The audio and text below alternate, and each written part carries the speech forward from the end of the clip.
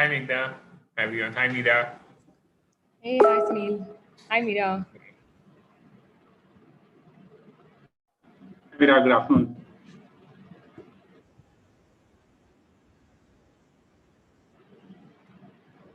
Meera, we're not able to hear you. You're able to unmute yourself, right? You're on mute, Meera. Hey, sorry. Now audible? Yes, now you are audible. Yes. Okay. I'm just wondering, how do you change your Zoom background over here? It's under the stop video. There's an option there to change it. Choose virtual background.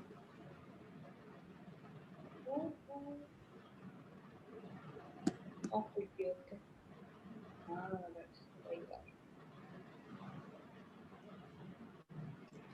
bad. Meanwhile, a very warm welcome to everyone. Thank you for joining us for the event today. And we will be starting in a few minutes. Because we'll start off with the national anthem and then dive directly into the sessions. But great to have you all here.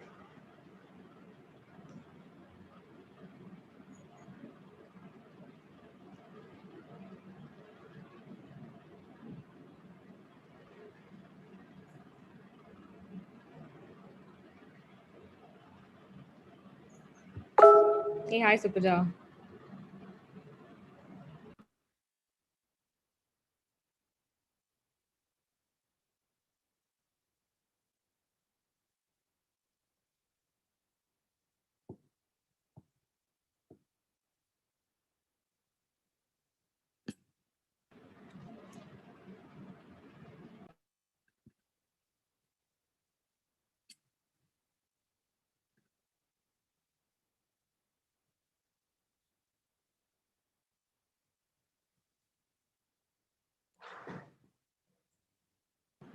Awesome. I think we'll get started. We can start off with the national anthem. So we have Supaja here today with us to help us out with that. Supaja, over to you.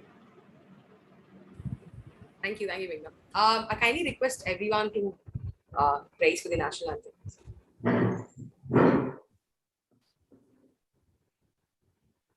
जनगण मन अधिनायक जय हे भारत भाग्य विधाता पंजाब सिंध गुजरात मराठा द्राविड़ उत्कल बंगा विंध्य हिमाचल यमुना गंगा उच्चल जलधि तरंगा तब शुभ नामे जागे तब शुभ आशीष मांगे गाहे तब जय गाथा जनगण मंगलदायक जय हे भारत भाग्य विधाता जय हे जय हे जय हे जय जय जय जय हे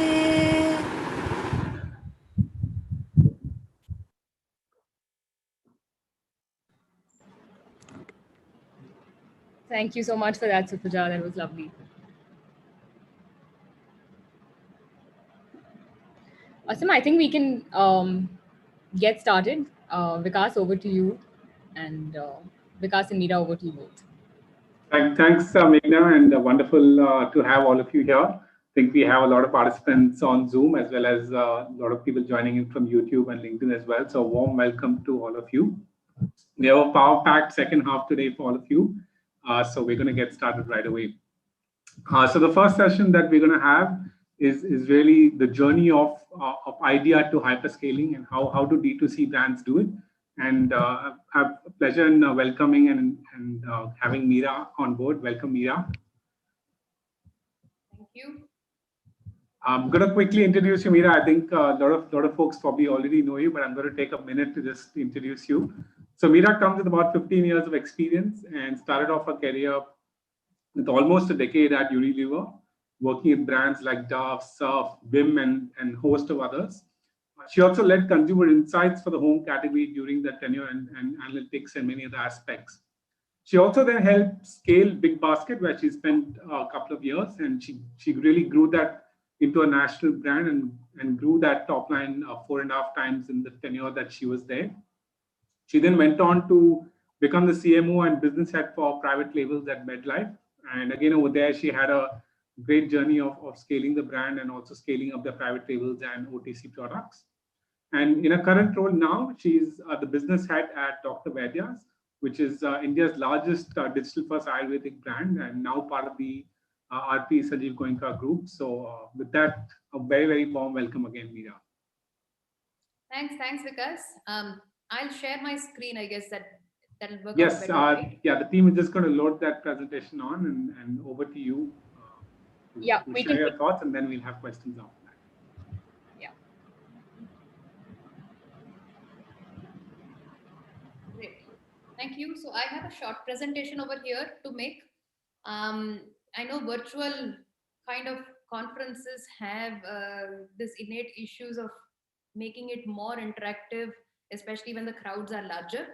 So what I suggest is, and Meghna and Vikas, if this is okay, possibly I kind of pause somewhere after the first 5 slides and wait in to see if there are specific questions that people have about this particular, whatever we've gone through already, and then move on to the next third part of it. Then again have a pause, and then finally cover the last third bit, and then open it up for all people who might have questions. Does that work? Yeah, absolutely, Meera. That works. Yes. Great, wonderful. So then, good afternoon, everybody. Absolute pleasure to be over here and talk about the entire D2C sector, which I'm also fairly new to. So I had my journey on the offline CPG brand at Unilever, then joined a couple of retail journeys through Big Basket and through MedLife. Private labels could be considered D2C, but honestly, being a retailer, there is a completely different dynamic that works over there. But this really at Dr. Vaidya's is my first proper D2C stint. And it's been a phenomenal last 7 months digging into this and getting to know so much more about this entire new wave that is hitting us. So moving on, Meghna, next. When Vikas talked to me about this one, the first book that came to my head was The Long Tail. And I don't know how many of you have read Chris Anderson's book that was published back in 2004. He really talked about the long tail in the context of 3 specific categories. One of which being music and online music streaming. The other one being books that was being sold on Amazon, and finally the video or the content library that Netflix had. And he talked about how the sheer number or the sheer volume of these inventories across Rhapsody, Amazon, and Netflix was like literally in a range of 10x or more as compared to the offline store.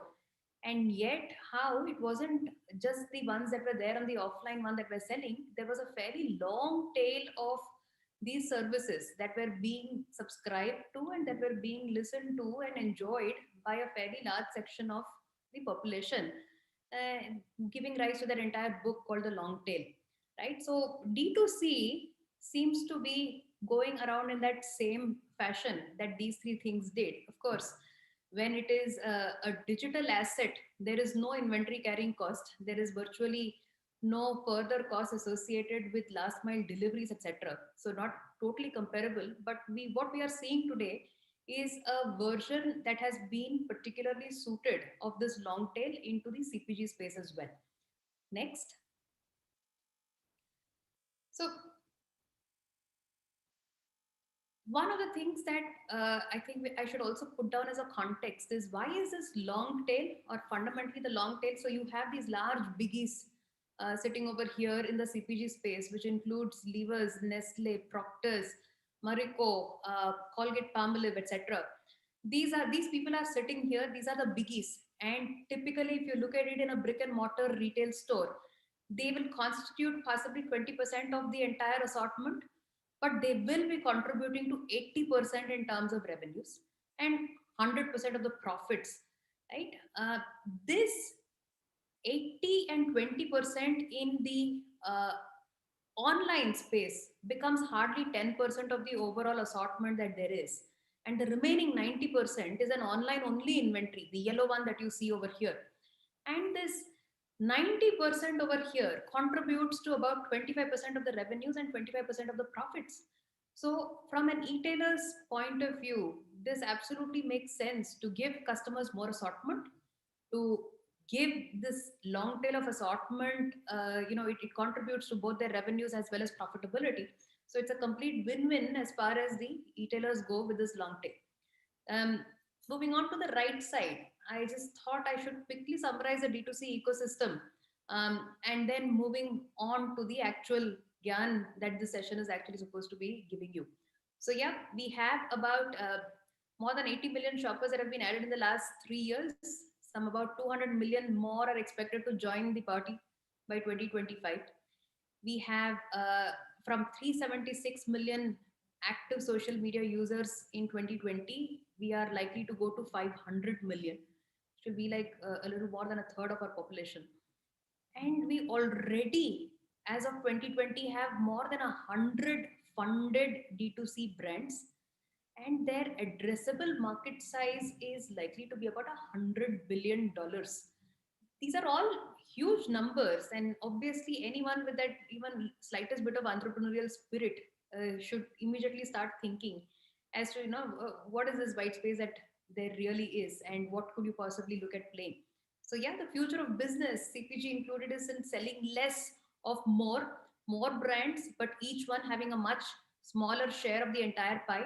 I remember back in Unilever days, when it came to dishwash as a segment, Vim and Vim in all its formats had 80% of the market share. And then you had Prill, and then you had some Ghadis offering. I don't remember exactly what it was called, but you had fairly less number of brands, 5-6 of them, and those 5-6 of them between them were more than 95% of the share. But it seems like the days of that are over, with more and more D2C brands taking shape. You will possibly have a far more segmented and a lot of small brands making up the total pie, rather than lesser brands making up the Pareto principle over here. Let's move on. So what am I covering today? One, I think 3 questions that the social media team put across to me. One, how do you scale a D2C brand?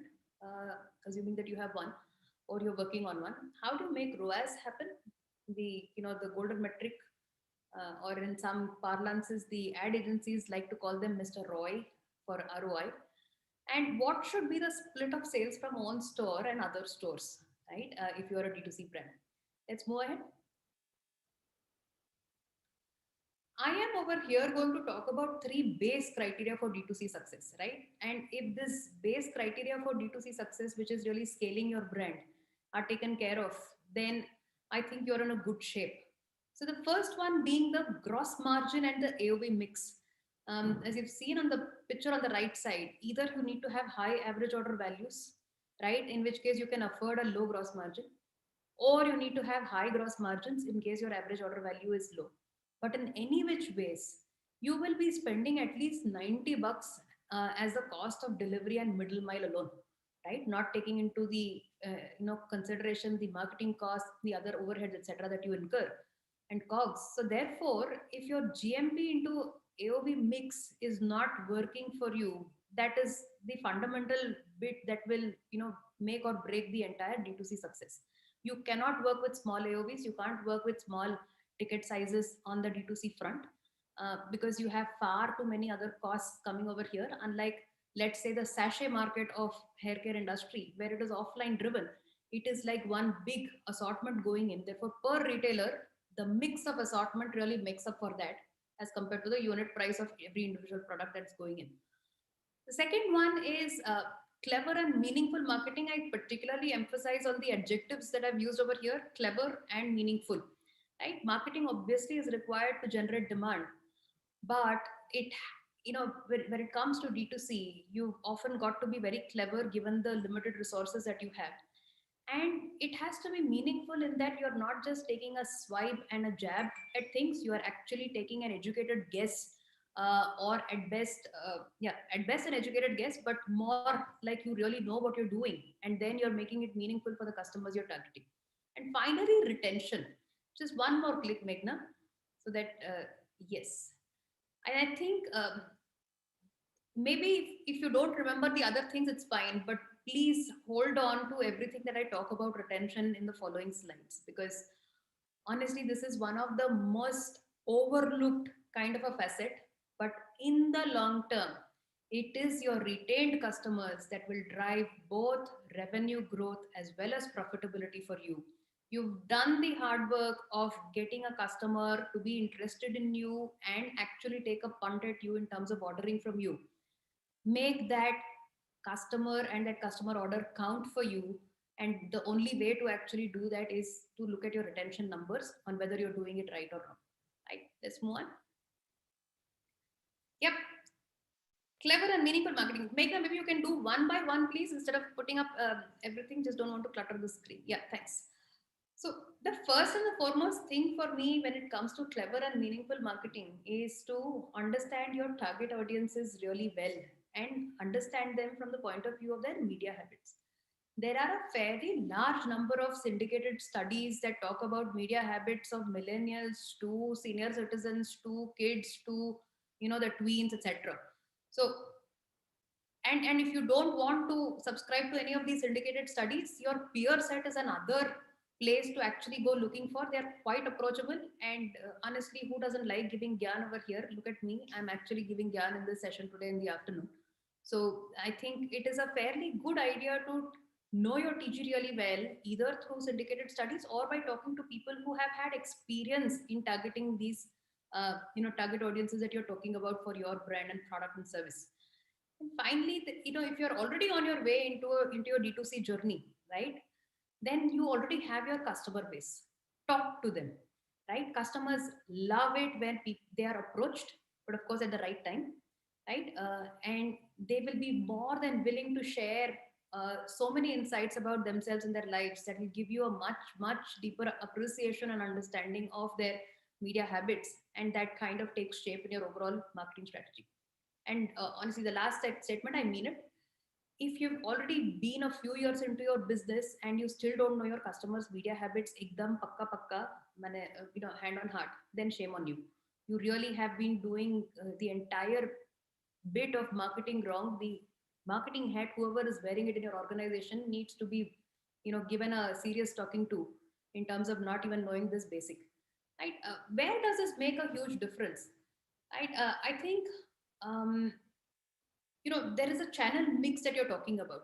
Rather than just go across and spray and pray, you will do so much better if you actually understand this and take a little bit of time to assimilate this particular information.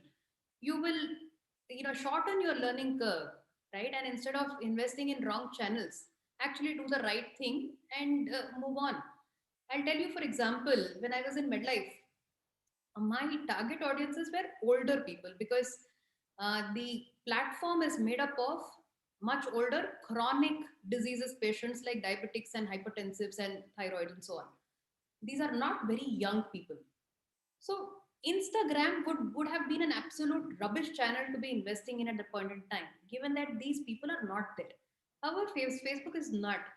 But equally interesting is these people have a huge amount of time being spent on news and news media, right? So therefore, understanding that allowed us to really tailor our channel mix in such a way that it reached out to this audience in the in the maximum numbers and in the most efficient spend possible, right?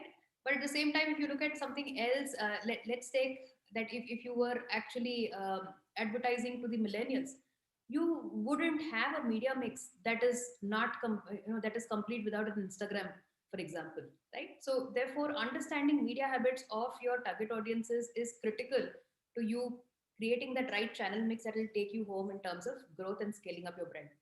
Next. Balance reach and frequency. And this is the marketer from offline talking and talking from experience that it also works on the online side. right? One of the things, one of the thumb rules when it comes to offline media planning is to look at reach and frequency as a combination, right? Because you stretch yourself too thin, but give less opportunities to see, or OTS as they call it, your brand will most likely not register. There have been several studies that basically talk about the fact that it takes a bare minimum threshold of impressions before something starts registering with you, unless of course it already has a big celebrity face plastered onto it, right? Or has the likes of Modi really talking, which gets your attention immediately. But balancing reach and frequency is critical. I haven't seen success in any campaign that did not have a frequency overall of at least 5 to 7. And even over there, the higher the frequency, the better the ad performance became over time. And I've just given you an example over here, right? Love at first sight, something that is so romanticized in our movies. I, while it happens with humans in our movies, and I, you know, soundly question that. With products and services, you have got to have a build-up plan. Nobody is going to, suddenly start talking about you, suddenly start noticing you upon their very first glance. It will typically take anything from 5 to 7 or even more, depending on the category and depending upon the seasonality and frequency of buying it. That will actually capture your customer's eye. Next. Yes, and I think this is another important lesson that I'd like to leave you guys with. Don't ever compromise on your creatives, right? A week's delay is okay, right? But when you have some precious marketing dollars riding on your campaign, get it as right as you can. Don't try to do an MVP over here on creatives. You better invest time, invest the right kind of resources in getting you the best possible creatives. So while reach is important, in my head, I've always told this to my teams, CTR is more important. Don't come and tell me that I reached massive amount of audiences for a piddly 0.2, 0.5% CTR. I don't mind you basically reaching a smaller audience set, but where the CTRs are a healthy 2%, 3%, etc. Now that's what we're talking about as good marketing principles. And that's what is really going to take your entire efficacy as well as the scale up. Because when you get your creatives right, you are talking right to your TG, they are liking it, right? And when you're getting that wrong in terms of CTR, you're doing the converse, which is you are not getting your TG right, you're not appealing to them as much as you should be doing, and therefore are wasting marketing dollars and are also creating a bad first impression or whatever nth impression that there is with your TG. So please never compromise on creatives. You know, take time to make it meaningful, take time to test it out and really understand what works. CTRs are really more important to me as compared to reach. This is one single mantra that I go with when it comes to talk to both my design teams as well as the performance marketing teams. Next. Next.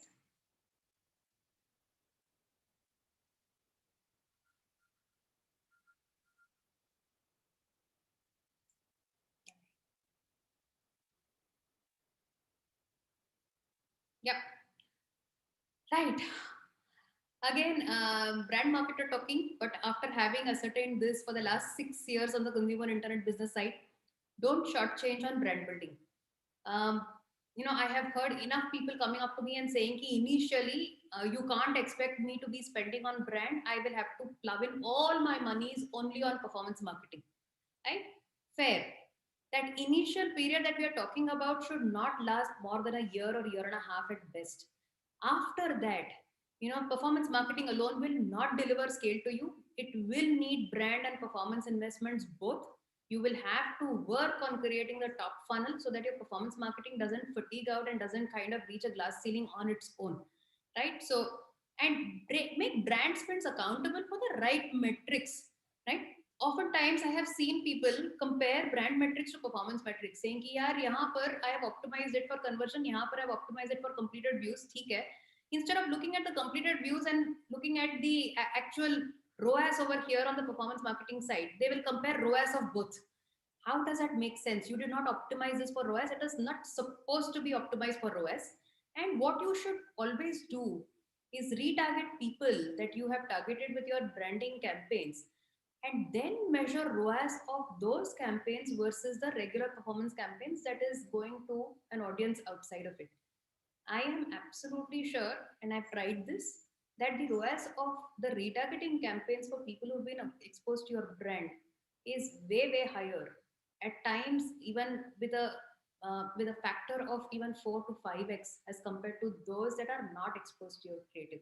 And as a D2C brand, one of the key things that you're trying to do over here to your customers is basically telling them that, hey, listen, I am not some random Furji brand. I am actually a serious contender over here. You want them to think of you in that light, right? So please don't shortchange on brand building. This is one of the most important parts of meaningful marketing that you can do. Next, use tools. Um, one of the most beautiful things about online, right? And again, a complete delight, and initially a little hard to digest. And then, I took a little bit of time of getting started back when I joined Big Basket. But the sheer amount of data that you have is humongous. You need to either know yourself how to look and derive meaningful insights from this data, or if not, hire someone who is able to actually do that for you, right? Data and analytics have to be your best friend in an online business, and there is no other way to actually go about it. If you don't have that entire capability or that skills or the liking for it, please have a solid resource in this department who is able to actually draw out data insights. Data insights are today as powerful as consumer insights that come from qualitative research, and this is indeed something that you must make full use of. Experiment. As a D2C brand, you have to experiment, and digital allows you to do that, unlike a TV, right? I remember we had signed on Deepika Padukone as part of that Chapak movie, which was an acid victim attack movie, right? We created an ad with her, we created a testimonial with her, and did all of that.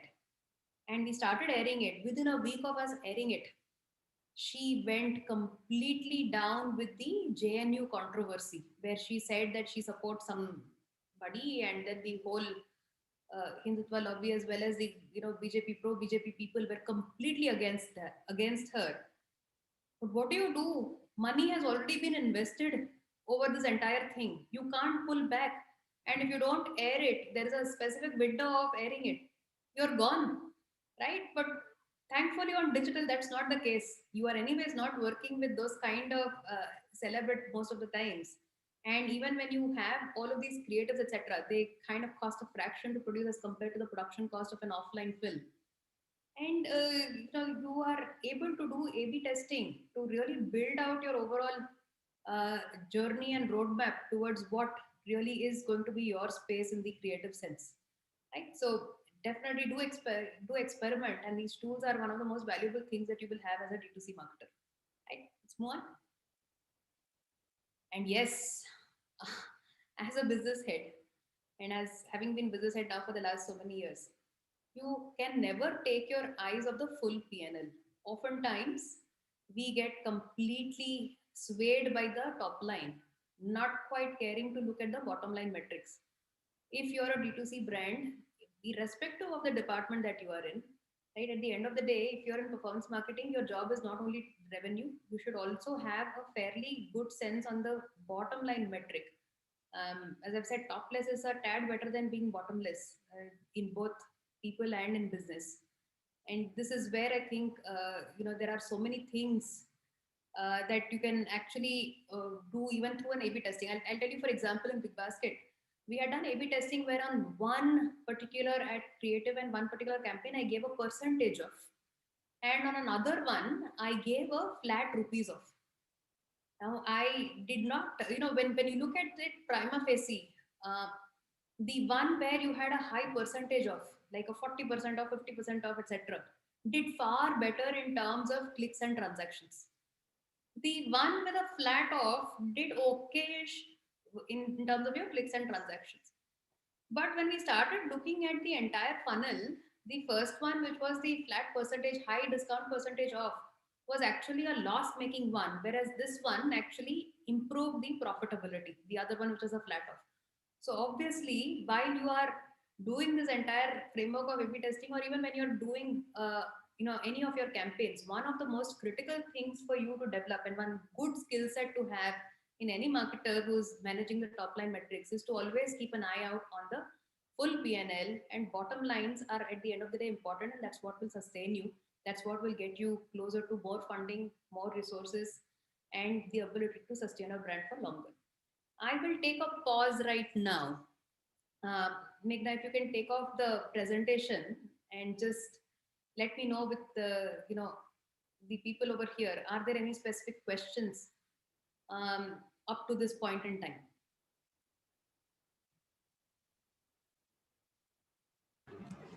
Actually, Meera, there is one question from our audience, which is from Siddharth. So I think his question is, I think to an extent you did speak about ROAS from performance versus your branding campaigns and it being 4x higher, right? So his question is, how do we measure ROAS from performance campaigns as a result of having done a branding activity? Do you see an increment there as well? Sure. So if you've done your brand activity right, Siddharth, there are three things that should immediately happen. One, and this is not on performance campaigns, outside of the performance campaigns, you should start seeing traction on your direct traffic stroke installs, depending on whether you have an app or not. Second, related to performance, you should start seeing your performance ads have much higher CTRs as compared to before. So the click through should increase. The sheer familiarity of the brand that you've created through your brand campaigns should increase the click through rates, because people are now more open to actually learning more about you and trying you. And thirdly, if you look at it from a performance angle again, and this is more on the retention side, this is what I've seen. Any kind of brand burst ends up giving you resurrections, which is people who have lapsed and churned long back are most likely to come back in higher numbers as compared to what they did if you hadn't done this entire brand campaign. Those are three metrics that you should very clearly observe and see an increment on. Like I said, one of the ways to actually also test it out in terms of increment or incrementality to performance marketing performance is to do a set of retargeting to people who've been exposed to your brand campaign versus those people who haven't been exposed to your brand campaign, and see the complete funnel metrics, right from how, how do the CTRs compare, how do the conversions compare, how do the ROAS compare, and that will possibly give you a good answer when you're doing it. No, absolutely, Meera. And I think it's important to, like you said, isolate some of these so you can actually track it end to end and compare it. Yeah, don't do it every time. We have another interesting question from Sujita. No, I'm just saying, don't do it every time. Once you've done it and you know that this works, kind of take it as a thumb rule. You don't have to keep on reinforcing it again and again through multiple such pilots. Correct. No, absolutely. Makes sense. We have another interesting question from Sujita, which is, as a marketer, how should you look at the P&L and the business side? And you already touched upon a bit on the gross margins and how you look at the bottom line and the top line. But I think her question is, how should you continue looking at that overall? See, fundamentally, you're running different kind of campaigns, right? Today, thanks to data being all digitized across organizations, what you're able to do is you're able to take P&L cuts that go by the product categories that you are in. You're able to take P&L cuts also by the geographies that you're selling in. So the one, for example, that I was telling you, where we ran a percentage off versus a flat rupees off, what we did was, for all the conversions that happened through one campaign, we looked at saying, this is a total sales that we've accumulated. We already know the COGS, which is the cost of the goods sold in each of these cases. You know how much money you've spent in marketing, and therefore you're able to actually figure out very quickly, not accounting for delivery and the delivery operational cost for it, which one is making more sense from a percentage perspective. So I think it is important for you to always keep an eye on what is the variable margin that you are delivering across your products, and it should be part of your KRA, honestly. So my performance marketing head's KRA is to deliver on variable margins, right? Saying you cannot take discounting to an extent that it starts really hurting the bottom line. You need to have that balance, and you need to ensure that variable margins never dip below a particular threshold that you've set for yourself. Very helpful, Meera. I think those were two questions from the audience that we had for now. Let's resume then. Yeah, we can resume. Yes, sounds good. Supraja, could you help represent that? Great. We move to the next slide. Yeah. So just summarizing that entire section of clever and meaningful marketing. Knowing your customer media habits will give rise to the right channel mix for scaling up. Secondly, frequency is necessary, not just reach. So keep your eye on the frequency metric equally as much as you have your eye on reach and impressions. Next, don't apply your minimum viable product fund days to creatives. You might as well get your creatives right and spend your marketing, well-earned marketing dollars on the right set of creatives that give you returns. Next, have a meaningful brand narrative. And a brand narrative comes in various forms. It's not just necessary to spend big bucks on production, etc. A brand narrative could also be in the form of simple content.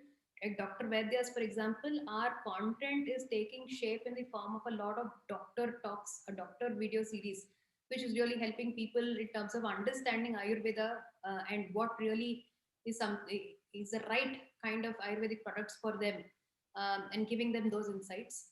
Next, in God we trust, for rest bring data. The famous quote by one Mr. Edmund, I think, right? Please have a, really like data, make it your friend. Next. And finally, business success is a combination of both top line and bottom line. Don't take your eyes off any one of them at any point in time. Importantly, therefore, do your homework before jumping into execution. On D2C brands, I understand there is a bit of impatience, there is a bit of push, stress, pressures, all of those are there. But the person who did the homework obviously stood a fair chance in being amongst the toppers in the school as compared to those that didn't, right? The same fundas also work over here. Next. Retention. I'm going to move quickly to retention. And this is a favorite topic with me. One of the projects that I got in within the first 6 months at Big Basket was really on retention, right? Because we realized that retention should ideally be about 80% of or was already a fairly high number, but as a benchmark for any business that is more than 2-3 years old, your repeat customer should be giving 80% of your business and 100% of all the profits, right? Because the new ones are a drain, honestly, on your resources. It's the repeat customers that you really need to cherish, and therefore you need to know how strong your cohorts are, and you have to make every single customer count. Because in marketing and in businesses, that we are operating on a complete leaky bucket. I'll also tell you the equivalent of this on the offline side of business, right? So on the offline side of business in Unilever, we had the household panel data, and the household panel data would give you a split of your users as solus, core, and non-core. Solus were those users who, in the category that your brand was in, only used you. They did not use any other brand. So, for example, if I was handling Dove soap within the soaps as a category, my solus customers was 1%. Right? So, of the 100% of the customers that I had, only 1% were solus customers who were using Dove and only Dove and no other product through the entire 12 months of a year. Then we had core.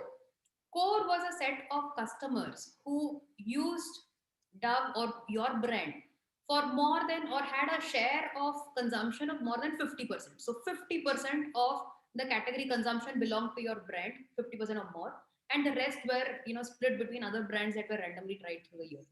And then you had non-core, the real flirters, the fence sitters, right? And very directly linked, the same thing over here. You will see even in the offline side, despite it being completely blind eye in terms of retail distribution, etc., that your solus and core customers contribute to over 80% of your volumes and values and 100% of your profit, because those are the ones who really make up the business, so to speak. Right? So retention is possibly one of the most important things, and across D2C brands today, I see this as the fundamental problem that they're not solving for. They're solving for a product, they're solving for acquisitions, but they are not quite focused on retentions. And that project at Big Basket that I did, and I called it cocaine because I wanted customers to be addicted to us, was something that really helped shape a fundamental belief that retention is possibly as important, if not more important, than acquisition once you have a sizable chunk of customers who've already engaged with you and shopped with you. Right? Next. Retention is directly proportional to customer experience, right? That directly proportional sign over there, I hope not confusing with A. Have you thought through the entire cycle? Just one more click. Right? So you have awareness and consideration. This is where you're advertising, right? You have the whole buying experience. Now, whether it is, on your own site or whether it is on a 3P platform or wherever, there is that whole buying experience. There is a delivery experience, there is a post-purchase engagement, and then there is finally the, holy grail of all brands, not just D2C, all brands, which is advocacy. What you want finally is a very large number of advocates for your brand or service. Right? Next. So when it comes to the first step, which is your awareness and consideration, a question is, are you setting the right expectations in your ads? Are you projecting the right imagery of your brand? Are you consistent across the messages that you're giving? I'll give you an example. My team, by mistake, launched an ad of one of our products called Live It Up, which is an anti-hangover pill. So you have Live It Up and then you drink, you don't get hangover the next day. This ad got the best CTRs. Till date has the best CTRs, right? And did decently well. But it worked on the basis of a skimpily clad woman showing her cleavage, right? That's not what you want to project as the imagery of your brand, especially when you're trying to be a serious health brand, right? It was a mistake and we rectified it by stopping it. But nevertheless, sometimes you're tempted, right, to use imagery that will, just get you that entire set of clicks and that onward journey. Please don't do that. Ensure that you project the right imagery for your brand and you're consistent across all the messages and product lines that you advertise. Next. When it comes to the buying experience, right, the light blue block over there, how clearly do you give information on your site? How easy is it to understand? Have you put it in? One of the things I still think we have a long way to go, even at Dr. Vaidya's, is to give information in a way that is easy to understand for people and doesn't leave them with more questions, right, than answers. Have you communicated deliverables and timelines for delivery, when the transaction gets completed very clearly? And have you also thought about what do you have in your product, which is a huge wow factor during that entire buying experience? And over here, when I talk about the product, I'm talking about the app or the website interface, not the product, the physical product, but the website and the app interface that I'm talking about. What have you done over there that's like an absolute delight? I can tell you, for example, on Big Basket, we have a smart basket, which is really about your previous buys. In addition to having the previous buys, we introduced last bought on. That made customer life so much easier, right? Because as you're browsing with your previous buys, you don't have to keep going and checking, do I have this or do I, am I out of it? Because it's very clearly stating that this was last bought a week back. So, this came in last week, so I don't need it anymore. Whereas this came 2 months back, so I'm most likely requiring it. So there are these wow factors on your product. When you create that, makes the customer feel much nicer towards you. And, most of these wow factors hinge around creating that sense of gratitude, right? When I see reviews and ratings on a particular slide, on a particular site with a lot of reviews being filled up, what do I feel? I feel grateful. One, to the reviewers, two, also to the site for having enabled this and giving me the right information as a buyer, right? Same with, some other examples or the previous example that I gave with Big Basket. You want to evoke that sense of gratitude when a person is actually going through that entire buying experience. They look at you far more favorably as compared to, sites that don't quite have this, right? Next. Moving on to the delivery experience, what can you possibly do over here? Just click one more. Did you deliver on the committed date? My goodness, how do you, and one part of expectation setting is this, right? If you've said that you will deliver in 7 days, you bloody well deliver it in 7 days. Don't make it 8th day or 9th day. In MedLife, for every additional day of delivery that we took, our cohorts shrunk by 4%. Can you imagine 4% cohort shrinkage because of one additional day of delivery? How big a hit this is to your business. So delivering on a committed date is like a absolute non-negotiable. It is a cardinal sin to breach that. Secondly, did you make an impression at the time of unboxing? Right, having all of the transactions so far and all that discussion and conversation has happened only virtually. This is the first touch point, the first time that you're actually getting into the customer's hands. How well have you thought through that experience? Could putting in additional 10-20 bucks in terms of that entire unboxing experience over there through packaging and the way you've presented it result in more retention and therefore nullify that cost of 10-20 additional bucks that you have actually invested? It is something that you really need to seriously ponder about. One thing in MedLife, for example, is we used to deliver in these corrugated boxes. These were cartons, and this box was this nice, beautiful box which was branded with MedLife. And 5 out of 10 customers kept these boxes at home. 10 out of 10 customers always talked about the fact that MedLife packaging is the best. It came so nice and it made them feel good about the way that they received it. Was that an additional investment? Yes. I used to spend anywhere between 8 to 17 bucks depending on the size of those boxes on just that packaging material alone. But did it pay back? I think so. Yes, it did. Yeah. Next. What have you given the customer that can act as a reminder, right? So one of the things I told you was the box. People actually kept that box and maintained medicines over there. Similarly, this is an experiment that I actually did back in Divas when I was working on Surf Excel. We did an experiment where we put in stickers, right? And simple stickers with Surf Excel branding and saying that, I love my machine, which was basically to say that by using the right powder, you are actually showing your commitment towards the longevity of the machine. This made such a big difference because one, it was a reminder every time they saw it. And secondly, it led to a much closer feeling with the brand and thinking the brand as a partner in their overall home care journeys that they were having in their homes. So there are things that you can possibly think of leaving behind the customer's home, which will constantly remind them of you and therefore keep you top of mind.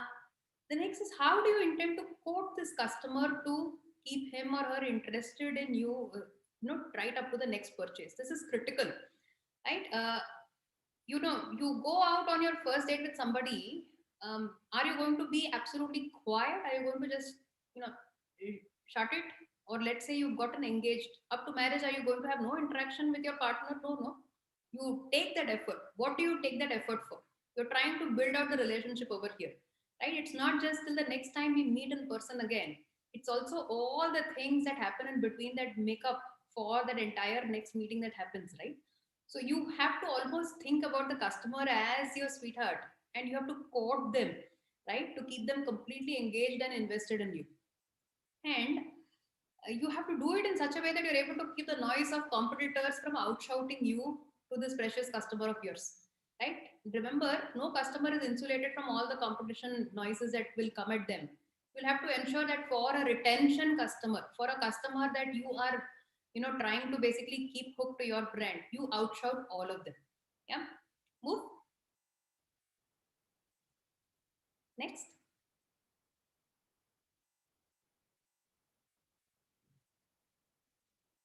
Sorry, Meera, I think there's a small glitch. Let me just quickly.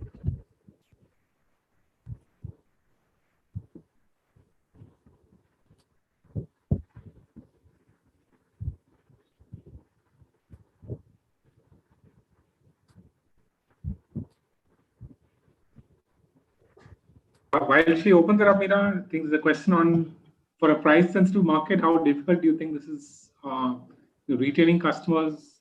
How does it happen? And because you don't want to rely only on sales, like you said, right? Yeah. Completely agree. So if it is a price sensitive market, all the more reason as to figure out saying what is your competitive advantage, no?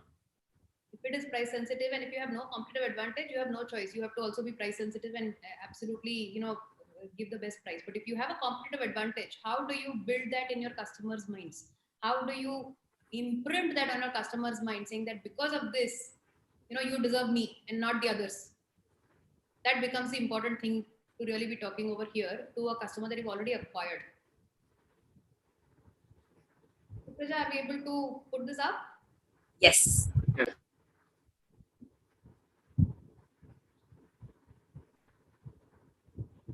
Lastly, the advocacy part of it, right? And on post-purchase engagement, let me give you a couple of examples as well, right? So, for example, at MedLife, you would only buy medicines once a month, typically. Being a chronic customer, they bought medicines like groceries once a month. After that, you would never want to come back to the site. Who wants to go to a medicine, filled site, right? Unless you have an issue, you will stay far away from it, and you will only interact over there once you have an issue and you are wanting to buy something. But in the interim, in that 1 month in between, what we did was we understood that customers had a ton of questions about both their conditions as well as the medications that they were taking, which they never had the time to actually sit with the doctor in detail, in depth, and talk for hours. An appointment is an appointment time, and you're typically a little shy with the doctors over there. So you never really got around talking for hours about all the different questions that were there in your head about both your diseases as well as the medications that you were taking. Secondly, everybody was on a lookout for some healthy options in terms of Ayurveda, homeopathy, etc., saying if I have this will possibly help me manage whatever is my condition better. Third, every chronic patient gets told that they need to focus on getting fitter, which is lose weight and become fitter, and they need to manage their diet, right? Now, all of this, what is the obvious source for them? It is your search engines, right? Like Google. All your questions you will go and pour over there. Having done a fairly long research on what are the kind of things that people want to know about, what are the kind of diet and exercises that we can prescribe to person with diabetes versus thyroid versus arthritis, etc. We created a lot of content, right? And we started promoting that and we started sending that across to our customers, saying here are your most frequently asked questions answered by so and so person who is the dean of this medical college, right? So we took really marquee people as such to actually answer these questions and in simple way. The customer engagement was unbelievable, and it was fivefold when we did it in vernacular versus when we did it in English, by the way. That was the other learning over there. Point is, till the next purchase, we came across to our customers as someone who cares for them. We came across to the customers as someone who gave them very, very valuable advice. We came across to the customer as someone who will solve their problems. Wouldn't this create an automatic affiliation to you if you were a customer and you actually got these kind of services? So for every business that you are in, depending on what is a fit, you need to find ways and means of actually engaging with your customers, even in the interim period between the first and the second purchase that has to happen, so that you are more assured and the probability of the second purchase also happening with you is kind of confirmed. Yeah. Lastly, just wanted to talk a little bit on advocacy. You have to be able to identify and create your first tribe of advocates, and you have to be pretty shameless over here in terms of going with a begging bowl to all these people who've tried you and tell them to basically advocate you. Um, Chances are only 1 out of 10 people that you reach out will agree, but that's a starting point, right? Sometimes it could even be 1 out of 100, but you can't give up, right? You just can't give up as yet, because you need those advocates. And that advocacy has various forms. One form of passive advocacy can be just about leaving an honest review. Don't push everybody to go and post a video or a big long post about you, but somebody who is appreciative of your product or service and is willing to actually go and put in a review, that also contributes a lot in terms of your overall brand advocacy, right? Referral bonus is another way of actually getting advocacy. And this is one thing that I should possibly tell you. How can you appeal to reciprocity, human nature? I love putting in psychology lessons into most of the marketing campaigns that we do. And one thing is, long back, I don't remember who the researcher was, but one person, somewhere, and this is in America, went around distributing randomly 600 Christmas cards, right? A week before Christmas, just randomly, and with written, the said or the person was giving his address as well. Slowly but surely, for the 600 cards that person had distributed, 200 of those people actually wrote back to this person. 200, 1/3 of them, right? And he explained that by saying that we as a human, as per our human nature, have this entire value of reciprocity. You can't just allow something given to you, which is a nice gesture or a nice thing, go by without reciprocating. So, are you as a brand able to do something that evokes this reciprocity in your customers? Think about what could that be and actually put it into action. Yeah. Next. So yeah, just summarize. Amina, I think we are actually running a bit behind time. Would you want to kind of pick up some pace and look at closing it out? Thanks, Vikas. Thanks. I'll just pick up the pace. So just retention mantras. I think how do people remember you after the transaction? Next, how did you help them? Right, the entire reciprocity one. Then next, and what do you share with them, and will they actually care to share it as well onwards? Next. And honestly, it is better to halt growth if your retention is poor. Please fix retention issues, or else you will have a bottomless bucket, not a leaky bucket. Leaky bucket at least retain some water. You will become bottomless if you don't fix retention issues. Yeah. Next. Finally, just quickly moving on to ROAS. I think ROAS is one end metric which is to your far right. There are a series of metrics over here. Sorry for the poor readability. I didn't think it would be like this, but you first optimize cost for the right relevant reach. You hit the right frequency to create consideration. You need to optimize to get to the right CTR. You need to further work on your product to get the right landing page views and least amount of bounces. Then you need to have the product completely catered to lead to signups, add to carts, lead drops, etc.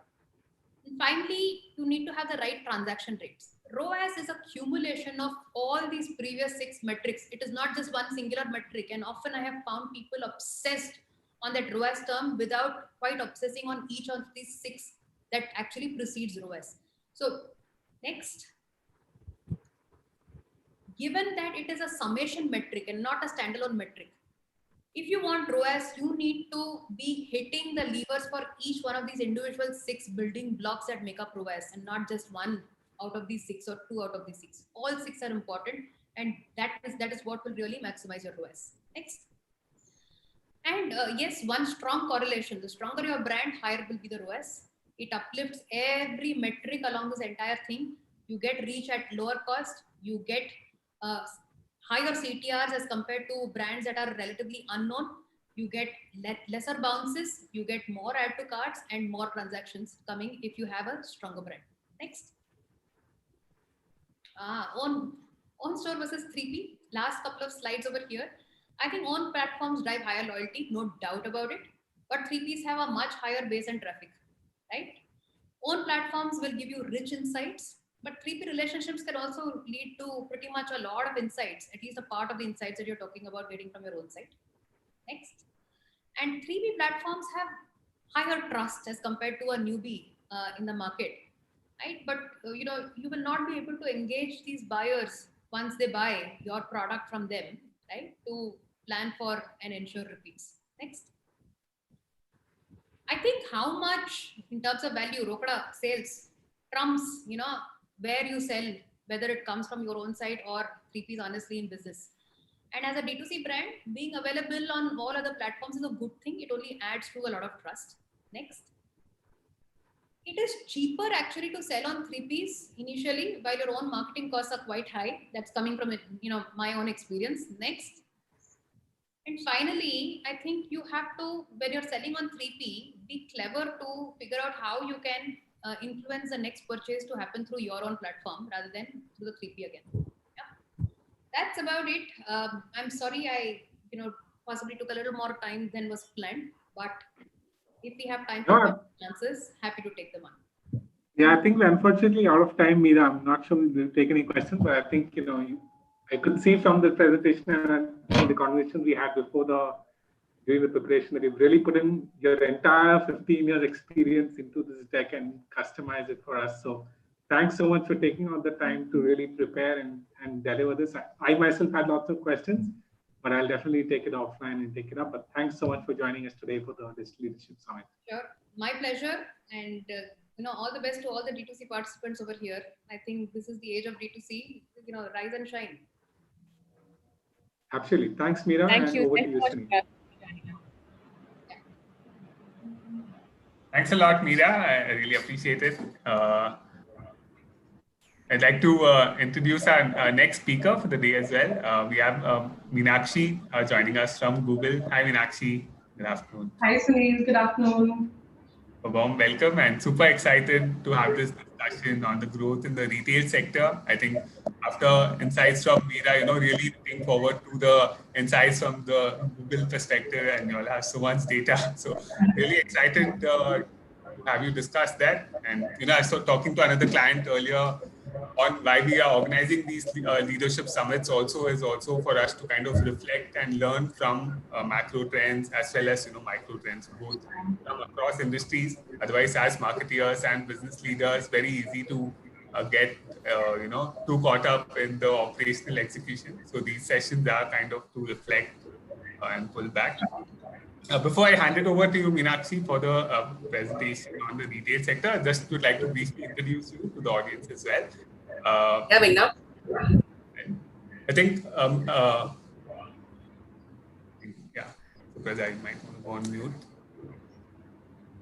So just to introduce Meenakshi, I think more than a career, actually wanted to first start off that she's an amazing human being, and she's been a great coach and mentor to us at Social Beat. I think she's also a leader for the I Am Remarkable sessions across the world for Google, and it's really reflected where many of our colleagues at Social Beat also, both women and men, have really felt empowered after these sessions.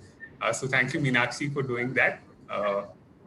More formally, I think Meenakshi started her career graduating from FMS Delhi, and then went on to join Britannia.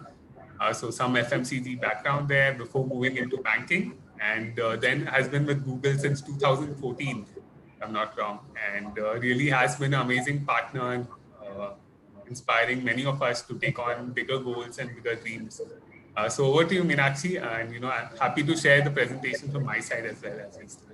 Yes, that would be lovely. And thank you so much, Sunil, for the wonderful introduction, and the entire team of Social Beat for inviting me. It's a pleasure to join the brands in the room today. And I'm really excited to talk about the retail revolution which is happening right now in India, and share my perspective on this online journey. So for many years, India has seen a fairly steady consumption growth in the retail sector, driven by strong socio-demographic fundamentals like urbanization, nuclearization, and the appetite to spend even higher, which are driven by an increase in affluent and elite households. However, the COVID-19 pandemic initially dealt a very heavy blow to the economy and consumption patterns, changing several facets of everyday life of consumers. I myself am called a shopaholic by family and friends, and for a significant time, even I paused all non-essential purchases. But despite the shocks, the market volatility, and the disorder caused during the time, consumers adjusted to the conditions. The retail industry have remained resilient and robust. Consumers like me, for example, are back in action, and how? And yet there are more questions than ever, I'm sure all of you have. What are my customers or consumers doing right now? Are they still shopping online? Will they be open to shopping at my outlet? How can I better reach my customers? And what can I do that will guarantee important customer touch points are met? Today, in my short presentation, I would like to try and help you address these questions. And let me take you through the purchase behaviors of the customers which we are seeing persist online, and how some retail brands are able to pivot their marketing strategies to reach out to their TG. So first off, yes, you are right. The consumers are still majorly shopping online, for both essential as well as non-essential items.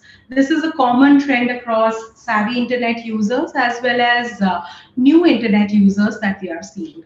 A recent Google commissioned Ipsos report showed that 69% consumers are buying still majority of the items that they need online. And if you compare this to the Western and European consumers, where 60% of the consumers have gone back already to shopping in store. This gives hope that the consumers will return to in-store shopping in the long term. But right now, they are still online, and that's where you want to meet them. Giving you a personal strongman or a rather straw woman here, lens here, despite being vaccinated and having recovered from COVID in early June, I am still shopping online. Coming back, also do note that consumers are keen on exploring new brands and new stores online for the first time. Again, personal consumer lens here, at least 60% of the brands I'm buying from online are new ones I discovered in the last 1 year. Many of our brands are seeing a sharp uptick of net new users at their websites for the first time. With the help of Google Analytics, we are able to track the unique visits to the website for the retail brands that work closely with us, and we are able to drive sales through remarketing to the first-time visitors. On the next slide, you will see that consumers online continue to be value conscious and mindful about what they buy. It won't come across as a surprise that Indian consumers especially, are very value conscious. For example, look at the consumer electronics and television demand that went up post-COVID, the first wave of that, and post the national lockdown. We are noticing that these two categories continue to experience sustained demands for shopping online, and consumers do expect to shop from retailers who are offering value and seamless experience. Now, when we talk about value, what does that really mean to the customers? And why not just ask them? So in the same Ipsos study, we asked participants this question, and two things came up. One is value for money through discounted deals. Again, no surprise there. And the second is value for convenience, like free shipping and in-store pickups for online bookings.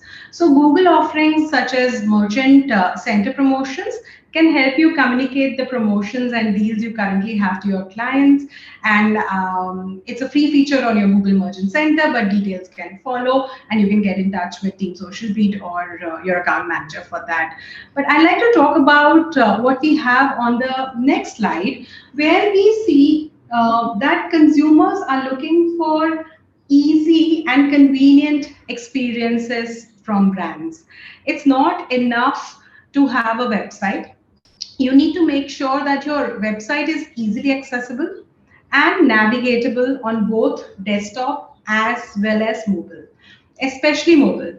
The new internet users we spoke about are primarily smartphone users. If your website loads too slow or is too difficult to navigate, you've lost a customer already. Straw woman example again, if the site is slow, I completely exit and make a mental note of never going back, irrespective of how catchy the ad is and whatever promotion or discount is promised. So it's time to think of your website experience to be as important as your retail outlet experience.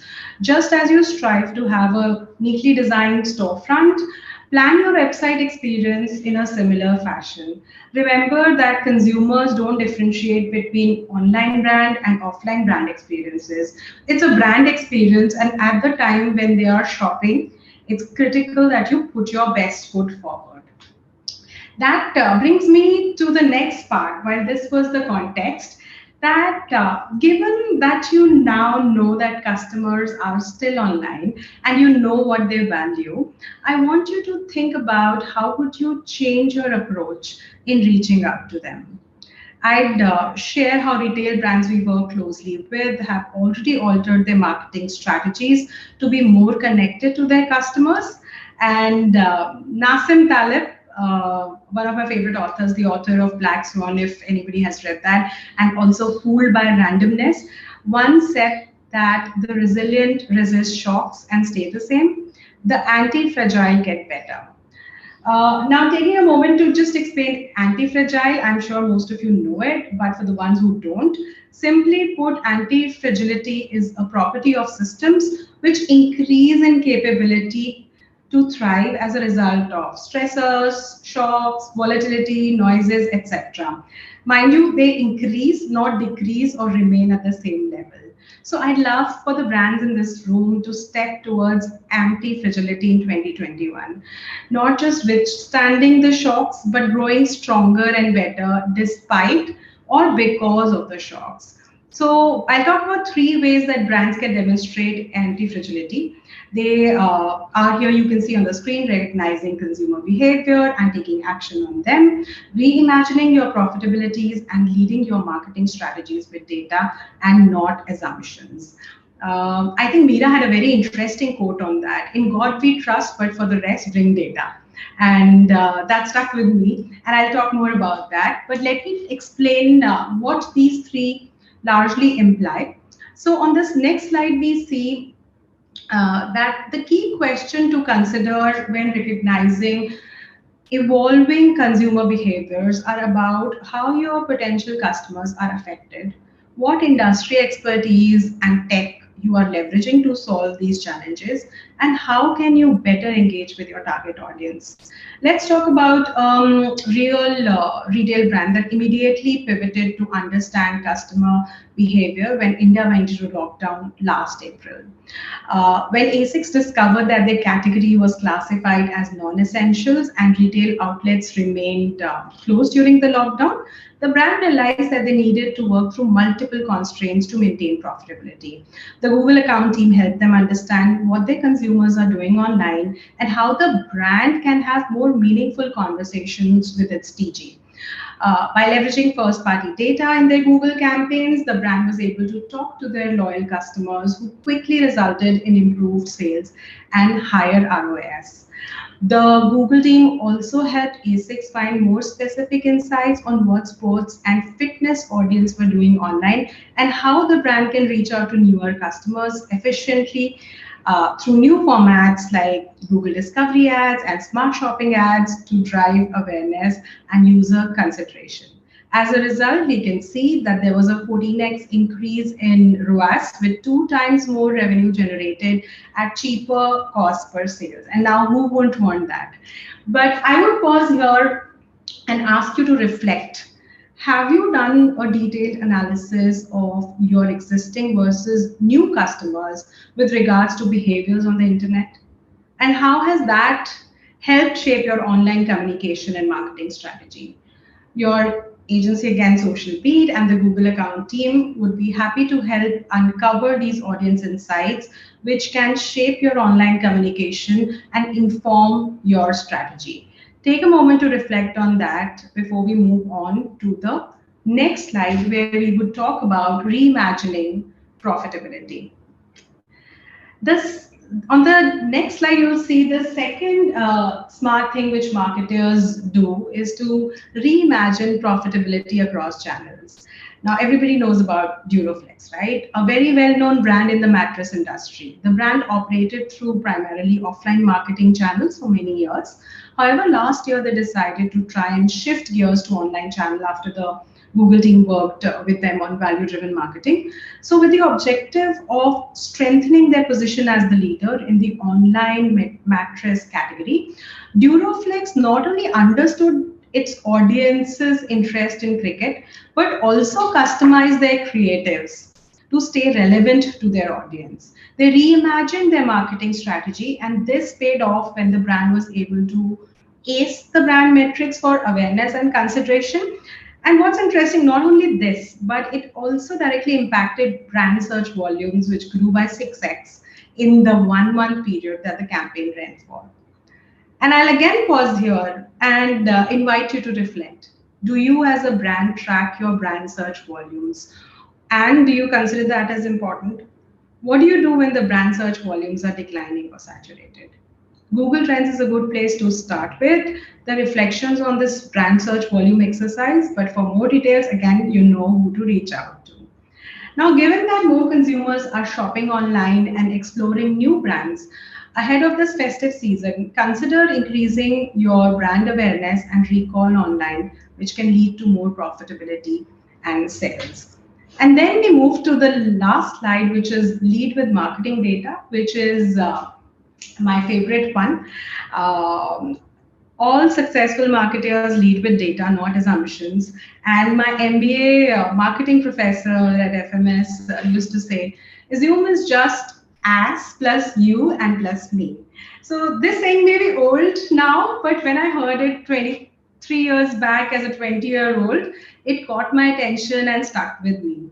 We just discussed how YouTube helped Euroflex build brand awareness and recall, but how many of the brands in the room think YouTube can deliver sales for a net new category?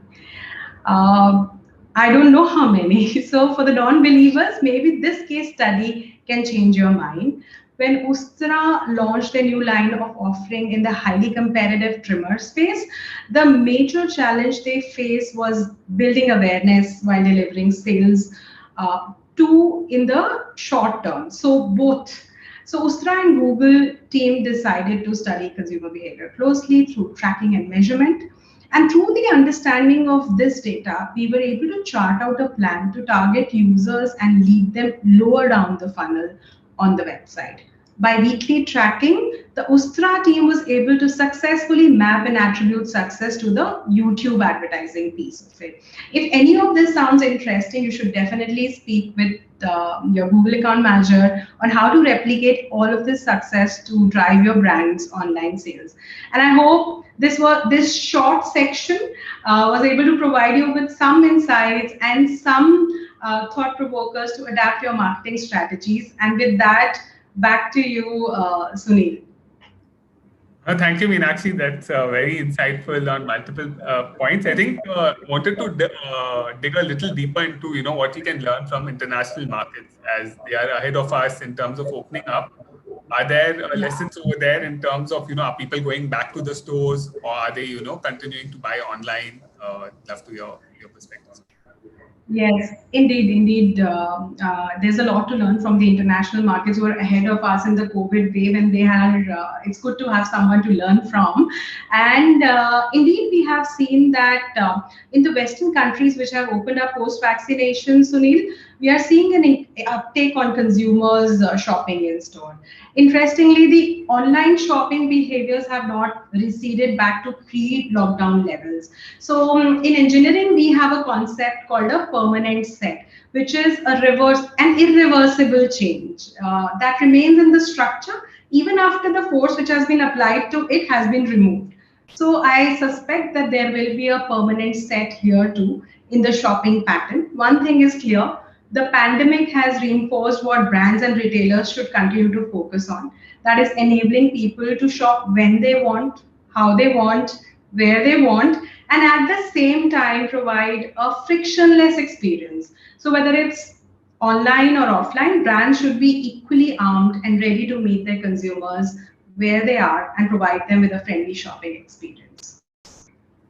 Right, Meenakshi, it's a great time to be a consumer in many ways. So right from home delivery of everything, I think thanks to all the, convenience, never felt the lockdown for many people was not as bad as it would have been, say, 20 years back, right, without the advent of mobile phones. How do you see from a brand perspective for retail brands as the lockdown restrictions are opening up? What do you think, retail brands should plan for, to ramp up and capitalize on the opportunity? So you could say that again, Sunil? Sorry, I think there's some echo.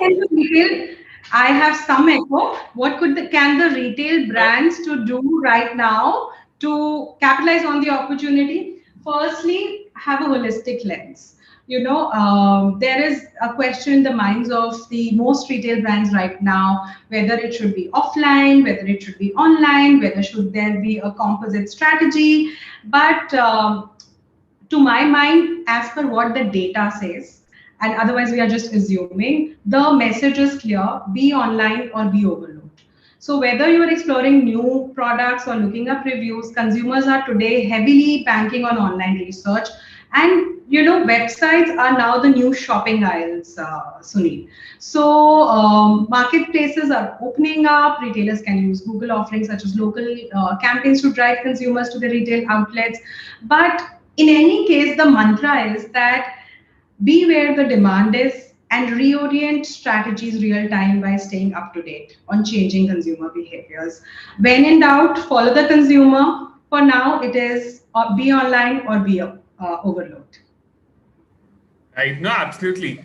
I think some of the categories, especially like beauty, for example, and cosmetics, there's a try and buy kind of approach, right? Even jewelry. How do you see those kind of retail brands, evolving to be digital first in their approach? First, I'll give you the strong woman answer here. I never used to even buy clothes without trying, and now here I'm buying even jewelry without trying. And what a journey! And it just took 6 quarters, 1.5 years for this to happen because there was no choice. But specifically, I think you asked about the cosmetics and the beauty segment.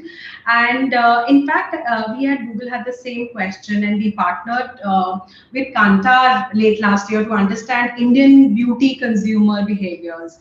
So that article is up there on the Think with Google website, and I'd encourage everyone to look it up. But two things stand out for me, and that would be recommendations from our side. One is that using technology to transform the shopping experience. So over the past few years, we have seen brands like Lakme, L'Oreal, MyGlam, who have made use of the YouTube AR, try-on feature to provide a near-to-reality experience for lipstick and eye makeup. And that is essential, right? You do not know how it will look on you and you don't want to buy it. These brands have seen a very high engagement rate from the customers for the feature, and that has translated into brand sales for them. So using technology to transform the shopping experience is one. The second, I would say, is partnering with creators. More consumers are turning to authentic, relatable voices for recommendations in the beauty category. I don't want to know how this dress looks on Kareena Kapoor. I want to know how this dress would look on a 43-year-old overweight woman who's juggling multiple responsibilities in life. So this is something we discovered in Kantar study also, that over a third of customers were impacted by a beauty influencer, let's say. And I keep coming back to clothes and not beauty as much, but this is a trend which we see across. So partnering with creators is another great way, I would say, to induce behavior changes in test and buy categories, whatever they would be. That's very insightful, Meenakshi, and reflecting even, right from my dad, who was not really a big online shopper, now, for his granddaughter, which is my daughter, everything comes online, right? And she'll say, Dadu, please buy this for me. And a click, she'll get her chocolates delivered within a few hours. And Absolutely. I was more of a Golgappa person, go to the market and eat, and not a pizza person. I didn't eat pizza, but in the last 1.5 years, because it's available, it's delivered at the doorstep, I'm now eating pizza. So being there is helpful. Oh, definitely. Any final thoughts, Meenakshi, as we wind up the session for retailers and brands? Like, how should they look at, with the lockdowns opening up? I would say festive is coming up. Please be where the consumers are. Currently, they are online. They may pivot back, but there will be a permanent set. So follow the consumers, follow the money. They are online. Come online. And Social Beat and Google are here to help you with that. Thank you, Meenakshi, and thanks for all the insights today and for all your support always. And I really appreciate it. Always a pleasure to be there with Social Beat. Thank you very much, Sunil and Vikas. Bye. Thank you, Meenakshi. Over to Vikas and Tej. We have our next speaker, Daman. So over to you, Vikas. Thank you, Sunil, and a warm welcome to Daman. Hi, Daman. I think we are still unable to see you or hear you. Hi, Daman. Hey, Vikas. What's up? Warm welcome to you. to the I distillery. forgot I had a talk today, so I was wearing my beach clothes. Daman, are you in Goa? Where are you? Not yet. Back in sunny Gurgaon. Nice. That's fantastic. Then I think thank you everyone for joining us for this session. I think before we deep dive into understanding some great growth hacking strategies and how we can grow our brands, and a lot of budding marketers are also on this call on the session here. So I think before that, just wanted to also take a minute just to introduce Daman to everyone. I think everyone knows Daman very well, but just wanted to formally introduce Daman once. So Daman is a very prominent thought leader for growth and hyperscaling. We all know him for the great growth and hyperscale that he's done for various brands across the board over here. So Daman is also a marketing maverick who's grown multiple products to over 50 million users in a very short record time. I think that's really commendable. The kind of growth that Daman has always gone for the brands that he's worked with. Before working with both, Daman has also been working as a CMO and the growth head at brands like MobiKwik, Milk Basket, and Vcash. He has also led the India team for Line product over here for India over here. He's also been an advisor and a consultant for many startups where he's been helping startups to grow in terms of how do they go about their marketing, how do they grow about their growth strategy, and how to kind of enter the market in the right way to create that right kind of impact.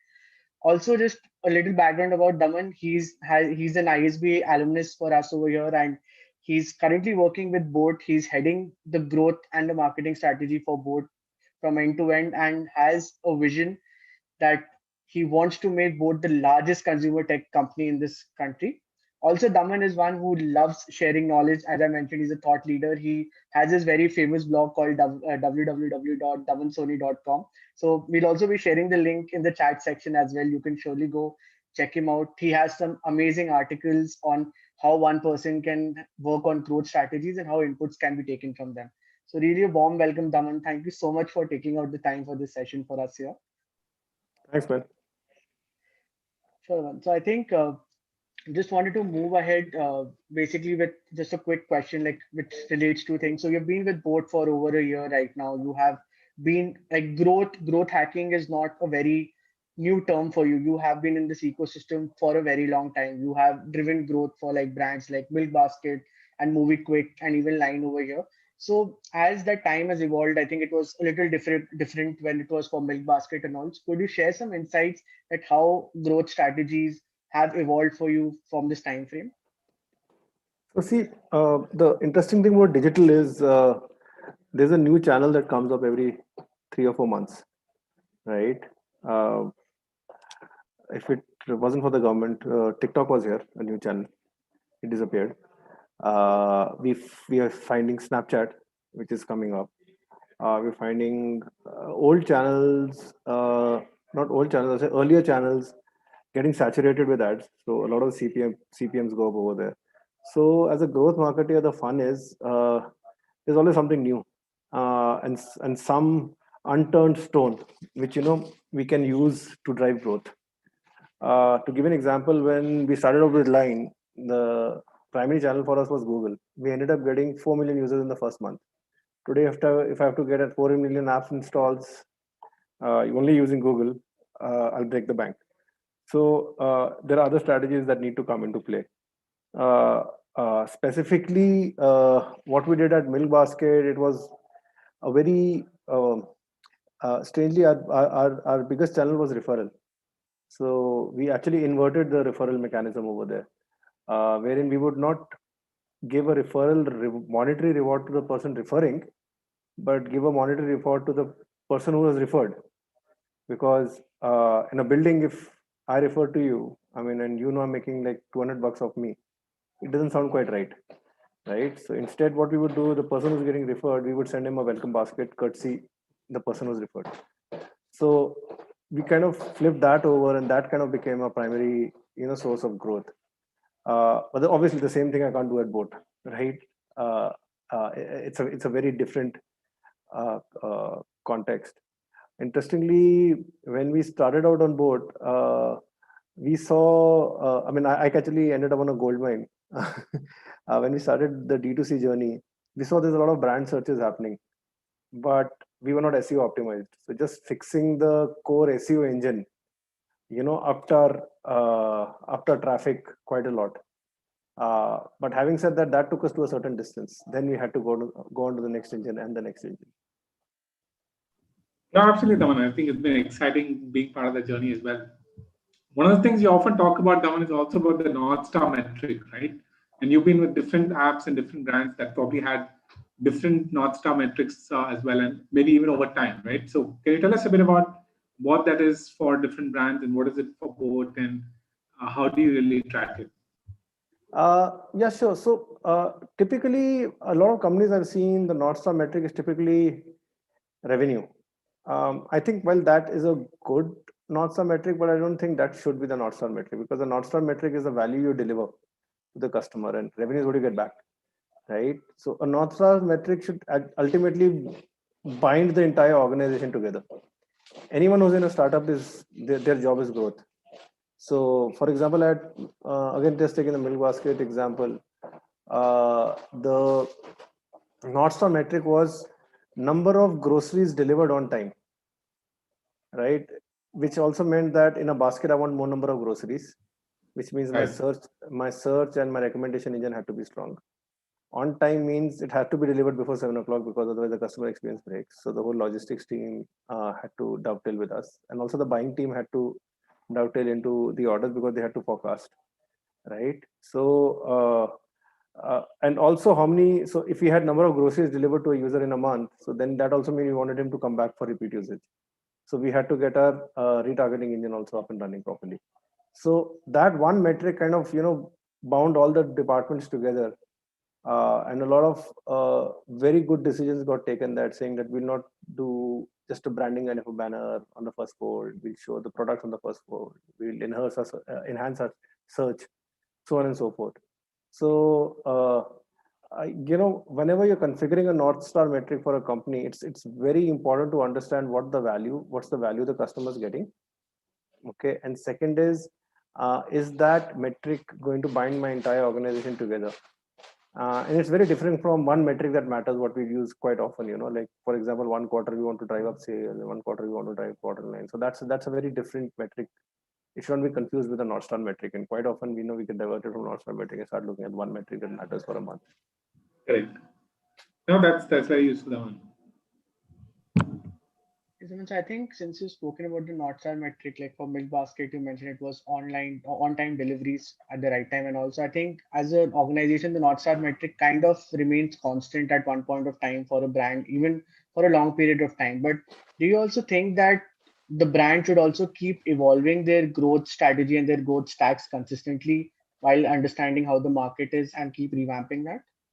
So I kind of, one of my favorite areas of growth is the marketing stack.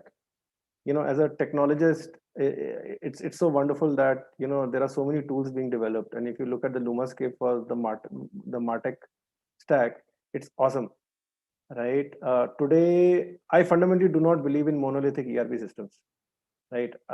Today with open APIs, I think it's very easy to plug in one system to the other, right?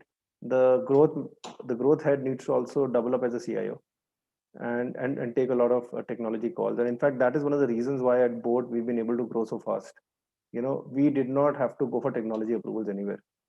It was this core team which drove the website traffic, which figured out that, okay, we need a new piece of tech. Let's go hunting in the market. If it's there something, let's plug it into our Shopify system. Let's plug that tech into something else, which helps us grow. So from a Martech point of view, I mean, it's there's never been a better time to be a growth marketer right now, right? I remember 5 years ago, we had to actually write our own notification engine.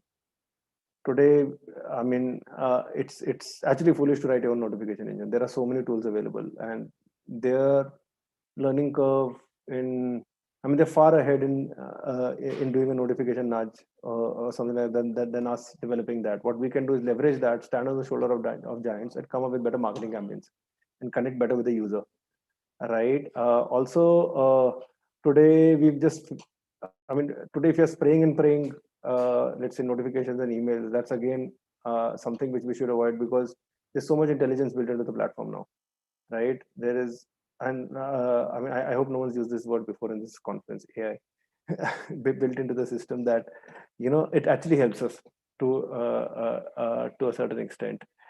Other than that, I think MarTech stack today simplifies a marketeer's life to a very large extent. There are a lot of tools available for creative optimization, for creative automation, and we guys have tried a bunch of those. The thing about all these tools are they're priced also very interestingly. You use them, you don't like them, you switch them off. It's not like we don't do 24 months or 12 months contracts anymore, right? It's all plug and play. It's all SaaS enabled, which kind of opens up the door for a marketer to experiment, right? Which is a primary job. A product manager knows he has to develop the product, an IT person knows he needs to write code. As a marketer, we don't know what you have to do here. We have to learn by failure, right? And these MarTech tools enable us to fail fast and succeed. No, I think you touched on two important points, Daman. One is the team itself, right? It'll be great to understand from you what should the growth team really look like for a startup. And the second thing you actually touched on, which is very interesting, was the experimentation and failing fast. It's how do you build that growth culture, that experimentation culture, not just in the growth team, right, but in the entire organization? How do you go about doing that? So as a leader, I think the first thing you need to inculcate in the team is that failure is good, right? Contrary to how they've grown up. We've really held a lot of red flags against failure. So, and for that to happen, I need to have my teams back at any point in time, right? If they fail, I need to take the blame. There are two types of failure. There's a failure which gives us a learning, okay, which is awesome. And there's a failure which we don't know what we took out from it, right? Which is the scary part. Okay, so whenever we fail, we always codify our failures. And I think, Tejas, you've been working with our team so closely. We've been running so many experiments, and every time we fail, we write a two-liner. This is what we learned, and I think that's very important. The second thing is, for a person to be able to experiment, he needs to be humble about his job. If a person thinks he knows everything, that person will never be able to experiment, or his psyche will not allow him to experiment, and more importantly, not allow him to fail, right?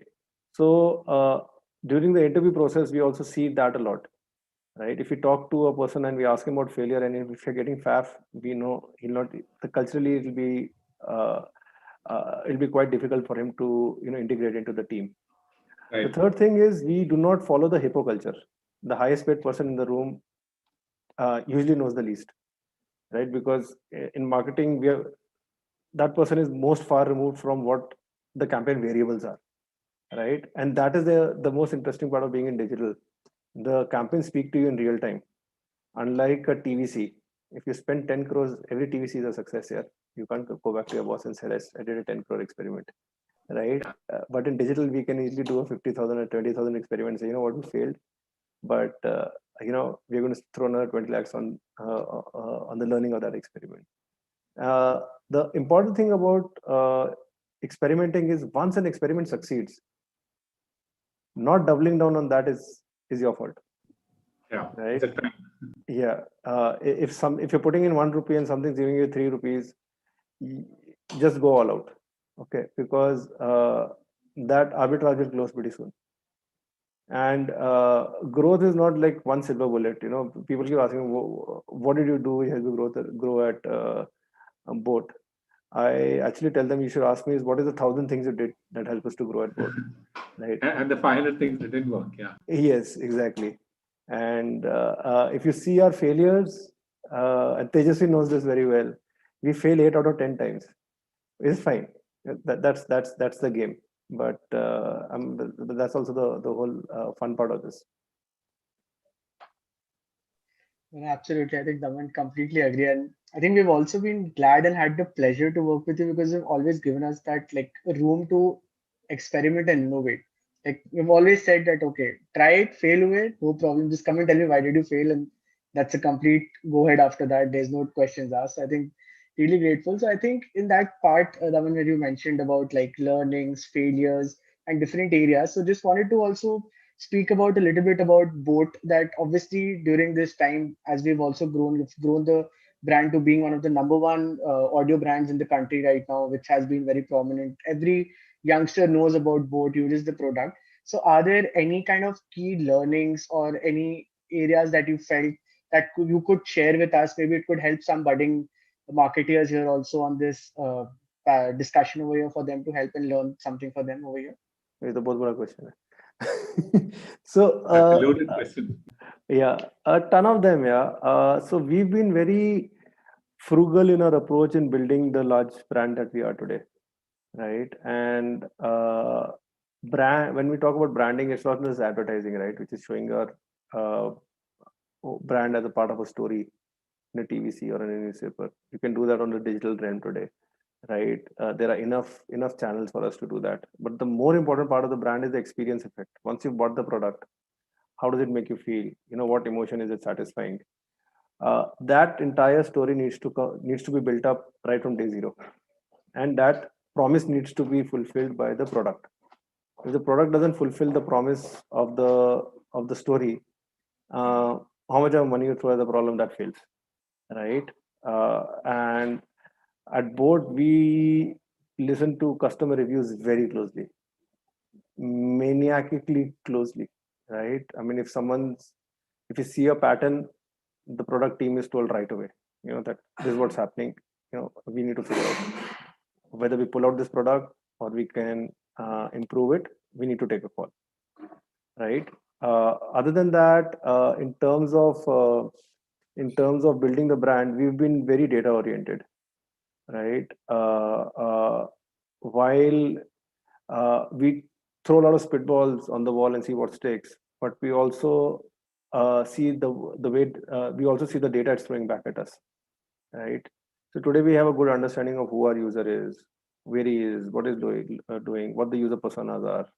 I think that's very important for any brand to know, right? Most often I hear that from a lot of brands is who's your user? They typically start with male, 18 to 40. I mean, I've also been a victim of that. But if you can say, you know what, my user is a guy who studies in Mithun college, and he doesn't go home after classes. You know, he's that kind of a guy. Then you know that you started building user personas very well, right? And you know his friends are so and so. These are the places he hangs out. So that will also open up a lot of channels for you to market. Yeah, absolutely. Now, going a bit deeper into this, Taman, I think one area that we've also looked at very closely is how do you retain customers? How do you increase the average order value? And possibly, what kind of cohorts can help you do all of this, right? So, any thoughts on brands that are trying to figure out how do you grow that pie and the wallet of share that you can get from the customer? Yeah, see, first of all, no, you need to have good telemetry built in. The biggest problem is garbage in, garbage out, right? So you got to make sure that the cohorts you're building, the KPIs you're measuring, the retention metrics that you're measuring are the right metrics.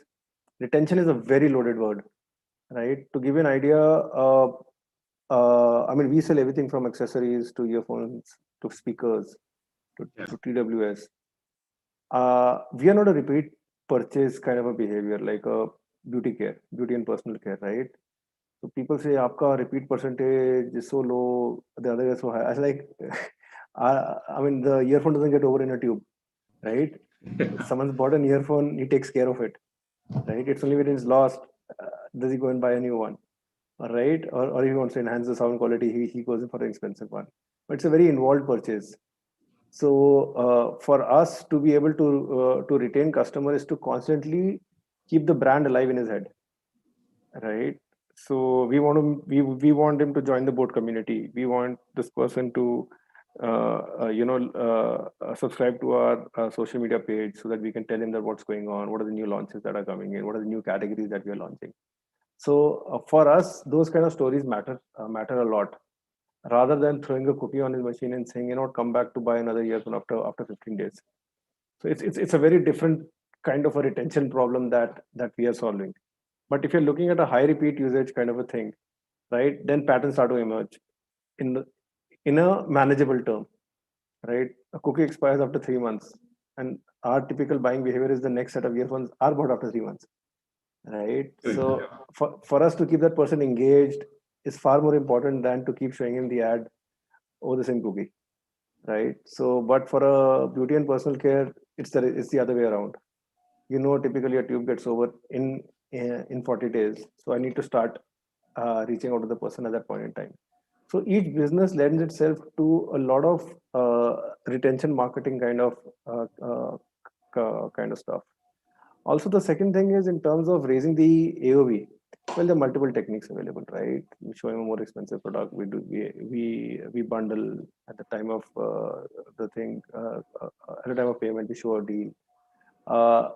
Again, AV takes the heck out of it, yeah. So each one will have its own journey. But as long as you're A/B testing, you're figuring out what it is, there is no chance in hell that you will not reach the right answer. Absolutely. Yeah, I think we have a question from the audience as well, which is from Amit, which is, how important do you think it is for a brand manager to closely look at bottom line KPIs and also look at the margin of the business, right? And not just look at revenue and average order value. Okay, I'd like to use this term called growth marketer. Just give me a second. Okay, sorry. So I like to use this term called the growth marketer. A typical advertiser, his job is to look at top of the funnel metrics, acquisition, activation. A growth marketer has to look at it all the way to retention, referral revenue, right? And the KPIs that we create, the North Star metrics that we create, need to have something what we call guardrails. Because if we don't, let's take the milk basket example again, number of orders delivered on time, I can spend a ton share of money to reach that, right? But then I should have a guardrail of CAC. Okay, so it's very important whenever you're defining KPIs to have guardrail KPIs. So what you might want to ask your CEO at home is, what is our guardrail metric for a KPI that we give? Every time you have a KPI, something else is going to something else can be done. So that famous economist quote, if you want a guy to do something, tell me what the KPI is working towards, and so you need to figure out not only the KPIs and the North Star metrics you want to track, but you also want to figure out the guardrail KPIs.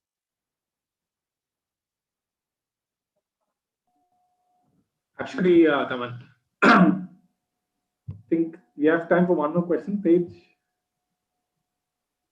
Yeah, I think we just had one question, Daman, from you to understand is that is to talk about, do you think low cost or no cost in growth marketing? What do you think about that?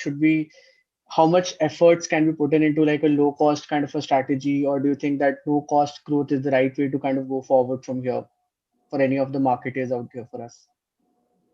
Yeah, for me, whenever I look at growth, I look at ROI. Right, and you have to see on the spectrum of LTV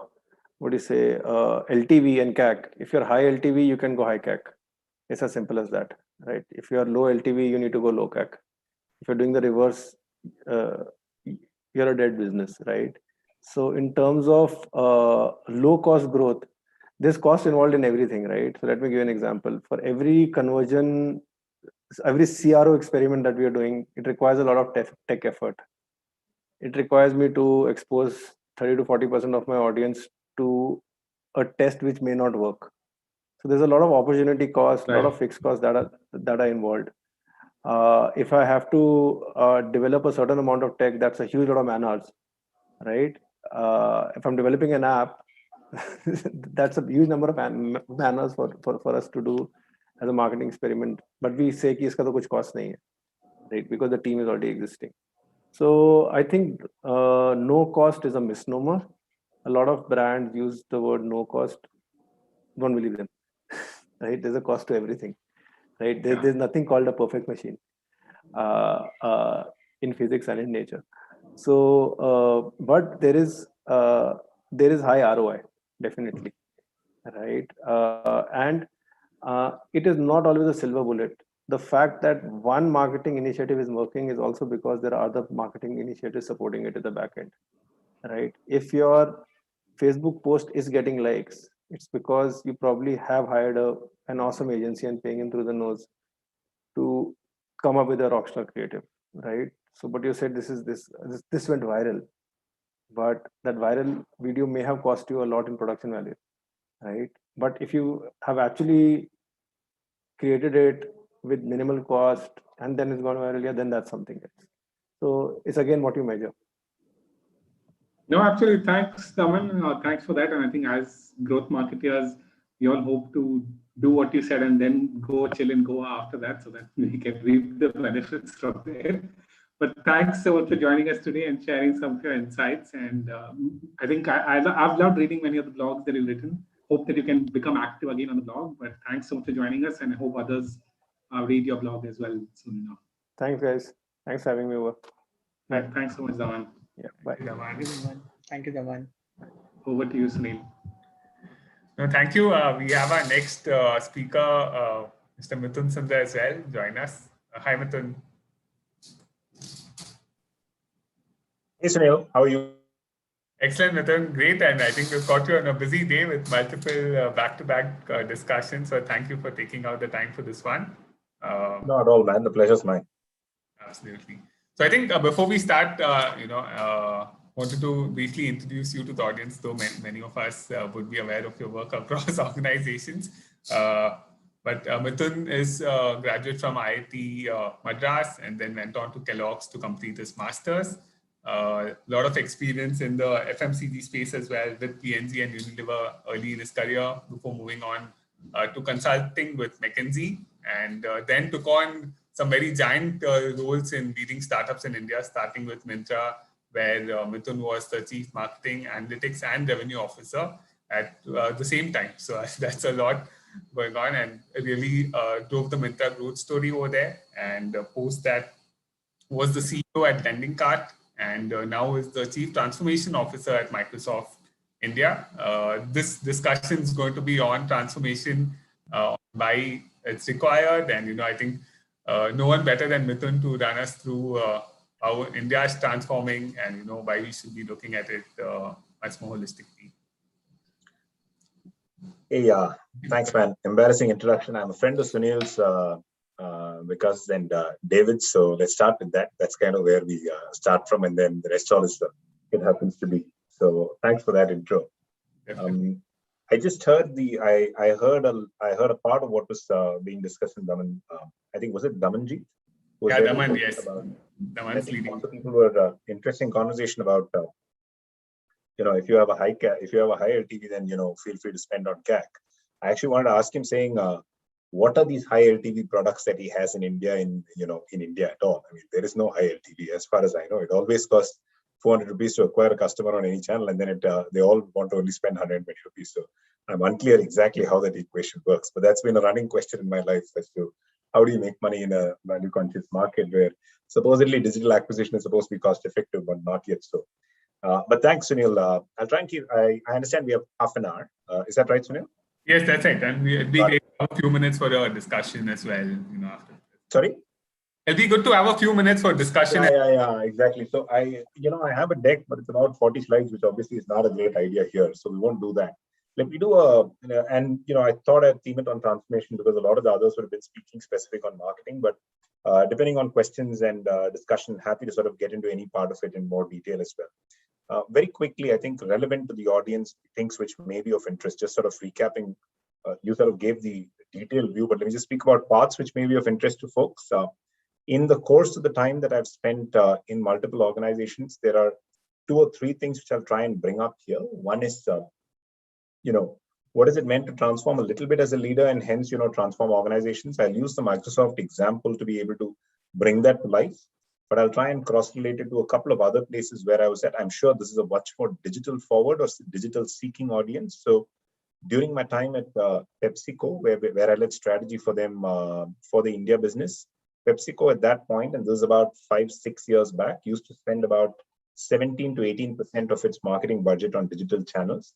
Lots of people in this group may laugh at that number as being too small, but at that point in time, and I think even now, it was best in class for Indian CPG. There were companies just spending sub 5%, and 18% was a very large number.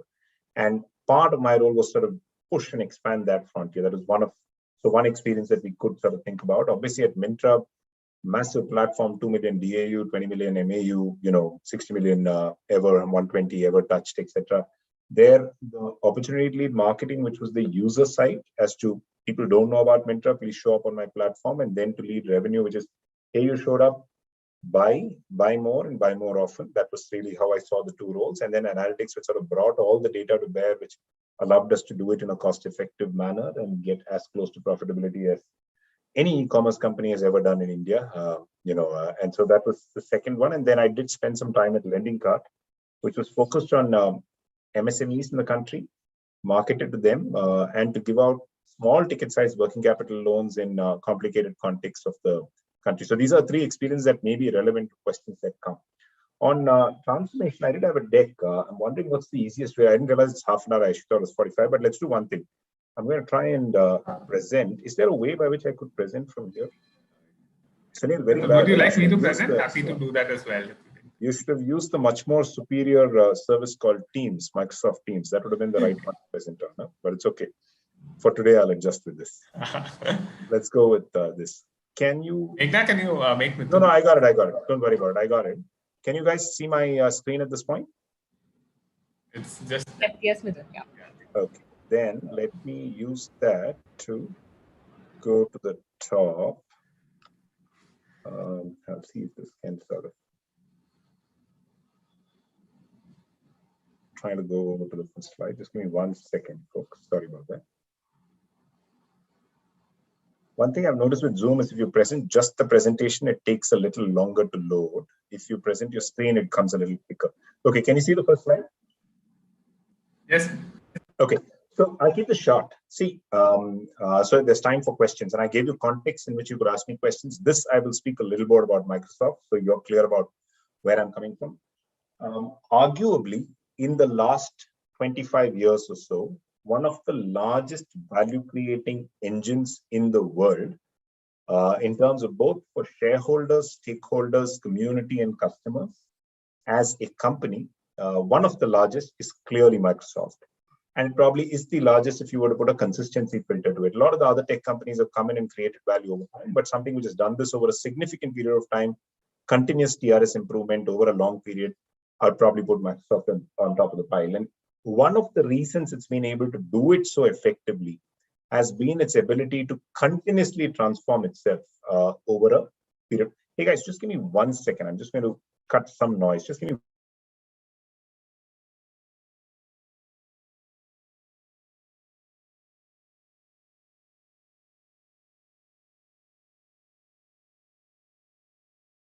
Back the perils of working from home, HSR comes with its own noises. But let's go to it. Yeah, that's has been the fact that it has retransformed itself a bunch of times. Now, this is not about a Microsoft Cell conversation. This is more about having spent the last 4 months at Microsoft, my learnings of having heard from lived experiences of folks and what has it taken to be a digitally transformed company. And even Microsoft has digitally transformed itself.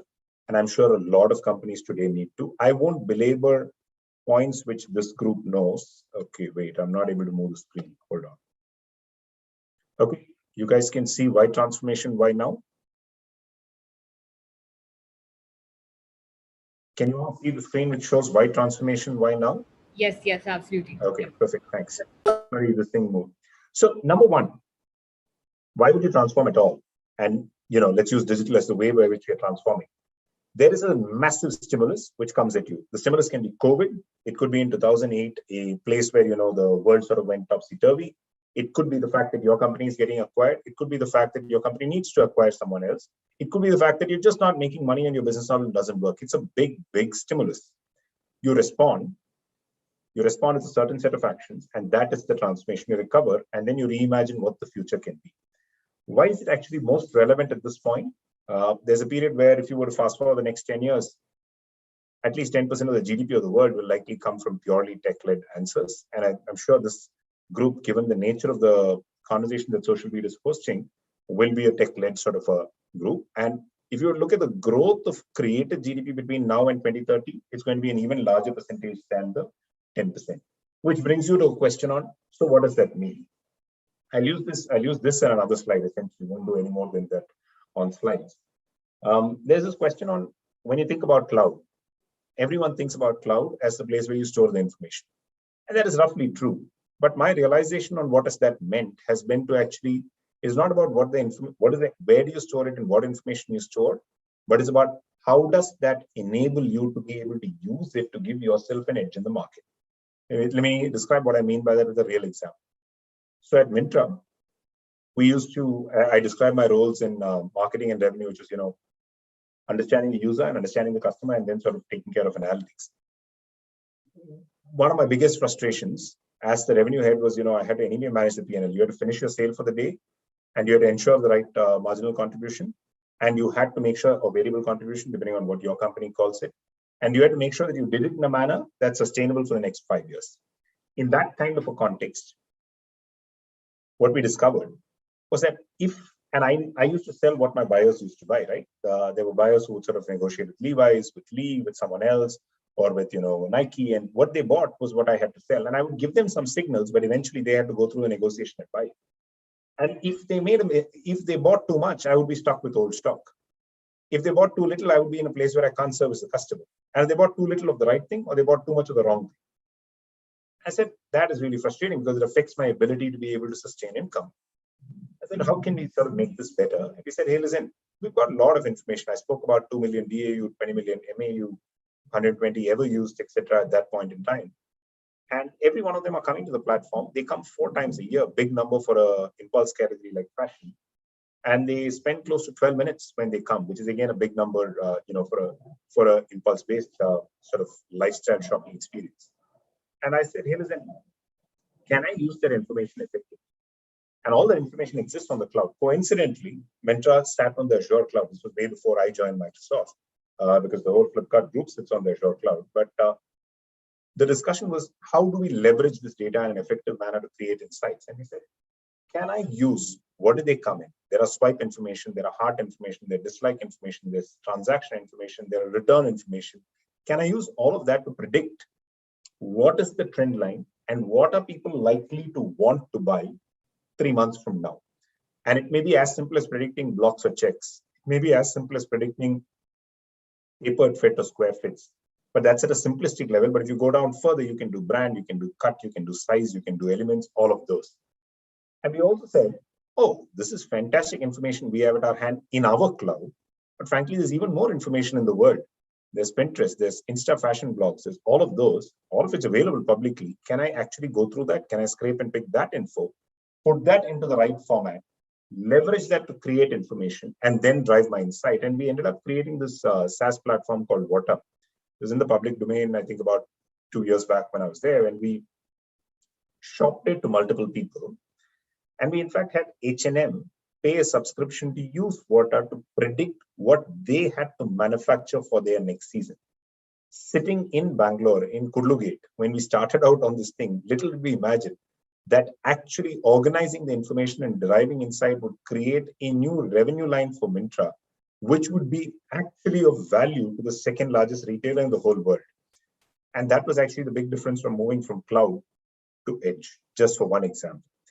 Speaking of transformation, I'm going to use this as the last slide I will present because we're at 4:30 and I do want to have 10, 12 minutes for us to speak. I always think about transformation as one of 4 things or more of 4 things. Organizations which transform successfully start anywhere on this funnel and cover 2 or 4, 3 or 4, sometimes 4 or 4.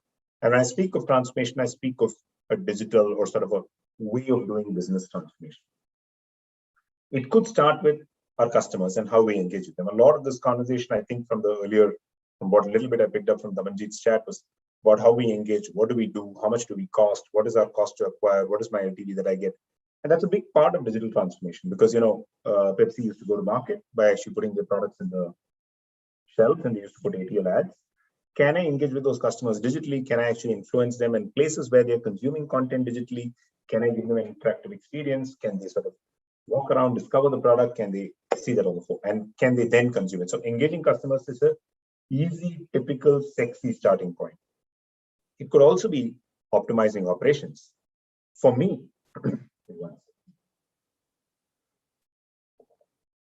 when I joined Lending Card, which is a digital fintech lender and one of the more respected ones in the country. What I discovered was it was a 5-year-old company when I joined.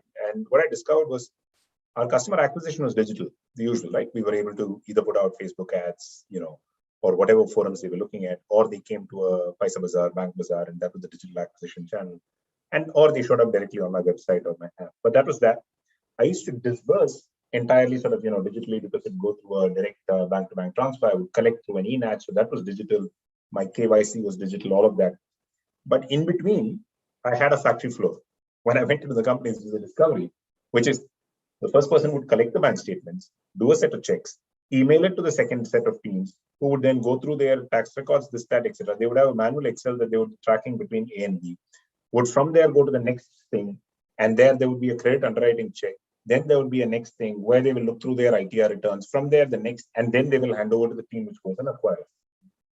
This may sound strange, but this is, by the way, the truth in a lot of sort of startups which have grown very quickly in our country over the last few years. So you could start, my first call to business was to use tech to optimize operations, not to engage customers, not to employ, not product. First was this. And we moved from a 21-day TAT to a 1-day TAT. We moved from a loss rate of 98% to a loss rate of about 50%.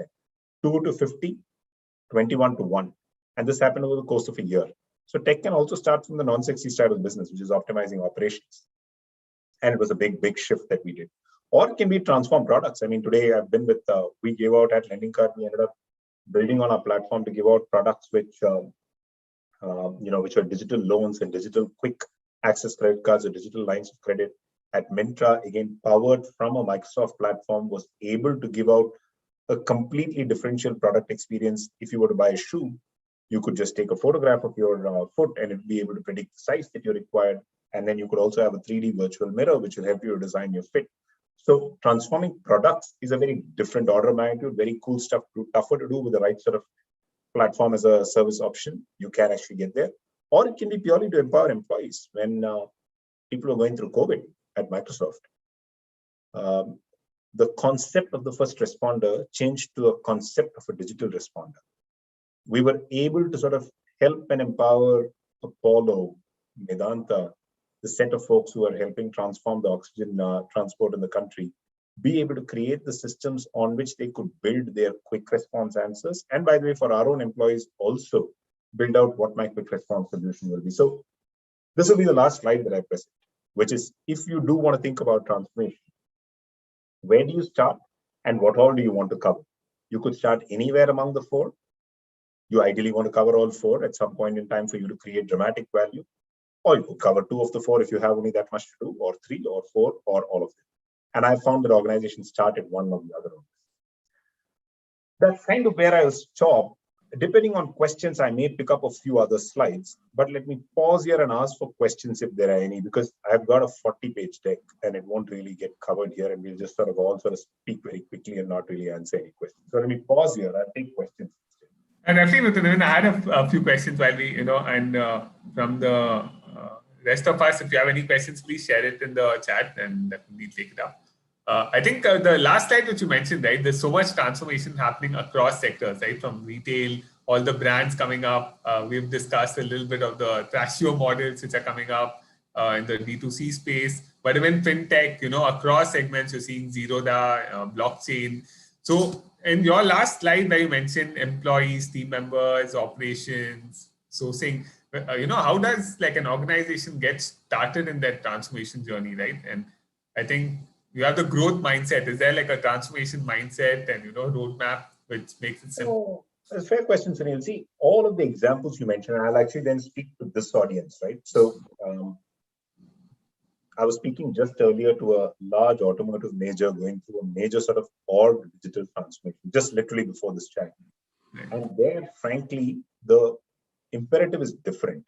For this audience, you gave me Zerodha, you spoke about Trashio models coming into India. In all of those, frankly, they're coming customer product first, right? So that it's not yet transformed. It's almost like they are transformed. It's not their organization they're transforming. They are either transforming a go-to-market, or they are transforming a value chain, or they are transforming a customer experience. And often when you do all three together, then there is actual significant value. So if you take Uber, go-to-market change, you could book it on the phone. The value chain, obviously, they felt there was incredible amount of free time available to the drivers and the cars, and they said there was idle capacity. So that was the second thing. And they transformed the customer experience because it came to be a different. So all three changed together. If I take the largest of our value creating examples, that's that. The same with Thrasio, right? Thrasio is actually transforming not the customer's experience, they're transforming the entrepreneur's experience, right? An entrepreneur grew a product to 1 million or 5 million, maxed out on their capability to handle supply chain, performance marketing, true growth marketing, but had created a beautiful product which is loved by consumers. Consumers continue to order it on whatever the platform is, Amazon, Flipkart, whatever it might be that they're ordering it on. Yes, it's all Amazon. What Thrasio came in and said is, I will change your go-to-market, Mr. Entrepreneur. Let me buy it from you, and then I will take that market much faster. I will do the growth hacking and this and that on that. So your go-to-market, which was sort of painful climb, I will turbocharge like this, but I will buy your product. That was one. They transformed the value chain there. The value chain said there will be so much money given to the entrepreneur. There'll be so much money held back by the platform. There'll be this much value given to the customer. When I buy it and turbocharge it, I get a much larger share of the first part of that pie. And the first part of the pie expands dramatically. And I have pricing decisions which can change value created both for platform and consumer very dramatically. So it changes that value chain answer. And likewise, it changes the customer experience in this case, purely from a delight to the entrepreneur, but it also changes, by the way, for the final consumer. He just gets more of the product he likes. So you could use this frame in any case. I know I came in with the view of transformation. For me, there's not transformation in your case, right? In most of what we are talking about with this audience, it is actually the business imperative on how you use digital to disrupt. And it would be either product or customer first. Then you would enable employee and you would enable sort of, operations. That comes later. But in typical early stages, it's these two. Understood. So you're saying start with the customer or the product and then build the other parts of transformation. That's what you're seeing a lot. If you're disrupting industry, you have to start at either customer or product. And typically you have to start at customer, the product then follows. So one or the other. And for me, three things disrupt there: GTM, the value chain, value creation, and sort of the final experience of the consumer. Understood. And are you seeing technologies, Mithun, are you seeing those transform some of these aspects for, especially a lot of our audience is also from digital first retail brands or, fintech brands selling digital products, right? So it's either education or financial products. It's all online delivery also. When you say our technology is changing it, yes, definitely it's changing. Without using too many big words in the answer, right? I think when you're cloud first, as opposed to being sort of, when you're cloud native to start, this is what all of these companies are. It allows you to be able to much more seamlessly access information, not limited to purely your own box, but multi-boxes, right? And it does it seamlessly. It sounds theoretically easy, practically very difficult. This may sound very simplistic, but in 2003, when I was sales manager for Andhra Pradesh, had I had the ability, this may sound very, very simplistic, but I'll just make this come alive.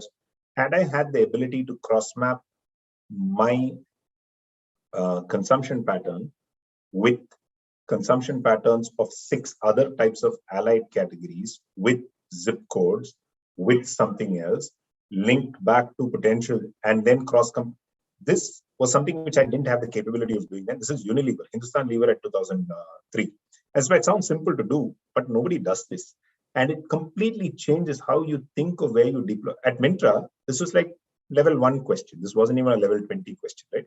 Level 1, because the company started cloud native. The company never started, they may have started with multiple Excels floating, but the intent was always digital first. So you're always working with data. And so for me, from our technology shaping, yes, the fact that you're cloud native changes the nature of looking outside your box.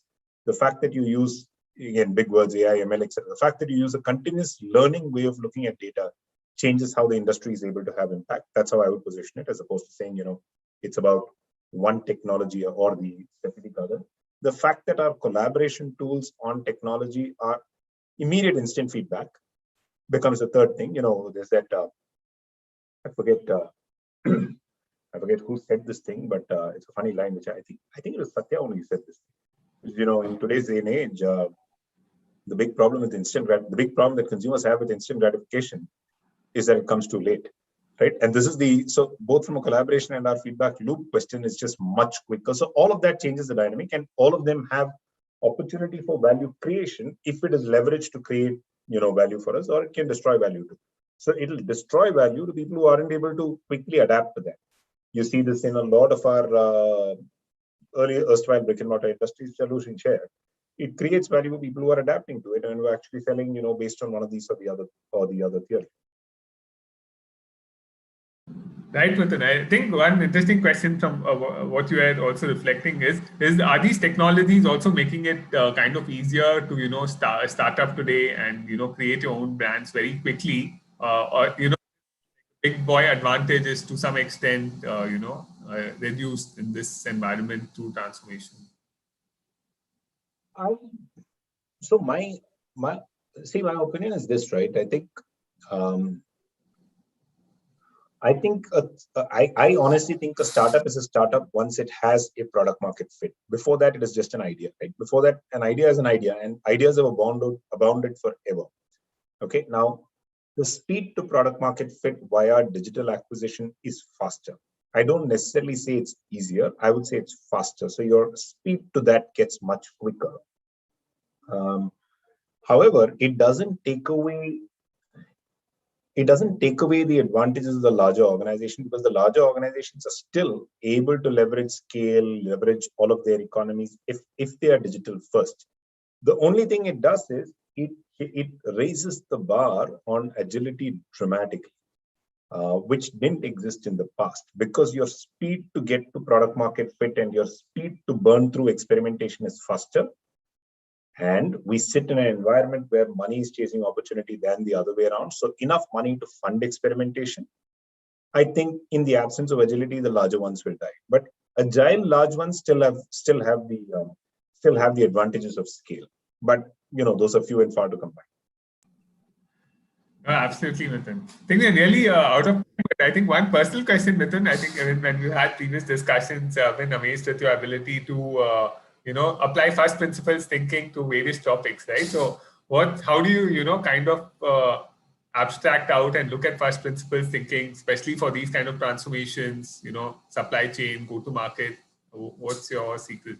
So, Sunil, I don't know about my secret. I think it's necessity is the mother of all invention anyway. So I've had the privilege and the challenge of having moved industries a few times. And frankly, that has resulted in and that has necessitated the need to have not a continuous performance mindset, but much more a continuous learning mindset, because frankly, there is no hubris. I don't know anything about what Microsoft does. Even to understand its products have taken me, it's still an ongoing journey. And I was that way when I showed up at Mintra. So the idea would be to do that. I think the simplest answer would be to, at least for me, what's worked is to really lean on my teams to teach me, and then, help them in wherever I'm able to enable, plus sort of resource them adequately and do pattern matching, which potentially they're not able to do because of being buried in the day-to-day work. That is about all that I, have at least taken away as the privilege of these roles. The challenge is to, you can sort of changing context a lot.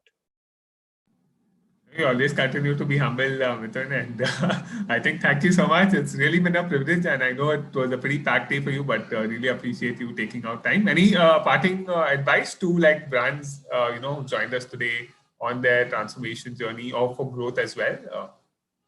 I don't know whether I call it parting advice. We've had a couple of, good and mutually value creating interactions, both at Mintra and then a couple of other places that I respect. I think the idea for me, it's the what to do and the how to do often gets simple. Over a long period of time, especially for brands and entrepreneurs, etc., what has mattered to me is with whom you do it. And I think that with the only thing that I say, typically people don't spend as much time on thinking about. I think the what and the how eventually get clear.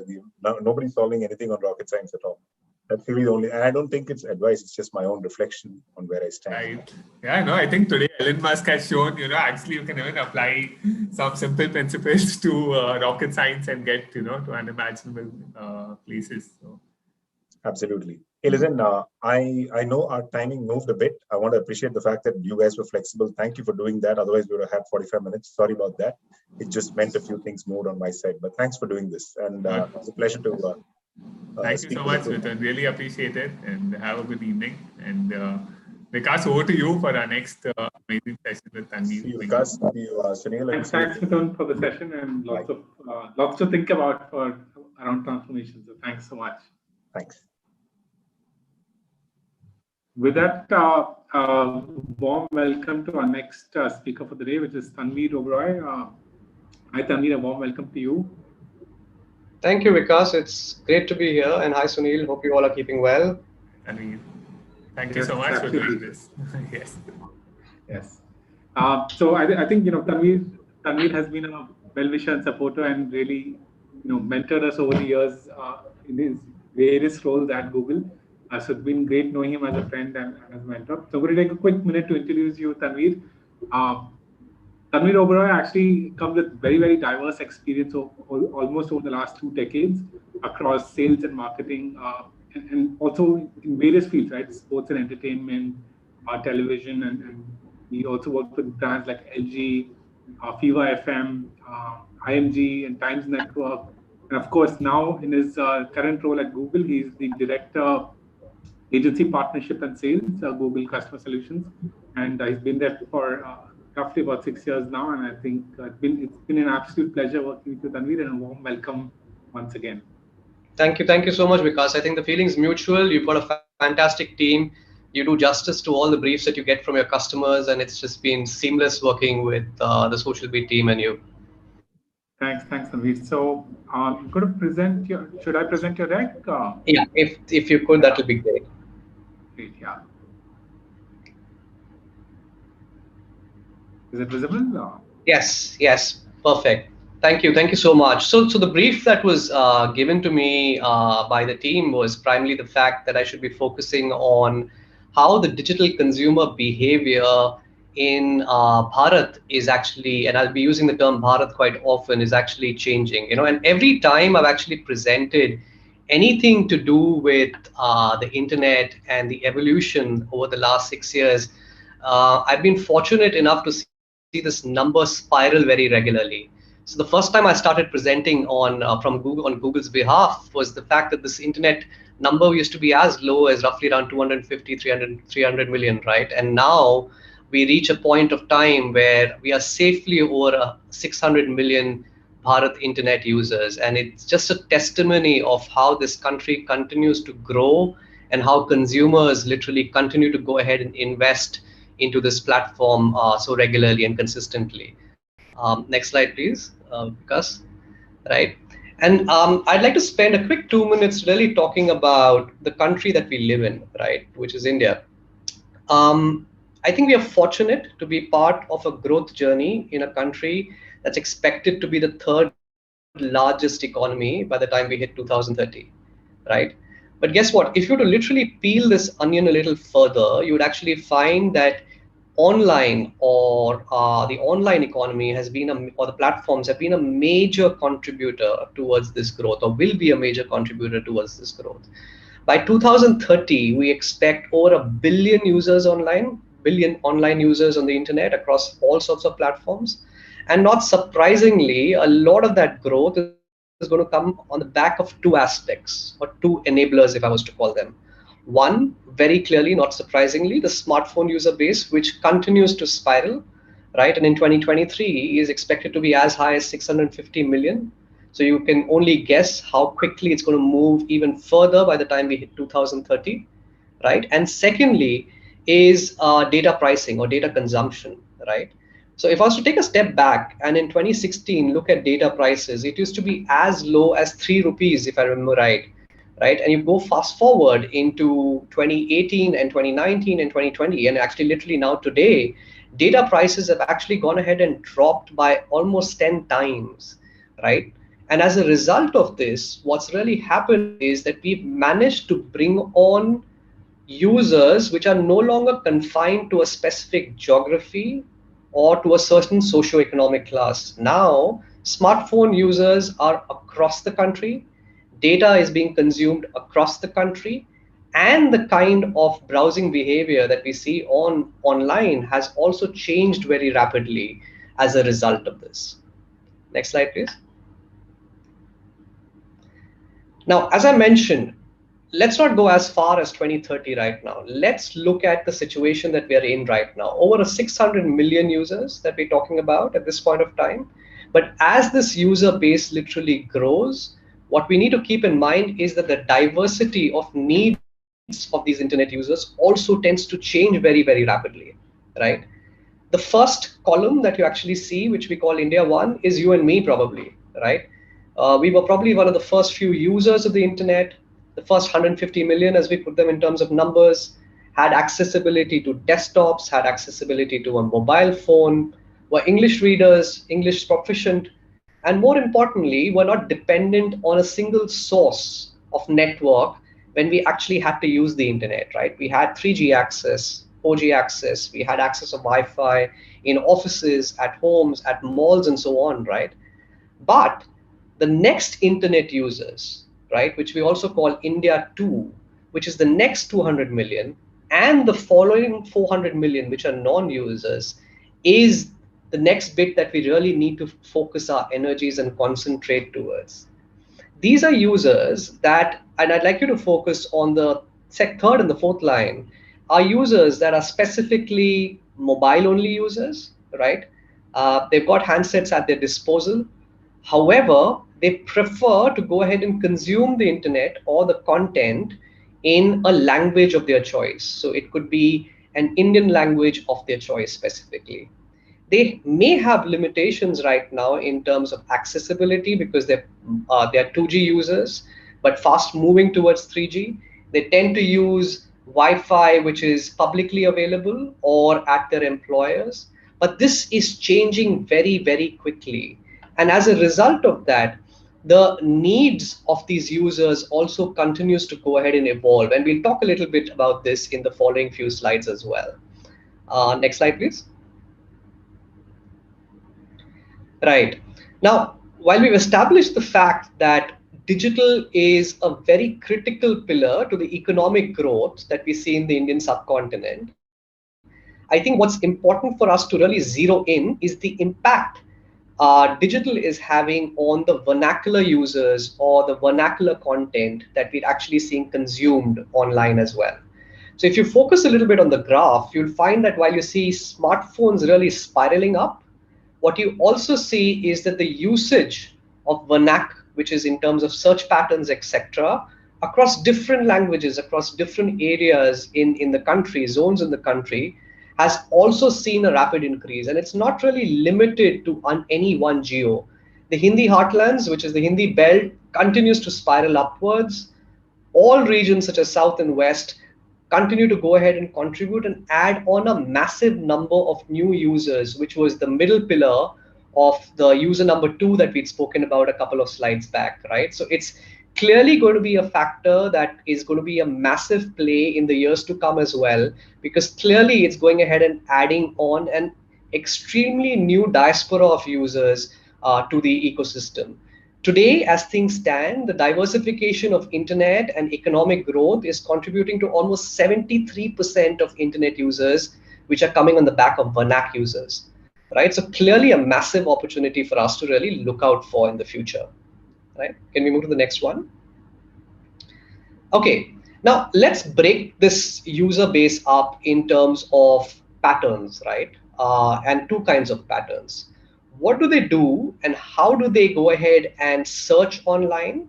And what do they do when they go ahead and look for videos online, right?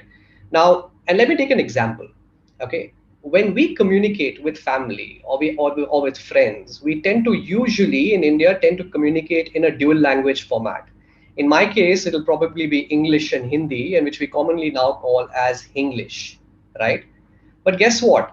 A number of times, unintentionally or intentionally, we use the same format even while going ahead and searching or typing on our mobile phones, right?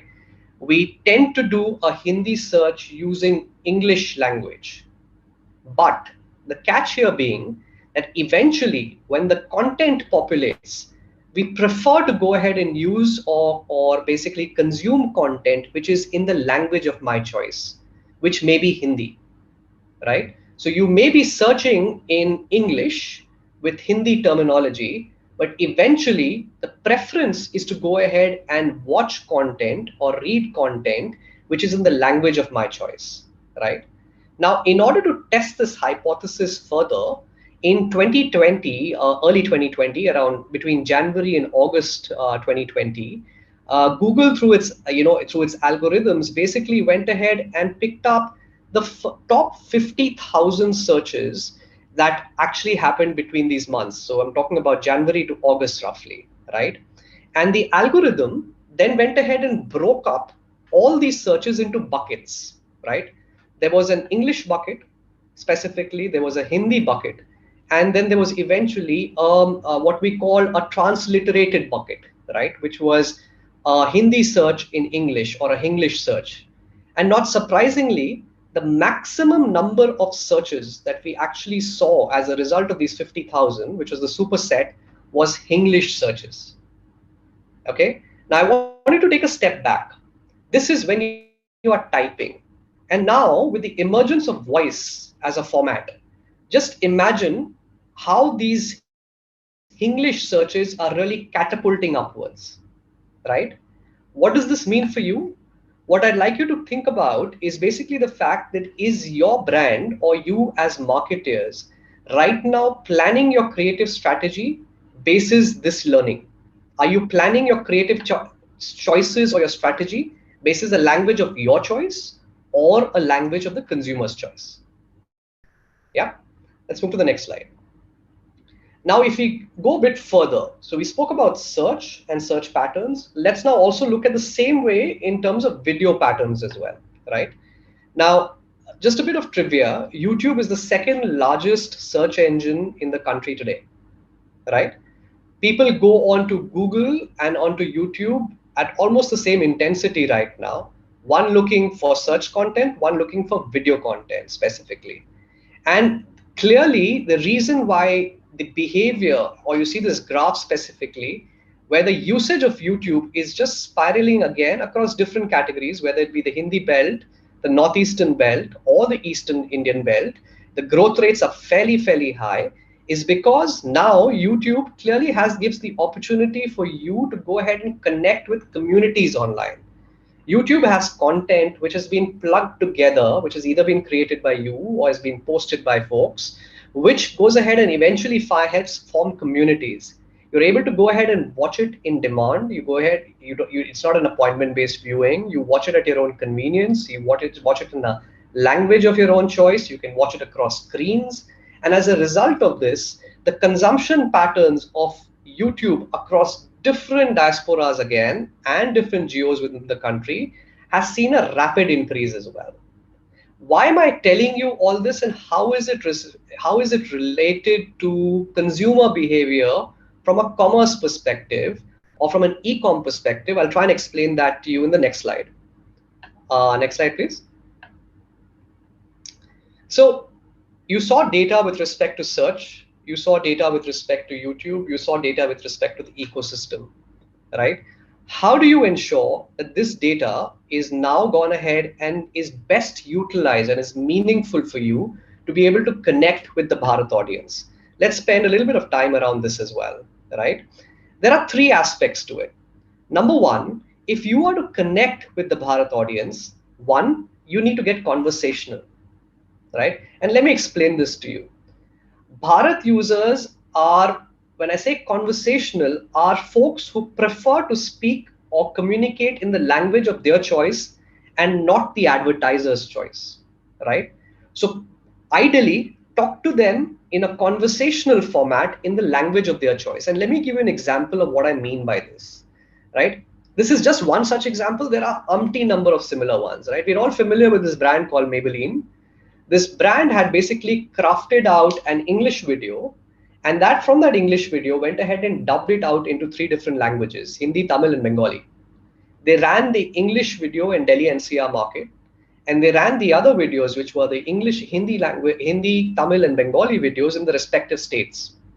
And when post the campaign, they went ahead and did a brand lift survey. So when they saw the results of the brand lift survey during the course of the campaign, not surprisingly, all the regional videos videos, the performance of regional videos was far higher when it came to any brand metrics in the brand list survey, which clearly indicated that the stickiness of a video when you go ahead and communicate to the audience in the language of their choice, not necessarily English, is far more, right? Hence, get conversational.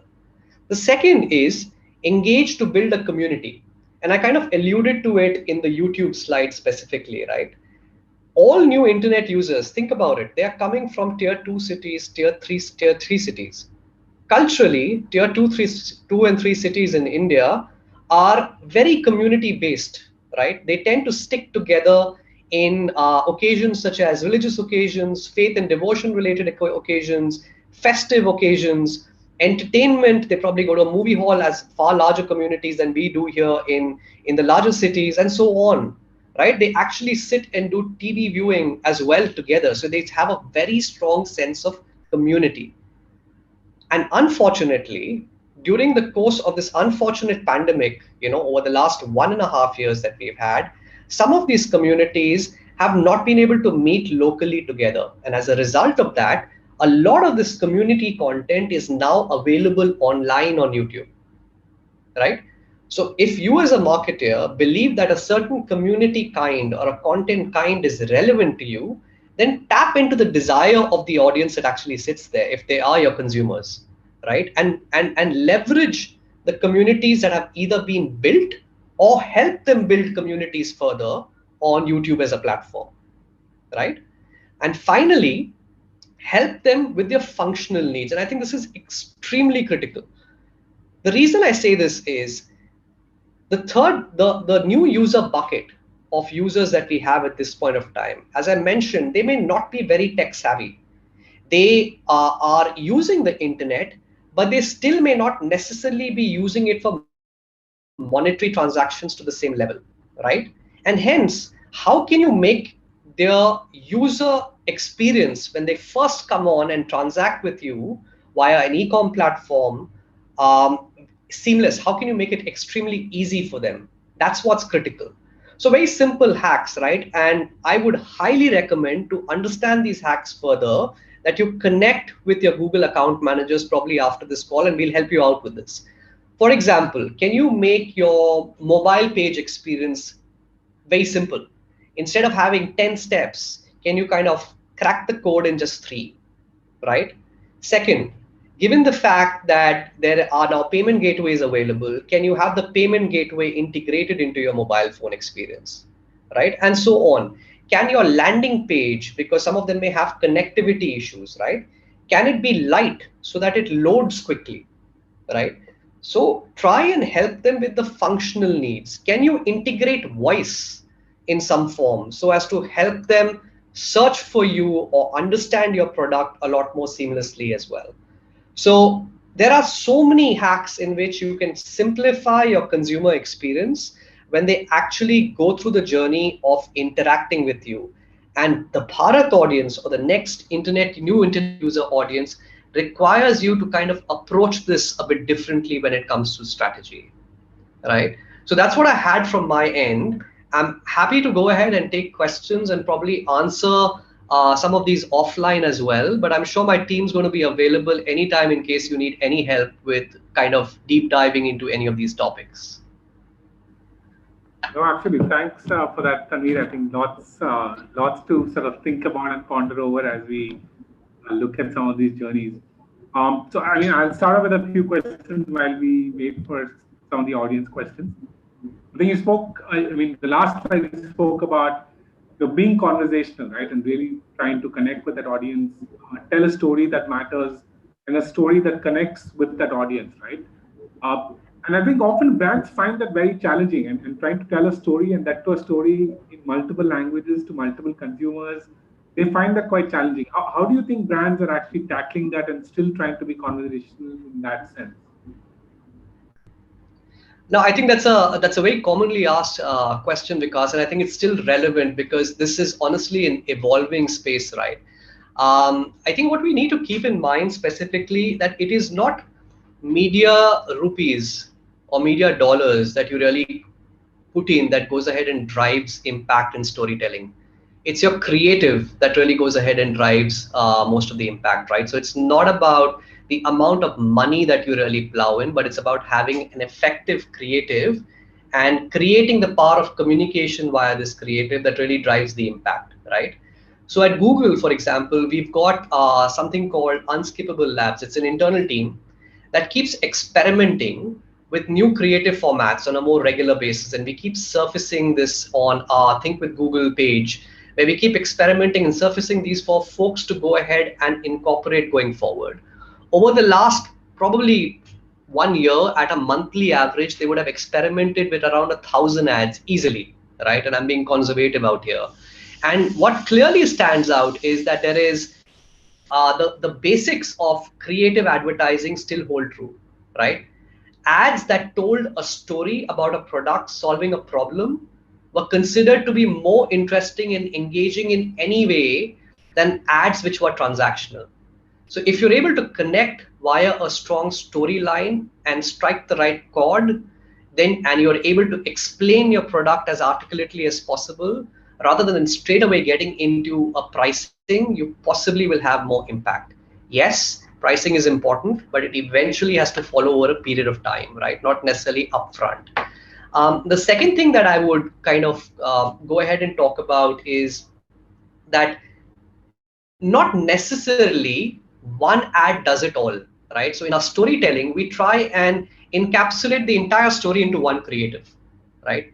Usually we see that tends to crack. Okay, so can you kind of layer your story where you leave the customer or the consumer wanting for more because of the interest you create through your first, complemented by a second, and then close it by a third? So usually a 3 ad format is, from a storyline perspective, tends to work brilliantly, and you're able to establish a better connect with your consumer, right? And especially in the Bharat audience, if you try and overload them with information straight off, there's a very high likelihood that it will break, right? So you'd rather go ahead and give it in bits and pieces and then try and bring it all together.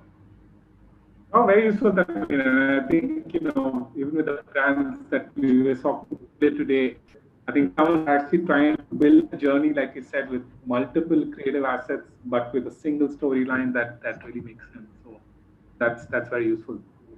The second piece, which I thought was very interesting in your presentation, was around the vernacular piece, right? And I think a lot of brands, and I know even large brands, are sometimes hesitant to actually do vernacular because they feel they're a premium brand and don't want to really dilute that, right? And while vernacular is important, how do you see brands tackling this premium issue, and is it really necessary for them to really do vernacular at all or not? Well, I think, because there was probably a point of time where we would debate this, saying that, hey, it's necessary to do it. And we try and justify it, saying that, hey, no, it's growing, right? But I think those times are gone, right? The fact of the matter is the quantum of vernacular users or Indian language users are so high in the country already that it's the necessity is already there. It's the question is whether you've kind of latched on to that necessity or not, right? As a advertiser. So let me try and give you a few stats that may probably try and establish that, right? 90% of India's internet users tend to choose consuming content in a language which is their mother tongue, right? So 90% of Indian users tend to consume content in their mother tongue, right? And when I look at Google Assistant, which is the voice-based platform that we have as well, right? 1/3 of Google Assistant users in the country are currently using an Indian language to converse, right? So, which again is significant. So that's just kind of proliferating the entire growth, right? And finally, when I look at video content broadly, 84% of the online video viewers prefer non-English material, right? Now, putting all these stats together and probably 3-4 more, which I can go ahead and give, the reality of it is, as I said, the ecosystem is already there, right? The necessity is already there because your consumers across different categories, different geos are already going ahead and using it. The point is, how much are we hence going ahead and leveraging this opportunity to connect with our consumers in the language of their choice, right? So I would highly encourage, and it's actually we've seen that trend change, because I remember when we spoke probably 5 years back, this used to be a debate that we would have, sitting out of our office. And I remember we did a session for you folks specifically on the emergence of vernacular as a space. And we spoke about Tamil, which was one of the first few languages that we launched. But the reality being, I think no longer do we need to have the same intensity of conversation with advertisers or with marketers, because they get it. They already understand. The question is how fast or how quickly can you expedite it now to kind of leverage this opportunity that's on the table. Yeah, no, absolutely. And I think it's not just the creative, right? And often we see brands saying, okay, creative, so we'll do it. But what about the rest of the experience, right? Your website, your app, your customer care, your sort of everything that it's doing, is it catering to that larger consumer who wants to also shop and do e-commerce in that language, right? So that it's easier for them to purchase. In fact, I was seeing this interesting study that somebody did in rural India where they found that the search bar actually looks like a table tennis bat to the user.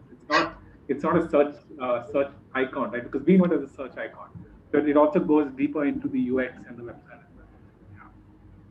Yeah. Voice is again something you spoke a fair bit about, and I know we've also been thinking a lot about how do you really use it from a marketing and from a brand perspective.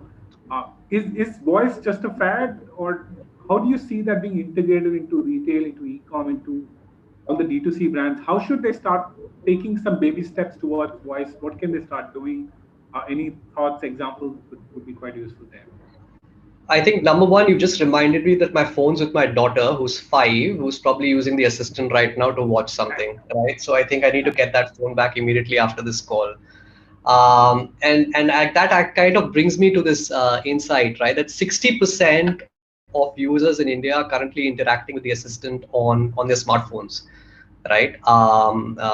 My daughter being one of them as well. And the reality of it being that if I look at a broader, like a broader global number, which has got roughly around 500 million odd people on Google Assistant, Hindi is the second highest used language when it comes to the Google Assistant. And hence, Hindi is the second highest used voice language when it comes to the Google Assistant, which basically means India is literally on the forefront when it comes to using of voice technology. And as the smartphone ecosystem continues to grow, it's large enough already, so we're not really questioning the base right now. But as it continues to grow, this quantum of 60% and will only grow even further, even if I was to consider this being 60% all throughout. Unlikely, it's only going to go further in terms of percentage as well, right? But I think when you're building for voice, right, when you're building any integration for voice, you've got to keep 3 factors, or I would say 3 tips in mind, right? Number one, I would say, is that don't look at voice simply as an add-on, right? It's a complementary format. It's not an add-on format. It's not a novelty, right? It's a reality, right? And I think that's what we really need to keep in mind. Try and identify where does your user really need voice? How can you simplify it for them, right? So, for example, if I am outside, on a run and I want to really go ahead and dial in, then I kind of use voice to dial in, right? That's a utility that I have. Similarly, in e-commerce platforms as well, if I need to order in, what's the utility that I can bring in through voice to make ordering inconvenient, right? I think that's the aspect that I'm trying to drive home here. The second piece that we need to keep in mind is, as I mentioned to you, most of the voice utilization is on the mobile phones, right? It's on smartphones right now. So when you design any product, or when you design a campaign, then you need to keep in mind that you're designing it specifically from a mobile first approach, and integrating and implementing voice from a mobile first approach, because this will continue to only grow further in the years ahead as well, right? And finally, try and leverage voice for specifically Bharat users, I would say, in educating the consumers via your voice features, right? So the idea, as I mentioned, was to simplify it. Now, you could simplify it by reading as well. And secondly, you can also simplify it by educating them that, hey, guess what? You don't need to type it. You can just click on this button and search for me, via voice. So it's about educating the users as well as to how to use this as well going forward, right? So it's definitely something. It's about convenience at the end of the day, because voice gives us that convenience. We are in a hurry in everything in life, right? Even while typing, right? Correct. Otherwise, we would have had an article being published instead of doing this. It's all about voice and connectivity, right? So I guess that's what it really boils down to right now. Yeah, and as you rightly said, I think a lot of these, the 400 users that you spoke of, the 400 non-users in India too, I think many of them are probably not even used to typing at all, right? They're actually more, like you said, conversational, want that solution. We actually had an audience question that came in a bit early, which I thought is relevant here from Prashant Jain, which is, do you think online channel would work for high-end jewelry as well? And I think I would rephrase the question to say, obviously online works for everything, but how should the approach be different for, let's say, a high-end product versus a product which is relatively more accessible and affordable, right? How does that strategy change for some of those categories that are high-end? Right. That's a very good question. I'll probably draw a parallel also, not necessarily only to high-end, but also to higher priced products, right? And I'll try and draw a parallel to this industry as well. If you look at statistics in terms of how quickly the automobile industry, which is a higher valued product at the end of the day, is so quickly digitizing its dealer networks and is really digitizing and launching cars online as well, right? Or it's just an indicator that now no longer are price points a factor in terms of going ahead and transacting online. So I'm talking from a transaction perspective, whether it be booking or transactions, right?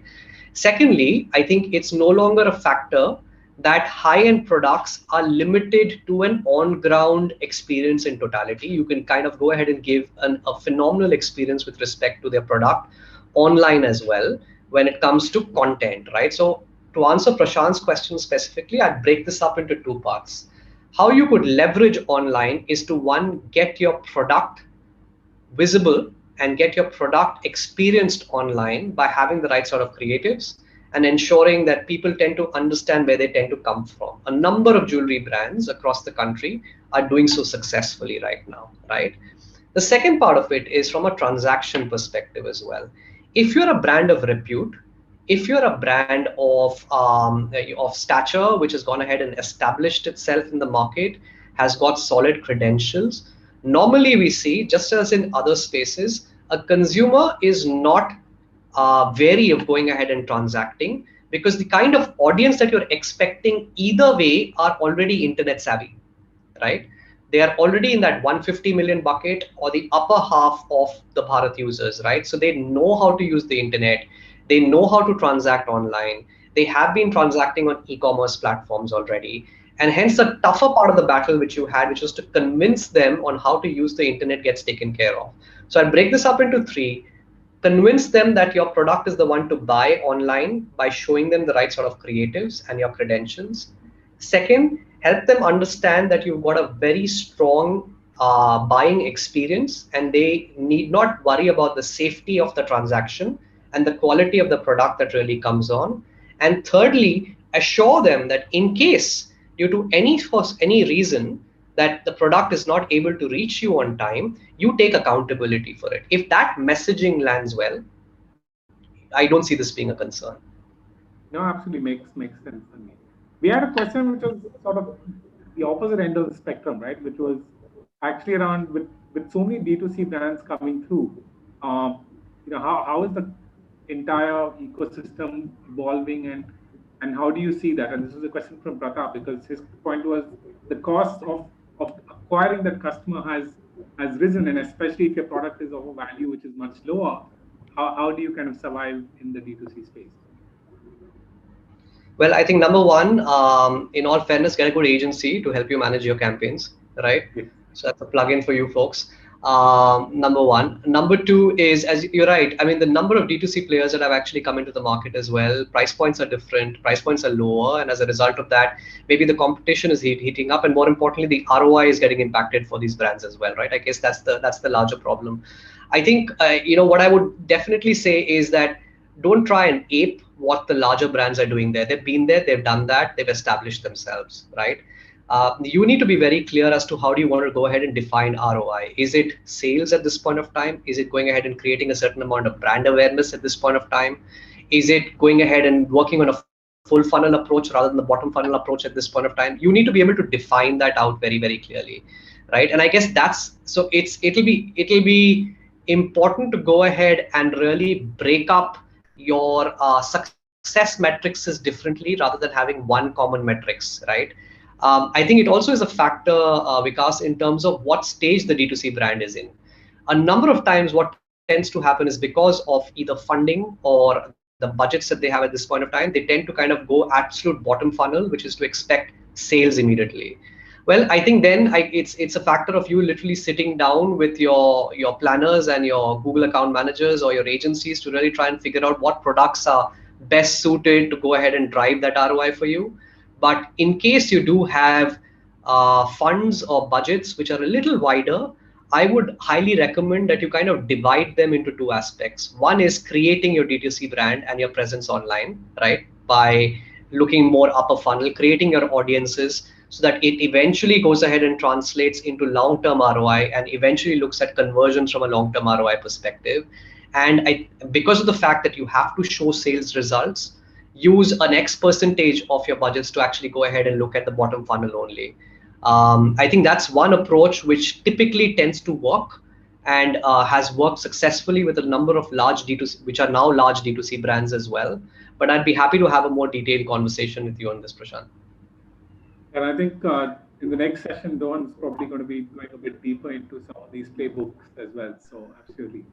We have a question from Rahul, which I'm not sure I completely agree with, but maybe I'll put it out there.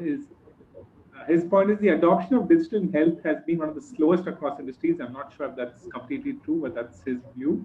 And his question is, are there any insights that Google has around health and what's the barrier that some of these, maybe some of the larger hospitals and larger healthcare players have been a bit slower? But any thoughts, insights on the healthcare sector to me? Is he referring specifically to platforms or is he referring to hospitals specifically? He hasn't mentioned it, Rahul, if you can expand. So you know, I kind of disagree with that, honestly. Yeah. And this, unfortunate situation that we're all in across the country and in the world, this has actually expedited the growth of the healthcare sector on digital as well, right? Initially, while there are obviously aggregator platforms, etc., that come into play, really kind of putting this together, the emergence of the number of aggregator platforms has been fairly large as well, right? They become large businesses currently as well. At the same point of time, a number of localized hospitals as well as national players, the likes of Apollo, etc., have invested heavily when it comes to actually doing their digital setups in place, right? Now they've invested in 2-3 forms, right? When you look at digital from a healthcare setup, one is the digital infrastructure, right? All of them are now well connected when it comes to digital infrastructure. I'm talking about the larger chains, right? The larger national players as well, because that's a digital investment, and then that's literally the building block for what follows, right? Once they've got them in place, they've got their customer base in place, they've got their client base in place, folks who've actually visited their hospital, they're able to go ahead and connect with these folks on a more regular basis. I can tell you for a fact, a large number of hospitals are already doing so, number one. Number two, they're also now investing heavily on content. Look at the number of online related communication that you have on healthcare platforms and hospitals. Compare the last 1.5 years to 2018, to 2017, to 2016. It's chalk and cheese, right? It is the amount of communication about the kind of services that these hospitals provide is also is a massive factor, and it's also one of the major reasons as to why medical tourism in India continues to go ahead and rise as well. The third part of it is also then eventually the experience in terms of feedback, right? You look at the number of testimonials that are now available online when it comes to digital as well, right? Because you tend to go to a doctor, you tend to go to a healthcare practitioner or a hospital basis what you hear of them, right? The amount of time that these platforms as well as hospital infrastructures have actually gone ahead and invested in this has been again spiraling, right? So I think, I'd love to debate that further with you, Rahul, because healthcare is one of the fastest growing digital sectors currently, unfortunately due to COVID as well and the pandemic as well. But in spite of that as well, it's clearly a sector which is very rapidly expanding in terms of penetrating different forms of digital usage. Yeah, and it's across the board, right? I think it's a lot of the healthcare apps, direct-to-consumer brands, like you said, hospitals. I think it's across the entire healthcare value chain. There are a lot of innovations happening. Yeah. I think we have time for one last question. I think you'll find this very interesting, Tanveer, is, what happens when, the question is around when will brands like HUL and P&Gs of the world actually spend 50-60% of their media on digital, right? And today my sense is probably closer to even 20-25%, thanks to what's happened in the last 18 months.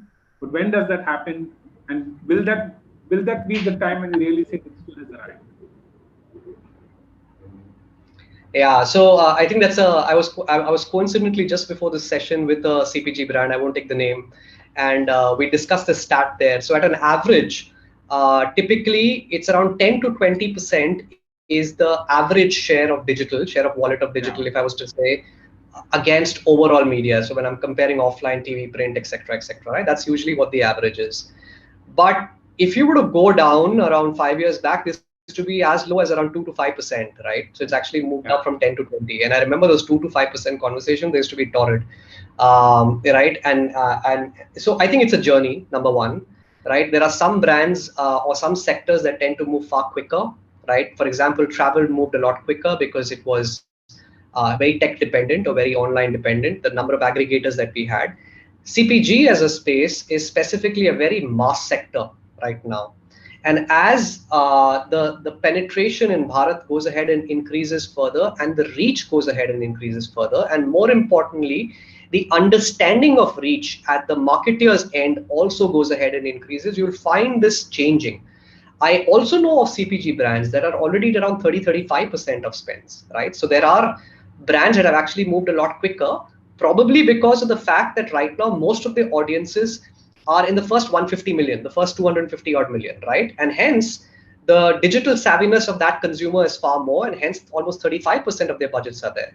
So when will the likes of Unilever or the likes of P&G, etc. move? I think that's a very broad umbrella. What we should look at seeing is which are the brands within them which have moved already faster because of the kind of consumer types that they deal with, and which are the ones which are very mass, which may take a little more time. So I think it's a journey that we're heading in the right direction towards.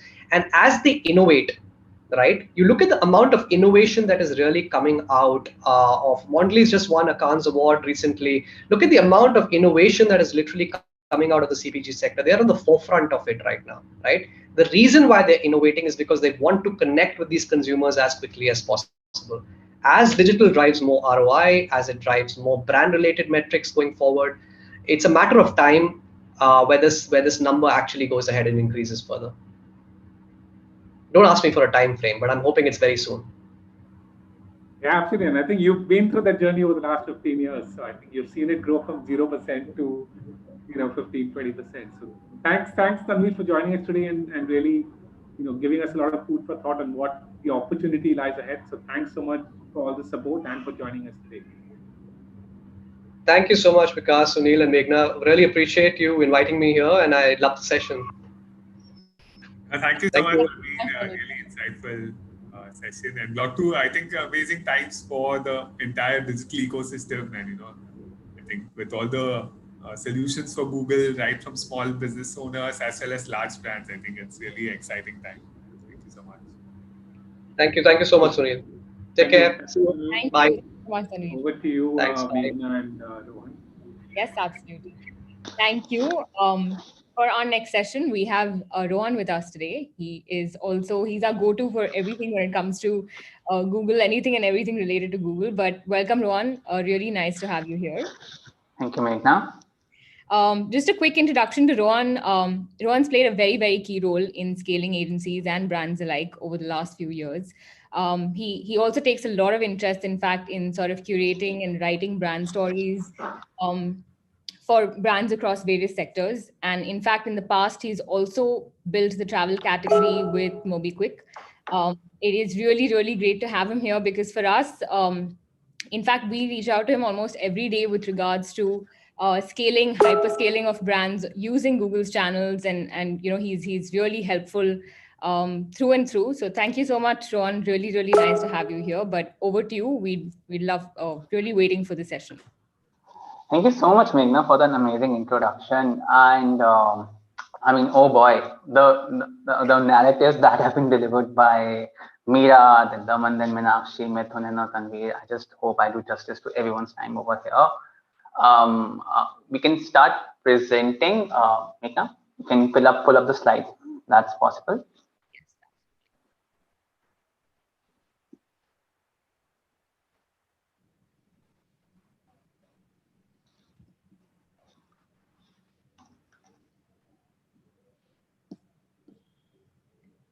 Is my screen visible? No, it went off. No.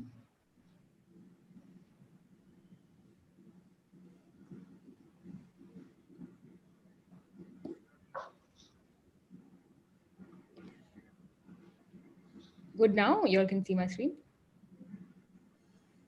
Yeah, you can present. Okay, awesome. Awesome, guys. So we are here to discuss about digital maturity masterclass for e-commerce. This e-com as a word has been, I think, around for a long time, right? And in Indian context also, when we had Flipkart coming in and Amazon, and then the rise of all the D2C brands in India and so on and so forth, e-com has become a big word. I think almost we see a new D2C brand coming up, sprouting up every other week. We see funding happening in the e-com and the retail sector every other week. So this is a hot topic. And today, in the current day and age, I think e-com maturity is defined across a set of broader themes today, which is namely machine learning, then there's measurement, then there's profitability. While the first two have been a focus for some time, will continue to be as complexities online are only ever increasing and user demands are evolving on a daily basis. Today, we will be discussing about how focusing on profitability and margins can help you build a strong online e-com business and also make a money-making machine out of the D2C brand or the e-com brand that you have. Next slide. So our goal today is to understand how much of the full opportunity for you is profitable, right? Profitable for your business, for the product category that you're in, for the overall ecosystem that you are operating in, right?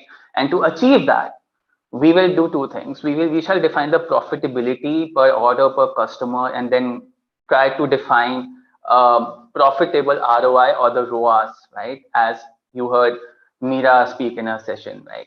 And then second part, we'll try to realign our marketing efforts against the profit targets, and then we'll see how this helps us increase our overall revenues along with profit margins and overall market share. Next slide, please.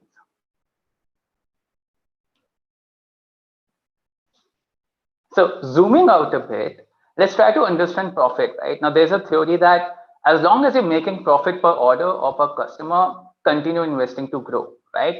So in order for us to focus on overall business growth instead of cost efficiencies, we need to understand our business commercials, right? That is paramount. We need to figure out what our costs are beyond ads to determine the point where we are still profitable. Doing this allows us to create a sustainable strategy that will create a money-making machine over time. So it's worth investing that extra little time necessary to understand how our business is and how it operates. And that will help us understand how much is that we can scale, how much is the total opportunity for us that is profitable, right? So the theory, like I said, if your profit per order is greater than your marketing acquisition cost, continue to invest. And we'll see that in the upcoming slides. You can move ahead on the next slide. I think so. This is exactly the same, like I said. So let's move to a workshop slide. Very simple, right? Now imagine you have a product where the average order value is $1,000, right? And then there's a GST percentage of 18%, and there's a return rate happening due to some issues with the products, some that you're selling to customers. So the average order value reduces from 1,000 rupees to 805 rupees. Great. Next, let's understand. You can just press a click now. Yeah, great. So next, let's understand what is a gross margin on the product, right? In this case, 75%, and once you adjust for shipping, we get a gross profit per order of about INR 500 bucks. If you have the data cut of repeat and LTV users also, we can factor in that too and arrive at a profit per customer before ad cost. For our case, we arrive at a figure close to INR 500, 520. Now, this is the max amount you can spend on acquiring a customer factoring in the LTV. Now, when you divide, and you can just go press one more, yeah. So when you divide the average order value, right, INR 1,000 in our case, with the profit per customer, profit per order, in case you don't have the LTV data, we arrive at the profit-driven ROAS or the break-even ROAS. Below this, we are not making a profit. So now this is the optimal profit ROAS for you. Now let's see in the upcoming slides how this factors into your growth. So look at this graph. The green line is your profits, right? The profits you're making from multiple products or multiple product categories, or if you're in a single product category, then from all those single product categories. The red line over here are your revenues. A lot of us, and we also have a home business at home, we also are guilty of operating at a ROAS of 6x or a 7x or a 4x or a 8x.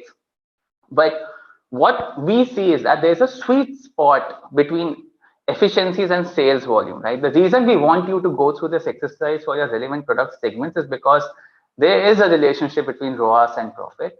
Your optimal ROAS is the ROAS that drives the most amount of profit against the revenue of media spend. There's actually merit in bidding towards your profitable ROAS rather than bidding towards the ROAS that you feel would be driving overall top line for your business. And let's see in the next example how this bakes into a real world scenario. Now, like I said, reality of the situation is most of us are like advertiser A, right? We would love to spend $500, but we would love to also have about 20:1 ROAS or 30:1 ROAS, or in some cases even higher.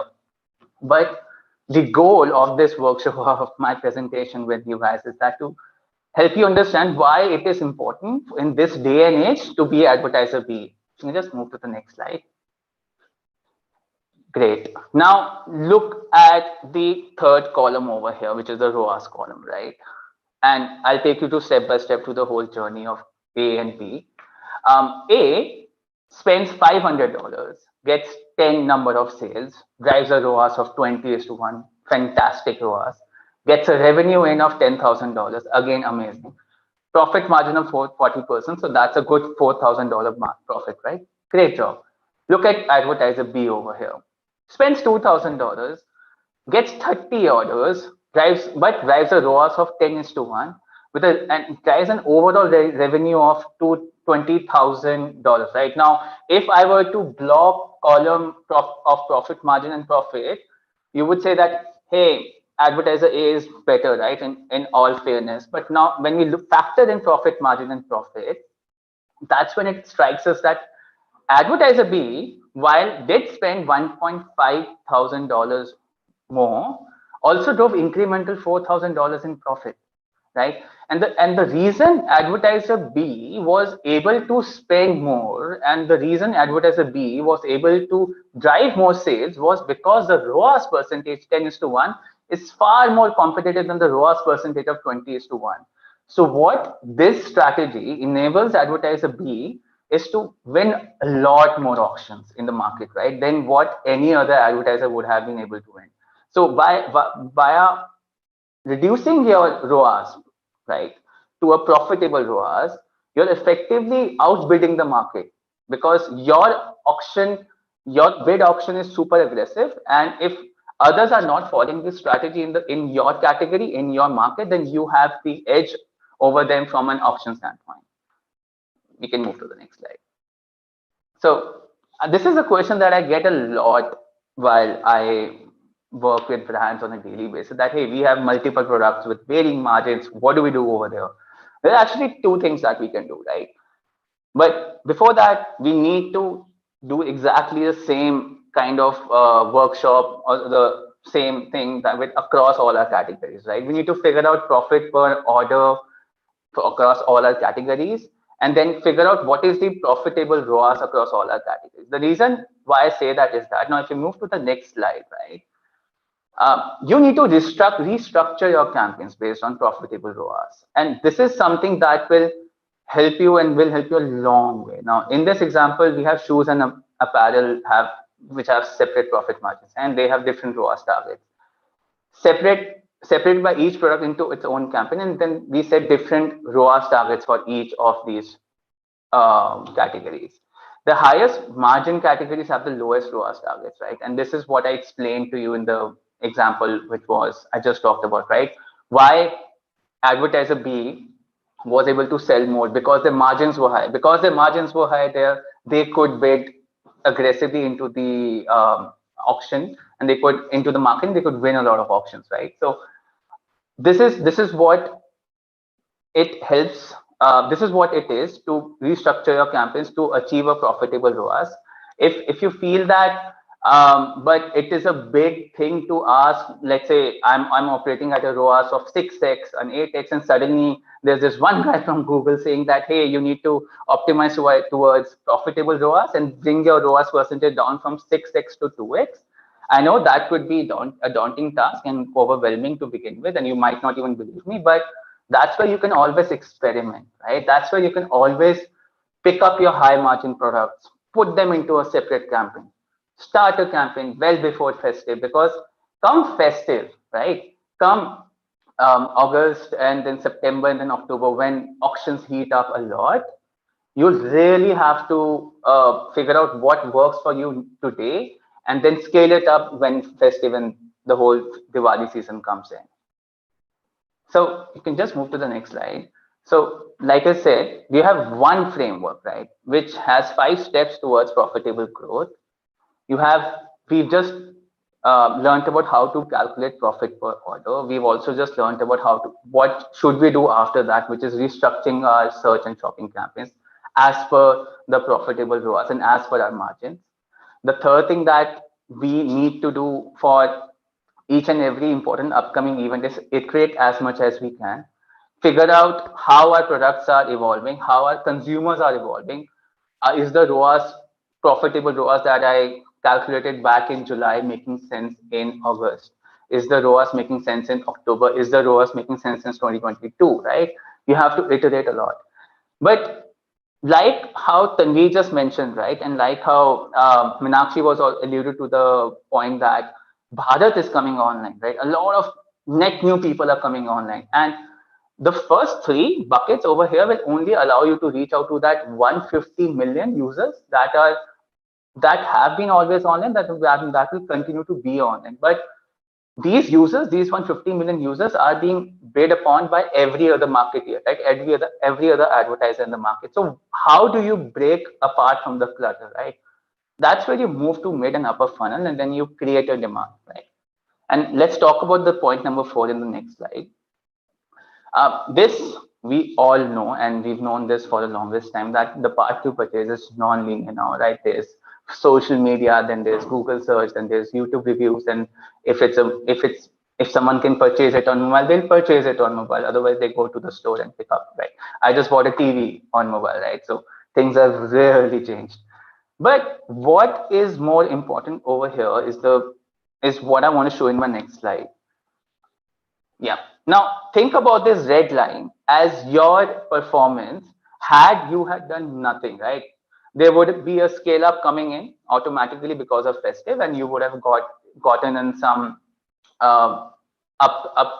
gotten in some kind of efficiencies coming in because of people searching for things to buy online. People are renovating their homes during festive. People are buying new appliances during festive, right? Now let's say July 3rd week comes and you start planning for festive. You can just press once more.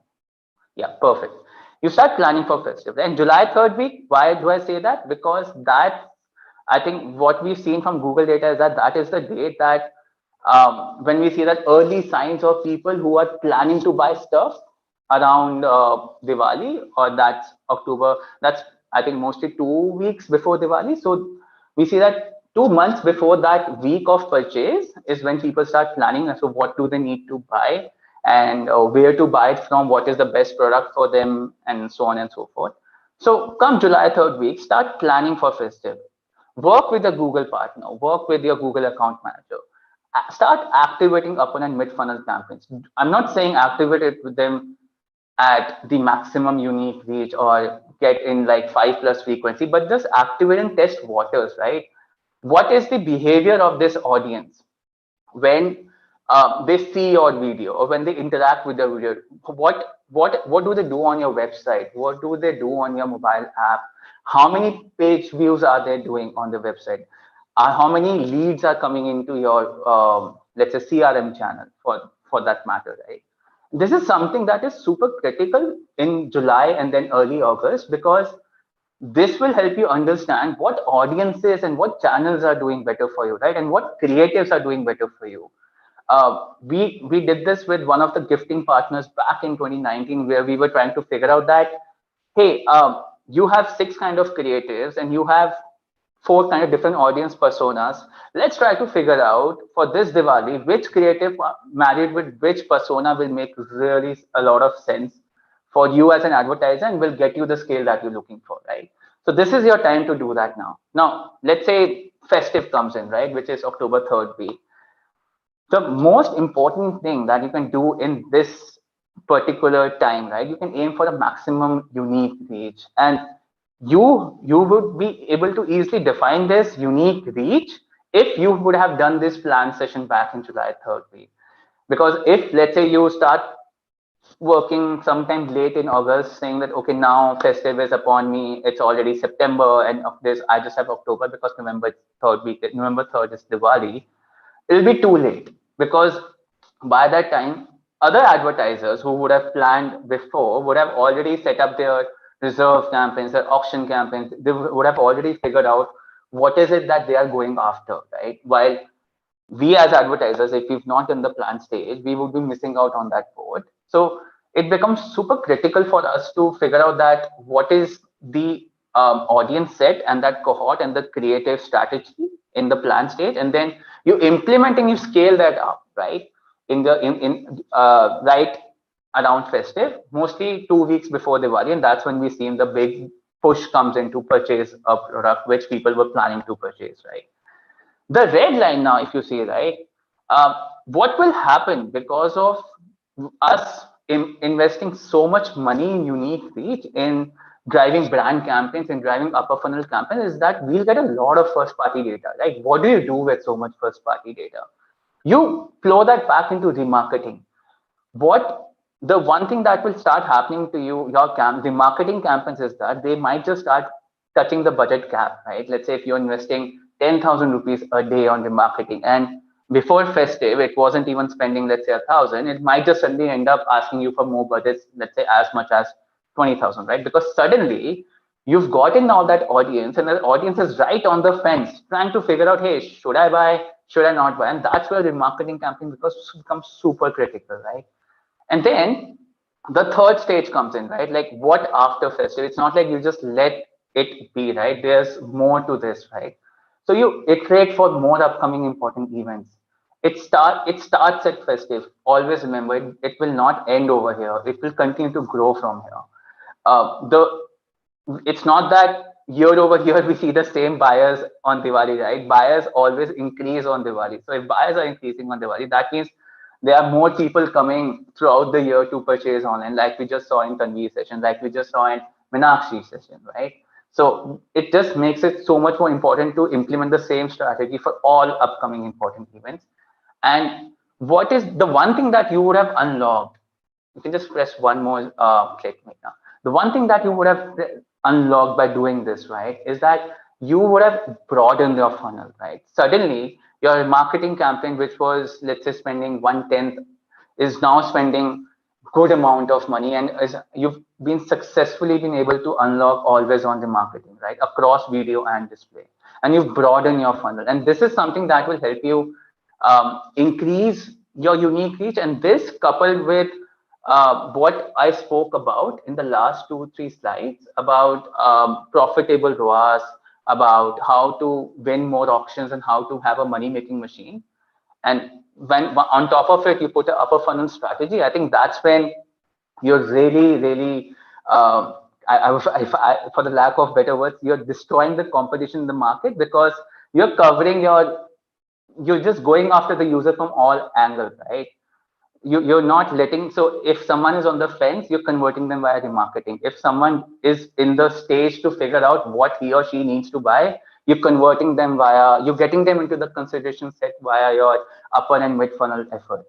If someone is searching for the category, if someone is searching for your brand, right, you already have your shopping campaigns, and which have been restructured for profitable ROAS. So you know for a fact that you are super competitive in the market, and or at the same time, you know for the fact that you are not going to bleed, because unlike others, you're optimizing for profitable ROAS and not a ROAS as is, right? And I think that was a quick master class for me. Hope the last 30 odd minutes, whatever it is, was good enough for everyone to ponder over profitability in upper funnel and how you incorporate these concepts into your AdWords strategy. The fifth one today, which was more about demand creation, I think, well, that's where we from Google would love to hear from all of you advertisers, because you are the ones who are accomplishing it day after day, year after year. But I guess that's for another day. So thank you so much, guys. Thank you. Thanks so much, Ron. That was very interesting. I think, especially given, like you said, we're sort of moving into the festive season now. I think it's very important for brands to go out there. And like you said, I think new user acquisition from all angles is important, right? So you've got to be present where your audience is. I think that's very, very important. Actually, I had a few questions in mind, which I'd like to put forth. I think one being festive and being D2C, right? And the whole boom in D2C. What does digital maturity actually look like for a D2C client? And in the sense, when it comes to Google channels, where should they be present, and probably which channel is the most profitable when it comes to D2C?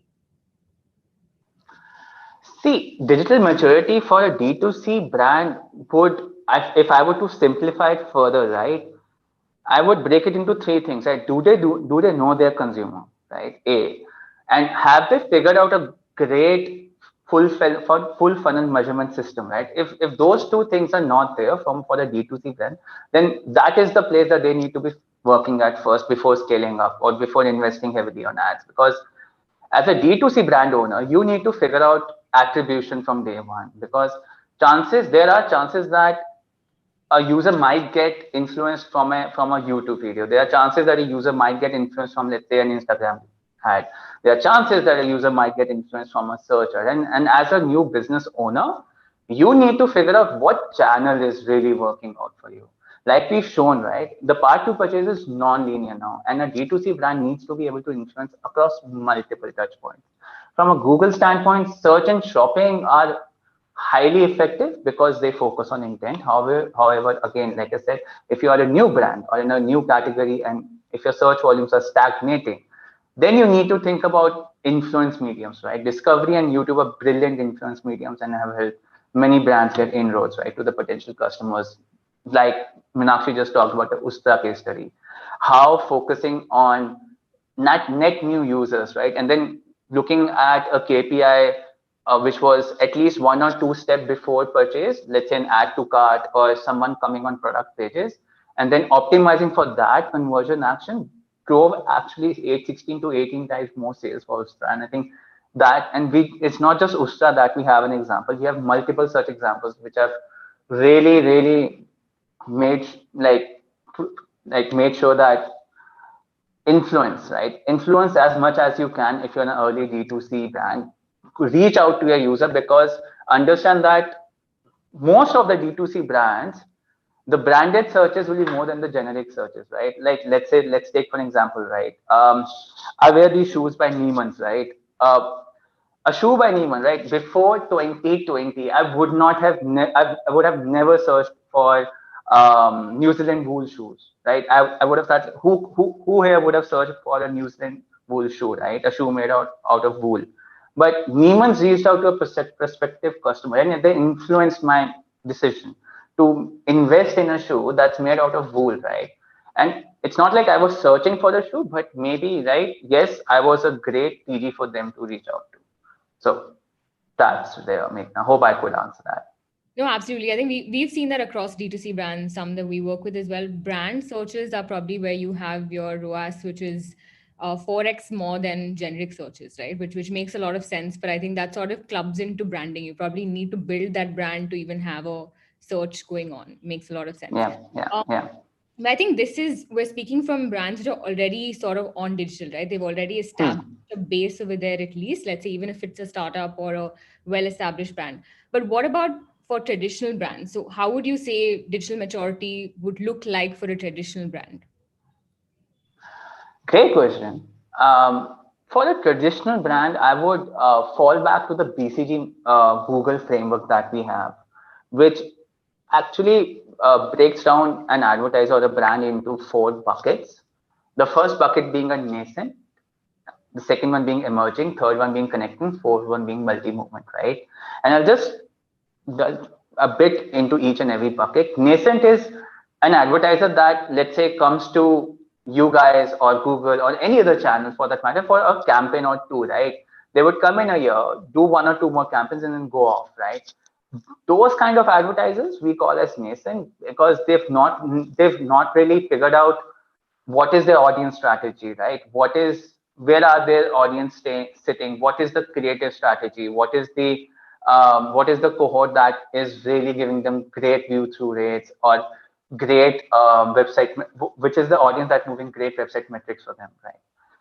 But the good thing is that a lot of advertisers sit in the emerging and the connected segments in India right now, and that's what we figured out from our own little research back in Google India. Emerging and connected are those kind of advertisers, I would say, that are using first party and third party audiences, and they have activated multiple channels and they are able to figure out that, okay, this channel is doing this much for me versus this other channel is driving, let's say, 2x the views or 2x efficiencies for me. So emerging and connected together make up, I think, about 95% of advertisers in India. But the last part, which is multi-moment, right? That is where I think Google and maybe all of us would want all the advertisers to be, where all your channels, right? All your marketing efforts across Google, Facebook, Amazon are just focusing on that single business outcome, right? It's not like there are campaigns running in silos in all these channels, but they are just activated and they're focusing on that single business outcome. I think that is the multi-moment maturity that we all can strive for. But to begin with, yeah, and to answer your question, it would be, for the traditional brand, it would be from nascent going all the way to multi-moment. Nascent being that they are not even figuring out what their audiences look like, what is their customer. And multi-moment would be someone who is really figured out that how to use all the channels in tandem and get that single customer business outcome. Understood. I think most traditional brands today are probably stage 2 and 3, maybe emerging upward. Yeah.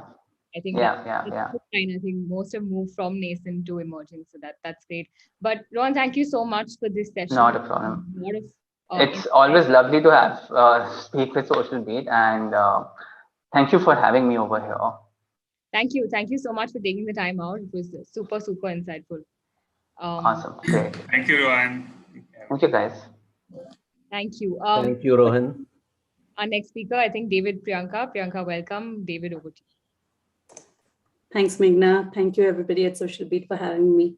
A very warm welcome to you, Priyanka. We're very thrilled to have you with us. Hi, David. Very nice to meet you. Thank you so much again. And everyone, we have a very different kind of brand that we're going to discuss now. Up to now, when we talk about D2C, we're talking about brands that project themselves to get an audience to buy from them. Here is a brand which uses values and integrity and marketing acumen to be able to empower people who would like to give for social good, to give on their platform for various causes, or to raise money on the platform for various causes. It's a very different kind of business, but it is D2C. And of course, there are relationships that they have with various organizations as well, which add to their credibility in terms of what they do. So Priyanka Prakash is with us. Let me quickly introduce her before we get into the session. I can tell you it's going to be a very different kind of session, but probably with a lot of insight, because the kind of person we're talking to is the kind of person who would like to support society, and that's what this brand enables. So Priyanka has over 14 years of experience in product management, in strategy, in sales and marketing. She is an alumna of Carnegie Mellon University and began her career with companies like Ernst & Young, Deloitte, Inmobi, and then she went on to found Zoyo.ai, which was acquired by Magic Tiger. And then she was the VP Marketing for Growth at TaylorMan. And now she heads the giving, marketing, and partnerships at Give India, India's largest and most trusted giving platform. Now, for a moment, let me just give you an idea of what Give India has achieved from the time of its inception up to now. We all give, right? We all give as we are able. So how much money do you think cumulatively a platform like Give India could raise? You'll be astonished to know they've raised over 457 crores so far. And right now, the cause they're supporting is the immunization of rural India, for which they're raising 1 crore, of which they've already raised close to 75 lakhs. That is the enormity of what we're talking about. So Priyanka, once again, a warm welcome. And, we have a number of questions we'd like to ask you so that we can get insights as to how you all operate. And so let me start with the first question. This is, in a sense, crowdfunding, right? Yes, absolutely. And over the years, much as the internet is being democratized and more people are getting onto the platform, you must have seen a shift in terms of the profile of people who are on the platform and willing to give. So what are the big changes you've seen over the years and pre-COVID and post-COVID? Well, we can't say post-COVID yet, but during COVID. Hopefully soon. So David, I think there are two considerations. One is what we have seen is in the past 1.5 years. I'll just cover the pre-COVID and current scenario. What we have seen is the empathy level and the giving energy across the world is extremely high. I think it's an all-time high. Absolutely. But what I think gives an impetus to that is compared to earlier times and now during COVID is the enormity of the connectedness, and is also the fact that that is supported by financial instruments that make giving so easy, right? And also digital literacy, which is at an all-time high. Yeah. So I think all of these aspects have really helped during a time like COVID. I'm pretty sure many of our peer platforms and many of the nonprofits who are fundraising for COVID causes will agree that this has been the largest probably fundraise that any one of us have seen when it comes to social causes, when it comes to a disaster in India. It's unprecedented. We have seen people, historically, you would see people who are, very settled in from a financial lens, HNIs, upper middle class, or some people who are very socially inclined donate. But I think with social media networks, the democratization, like you said, of information, NGOs and platforms like us have been able to share information and people react to it immediately because it's available everywhere as opposed to earlier. And they're able to also find easy ways to give. I think those are some things that have made a difference to how people can give. And another piece I feel is, as storytelling and video and narratives have been, adopted by brands around the world, right, as one of the primary ways for them to raise, for them to acquire customers. In our world also, I feel that we have been able to successfully do that, especially over the past, I would say 1 or 2 or 3 years. Many NGOs, many platforms, peer platforms like ours and us, we have leveraged the power of storytelling. We've leveraged the power of bringing the reality of the ground to the fore so that people feel like, people are moved by it. And when they are moved by it, there's enough digital literacy, there's enough financial instruments for them to give. So the friction is a lot more lesser. I think all of these aspects, come together to help the larger giving energy that is the highest at the moment. Yeah. And what is so heartening is that digital has kind of exposed uh, the willing nature of a broad section of the population to support society. It's almost like digital has restored our faith in humanity, if you know what I mean. Absolutely. It's been a wonderful experience. Absolutely, I agree. Yeah. So who's donating now? If it's not just HNIs who are metro based, uh, are people from tier 1, 2, 3, all of them donating? Could you give us a flavor of what? Yeah. So I think I'll just separate that out by pre-COVID and COVID. Pre-COVID, what we saw is that a lot of diaspora supporting, discovery for people who live internationally, it's very hard. But through targeted ads, we of course try to reach people who have an affinity to donate, who are not Indians, for causes in India. And also we used to see a very large sort of density amongst the tier 1 cities pre-COVID. In COVID, what we saw is a completely different, picture. I think what happened during COVID is we saw people come from broad spectrum of income areas. We had people who donated anywhere between 100 to 1,000 rupees, and we had people who donated in lakhs on fundraisers and not directly as institutional donors. So that is one from an income spectrum. The second piece is also there was a completely different type of donor during COVID.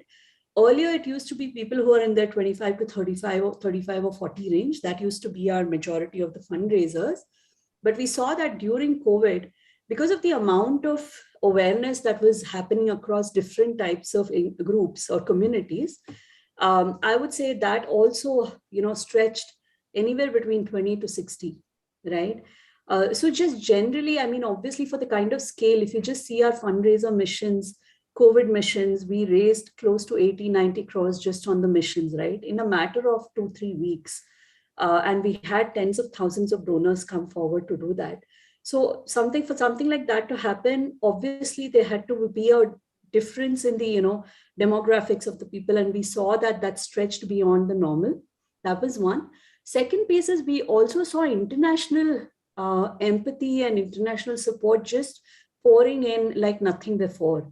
And I think the media narrative around how much struggle was happening in India sort of helped that.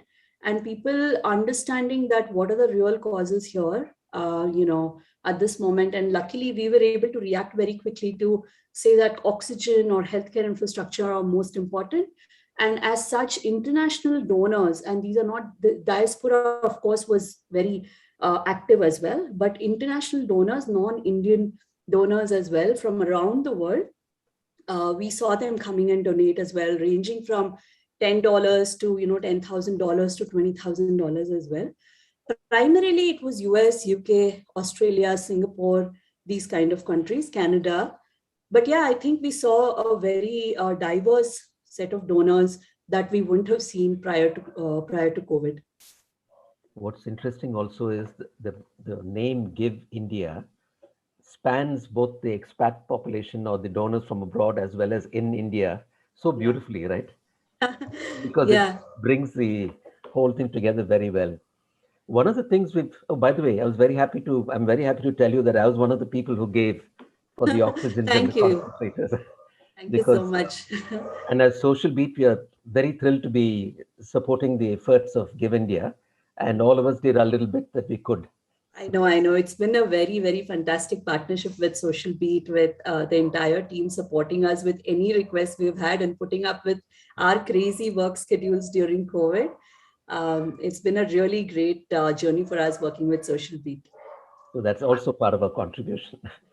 The other thing we've noticed is that there are platforms, which use communications which are quite distressing sometimes.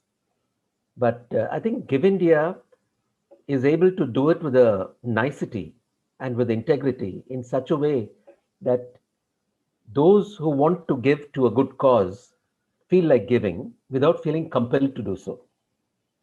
So could you tell us about how you are reaching donors and what is really working, what is not, and what is your view on how to do it? Yeah, sure. So David, just a little bit of background. I joined Give India about a little over 2 years back. And one of the first things that I was, during my onboarding, one of the first things that I was asked to understand is the tonality of how Give India communicates. We have a guideline for that. Even with Social Beat, we've had a couple of sessions where we, as a team, everybody understands how we talk. I think what we want to make sure is the dignity of the beneficiaries, dignity of the cause is upheld. And there's a lot of respect in the way we talk about these causes. We don't want to dramatize or sensationalize something. However, we want to speak from a place of empathy, from a place of understanding the need. But having said this, it's a very difficult line to struggle. I'm sure the team at Social Beat we work with, some of them will be laughing. It's not very easy to communicate like this, but we try our best. That is one cornerstone of how we manage our communications. From how do we reach our donors? I think especially in COVID, what we have been very careful about is, even if we take a little bit more time, but let's make sure we are launching the right, initiatives. Last year, when we launched our India COVID Response Fund, we were luckily early when we launched our missions, but we took time to, have a sense of what are the needs on the ground, which was majorly at that point wage workers, right? And we went in with a very strong sensibility of, let's not take out any sensational stories. Let's not talk about, show very gruesome images, but let's just talk about what is the need, what is the scale of the need, and be very transparent about how we are going to make an impact, how is the process going to be. So I think a lot of our communications, even this year when we launched our oxygen mission, that was the first mission which we launched, we tried to keep the focus on what is the impact going to be like. How are we providing transparency on how that will happen? When you're providing the money, how are we going to utilize it, right? I think that is at the core of, our communications. That's what we try to maintain. From how do we acquire donors? Typically non-COVID times, it's a combination of utilizing paid marketing channels. And we are very particular about our ROAS or cost of fundraising, but we do our best. However, during COVID, we have been fortunate enough to have a lot of word of mouth virality, both last year and this year as well. We used to have days when we raised 1 crore, 2 crores a day, just organically. And all of this happened also because, they say that there's a lot of work that happens in the background that you don't see, right? Yeah. I remember working with my team, and I'm sure Sugandha and a couple of others in the Social Beat team will also remember this. When we launched the mission, I wanted to take 4 or 5 days. We wanted to take 4 or 5 days just to get the word out to the right people who have an authority, a voice, a following. So I remember a large team being put together who reached out to influencers of different kinds, letting them know what is happening. And it was at the peak of the time. And that just led to a lot of virality. And one thing that I feel people were willing to support us pro bono, influencers especially, is because we try to inspire a lot of trust through honest communication by giving information that they need. For example, if we say oxygen, I remember when we launched the mission, we actually had an Excel sheet linked on the fundraiser page, which listed here are the hospitals across the country, across the cities, which require how much oxygen, what kind of oxygen material, is it a cylinder, is it a concentrator, etc. So that kind of transparency was available. So I feel that trust really, helped us get a lot of support from influencers around the world and in India, and that just went viral. In addition to that, I think what also helped us is we do fundraising in 2 ways. One is retail fundraising, which is individual givers like all of us. The other is, institutional donors. Mm-hmm. And we also, during this time, we had support from very large donors and partners in corporates like Vinod Khosla, for example, Indra Nooyi, for example, all of them sharing their vote of confidence about us on social media platforms. which suddenly gave us, another step jump in terms of reach. So yeah, so that's how COVID work happened. But non-COVID work, like you said in the introduction, we are hope to be a more marketing savvy, tech savvy company. So we do focus a lot on paid acquisition and smart ways of organic, acquisition of donors as well. What's really interesting is what you just outlined a little while ago about talking about a problem, talking about its scale, and talking about what's required and the outcome that you're trying to arrive at, and therefore the need for funds. So that's a very transparent way of doing it, and something that people can wrap their heads around because they immediately see what it is. Yeah. Now, pre-COVID, can you tell us about whether you've used celebrities or influencers and what a difference it has made then? You told us about during COVID, the kind of people who supported you, including Indra Nui. But who are the kind of people that you may have used for various programs before? And how did it play out? Did it actually work well, or did people respond more to what you said? No, I think, our learning is pre-COVID. It's, for the lack of a better word, I would say that everybody is very busy in their, schedules when it comes to influencers and celebrities. So even though we are a fundraising platform who supports causes, our cycle with the celebrities is the same as that of a brand. And it takes the same kind of effort to work with them. So to be honest, we hadn't seen a lot of huge success there. Yes, there were a few campaigns where some of the celebrities came and supported us, but nothing like what we saw during COVID. During COVID, we had, celebrities like Priyanka Chopra, we had, and several others, Lara Datta, we had Jay Shetty, and a host of other celebrities, and also people from different communities come in and support us. I think that kind of giving energy, was not there pre-COVID. Pre-COVID, we would have to reach out to them. But during COVID, it was a very, voluntary and sort of involved acts from all of them. But pre-COVID, I think it was a slightly different ballgame. Yeah, I think pre-COVID, you had to get them to relate enough to be able to overcome the inertia and get involved. Yes, you're right. Whereas COVID was of such a scale, it affected it. You suddenly realized we're all in it together. Yes. We're a common humanity. Doesn't matter if you're a celebrity or an individual, you could die. I mean, it was simple as that. I think it was an equalizer in many ways, right? So absolutely. Yeah. That's a very good way of putting it. It was an equalizer in many ways. Yeah.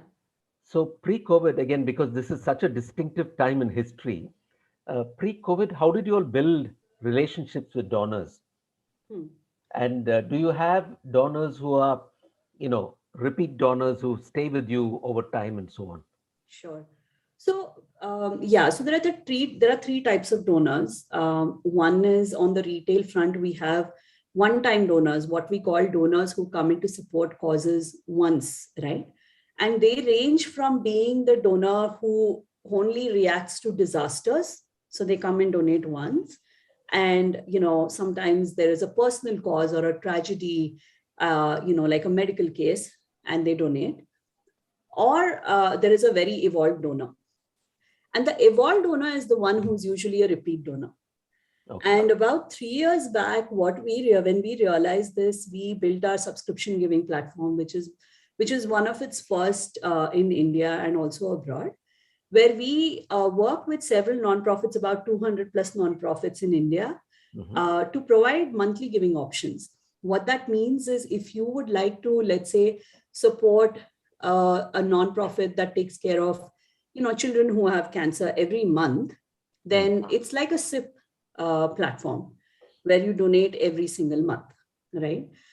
So we have a range of donors across this, right? There's a very, very committed donor who donates every month.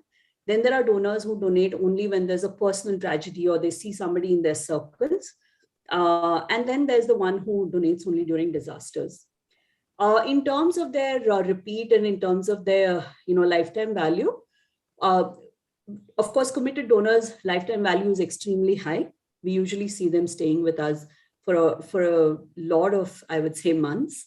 Whereas a donor on the other side of the spectrum who reacts to disasters usually comes in and goes once in a year, unless there's something that has happened in his or her circle. So that's how the donors vary. In terms of engagement across the spectrum, for committed donors, we have a very deep engagement model where we provide them with very, very, very transparent data about who is the beneficiary they're supporting. So to give you an example, there was a program on Give India that I used to donate to, and it was for a girl child education program.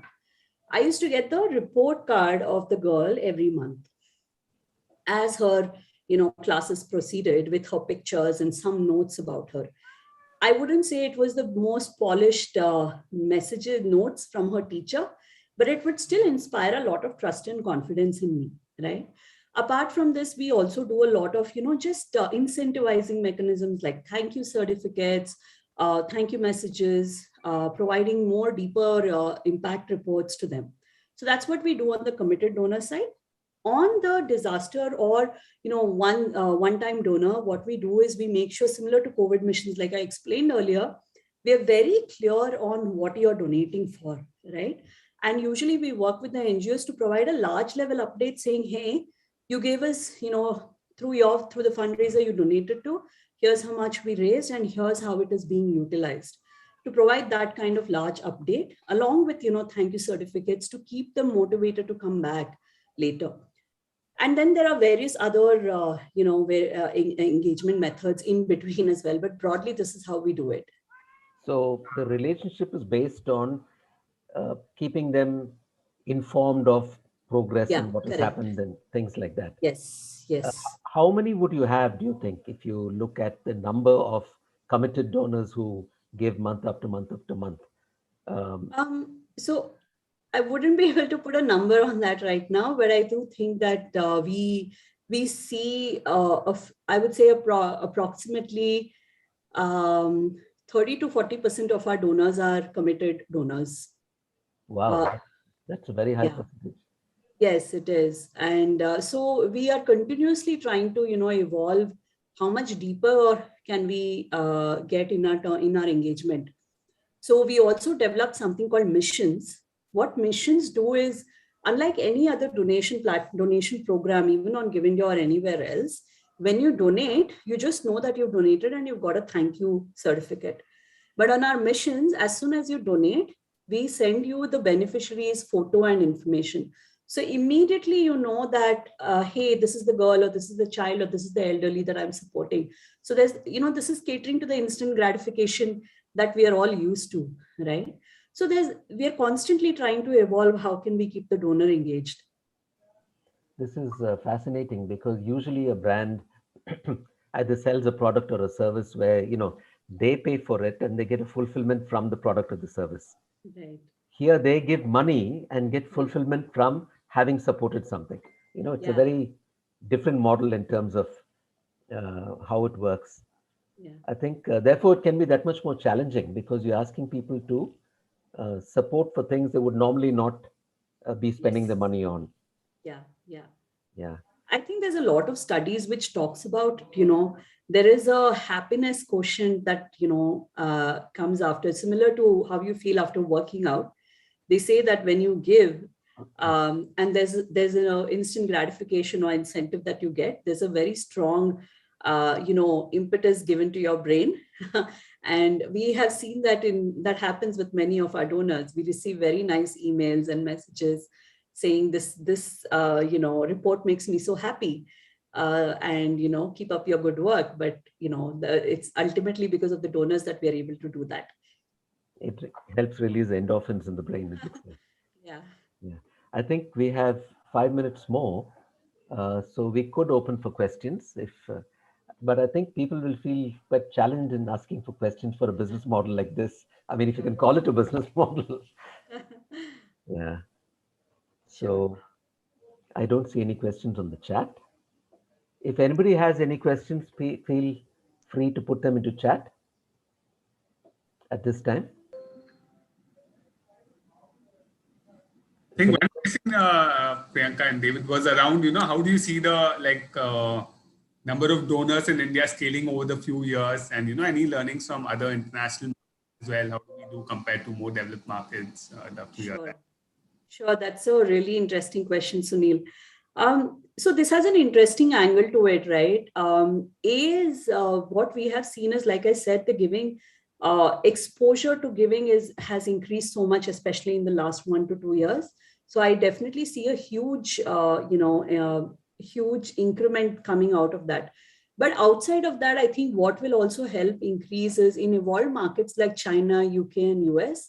We have a lot of brands, corporates also engaging with their customers and consumers and their employees, which increases the donor base, right?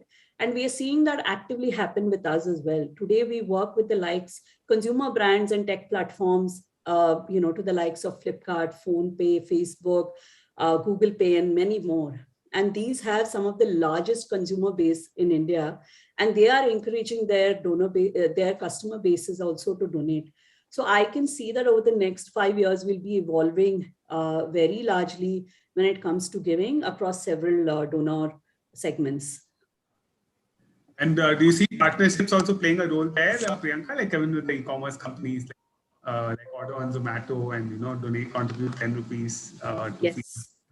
Yeah, absolutely. I think brands have gone through a journey, especially last 2 years, where they feel that they need to engage their customer base. Because they want to show that side of angle, that angle to their brand, and also B, to engage with their customers as well. And we have so many examples of brands engaging with us for very nice cause marketing campaigns, either through fundraisers or percentage sales, or creating entire donation categories, or even asking their donors to part with their loyalty points, right? So they're really working hard and figuring out ways in how to engage with their customer base. So I think absolutely that will play a very large role. So I think that covers the last part of your designation, right? Giving, yes. Marketing, and partnerships. So yes, that's true. I think we are seeing that across other segments as well, where when Google Pay or a lot of these platforms are becoming massive acquisition engines. Scale. Yeah. And in terms of the cost, are you seeing any differential, Priyanka, in comparing the costs of donors from cities versus smaller cities, and the contribution amounts? Could you share some light on that? Sure. So it varies by the partner, and if I take examples of it actually is in line or in proportion to the kind of partner that is, right? Now, Cred is a great partner for us, who worked with us to create very meaningful giving campaigns. And the type of giving donor base, customer base that Cred has, right? It's supposed to be the top 5% and credit card holders. And as such, we see the amount that they give is commensurate with their kind of segmentation. Similarly, on the PhonePe side, for example, where we work with them on the donation category, we power the entire donation category. They're a very large tier 2, tier 3 base audience, company. And there we see huge scale, but the numbers are, what we call the ADVs, average donation values, are slightly smaller. So, if the value is not big, the scale usually compensates for it with these kind of partners. Interesting. Does anybody else have any question? None in the chat, David, but Priyanka, great session. Thank you so much for those pointers. It was actually good to get an understanding of what goes behind an organization like Give India. It's very intriguing. I've never heard of this before. So yeah, thank you for that. And that last bit also, we've heard about average order value. Now we came to average donation value. So I think it's kind of pivoted to match the nature of your business. Thank you so much, Priyanka. It's been thank you so much for having me, David, and thank you, Sunil. And it was a very engaging, thoughtful conversation as well. So I appreciate you, sparing time to learn more about us. You're welcome. Very happy to have you. I think to the entire Give India team as well through COVID, supporting so many folks. I think thanks to your team for continuing to hold that flag high for the nation. Thank you. Thank you so much. All right. Thank you, everyone. Bye. I think over to our next session for the day. I think the last session before we close. Hi, Anug. Great to have you here. Hey, Meghna. Lovely to see you. Thank you. Thanks for being here. We have Arushi as well from our team who heads our influencer. Hi, Anug. Hi. Nice to meet you. Super. I think for everyone present here, of course, on the Zoom link and live. Sorry. No, please go ahead. I was just saying hi to Anug as well. Good to see you. Of course. I'll just sort of quickly, introduce you, Anug, I think to everyone who's watching us. So Anug currently works with Stellaris, and he's probably one of the youngest VCs, a very young VC actually, focused a lot on tech-focused investments for seed and Series A startups based out of India. He comes from the IIT background as well, so a lot of experience and knowledge from there. And prior to starting off in the VC space, he worked as a quant in the investment banking division of Goldman Sachs. I think as a person, Anug loves to talk everything about tech, but also in terms of the creator economy, I think we can find him on Clubhouse later in the day, making conversation with some really, really bright minds in the industry. So really, really great to have you here. Anug, I think creator economy is growing a lot, so love to hear your thoughts. Yeah, thank you so much, Meghna. Great to be here. Awesome. Over to you, Arushi. Great. Hi, Anug. I think, kickstart this fireside chat. I think the first question is around, creator economy, right? Because it's relatively nascent in India. So wanted to hear your thoughts as to, what are the different aspects of it and the different players that you think are there in the ecosystem today. Sure. I totally agree, Arushi. I think it's very nascent in India. It's a widely proliferating kind of a concept globally, and it has picked up. I think COVID has been an inflection point with more people spending time on their screen and having the time to go realize what is the content they're watching, and influencers riding on the back of that. But I think probably I can start off with just a few numbers which keep running in my head and keep keep me in a state of wow, when it comes to the scale that we are talking about here. So there are around 50 million people globally who identify themselves as creators and are already earning decent chunk from there. And in fact, the last I checked, more than 2 million people are already earning in six figures. That is more than $100,000 when it comes to just creating content on these platforms. And if we bring that to India, the numbers are very small and not at all in line with our population or even our GDP percentage of the world. So I think less than probably 3 lakh people in India today are able to make a career out of full-time kind of a career out of creation. And this is definitely exploding, probably more than since it's so nascent, there is very, very little data to bank on. But at least from a lot of primary research, it seems that it's growing at least 100% year on year. Influencer marketing spend is, I think, at least $300 to $400 million in India right now. It's hard to estimate the right amount. But this again, even if you look at the market, right, this is the global market is touching more than $10 billion. So it's probably less than 3-4% of what's going on in India. So by all account, it's very counterintuitive that it's such a large market globally, growing very fast, and India is a small portion of it. So just by first principles basis, I think the opportunity of the headroom to grow from here, right, is so massive. It's going to be, for the lack of a better word, big. And that is what is keeping me up at night, and that is what is making us meet a lot of interesting new startups which are creating in this space. No, absolutely. I think basis the numbers that you just put out there, you want to sort of understand in terms of the categories, right? So example, if you just take beauty into account, then how are probably brands in the beauty segment leveraging the creator economy or influencers to probably scale to the size of a legacy brand or maybe even bigger than them? Sure.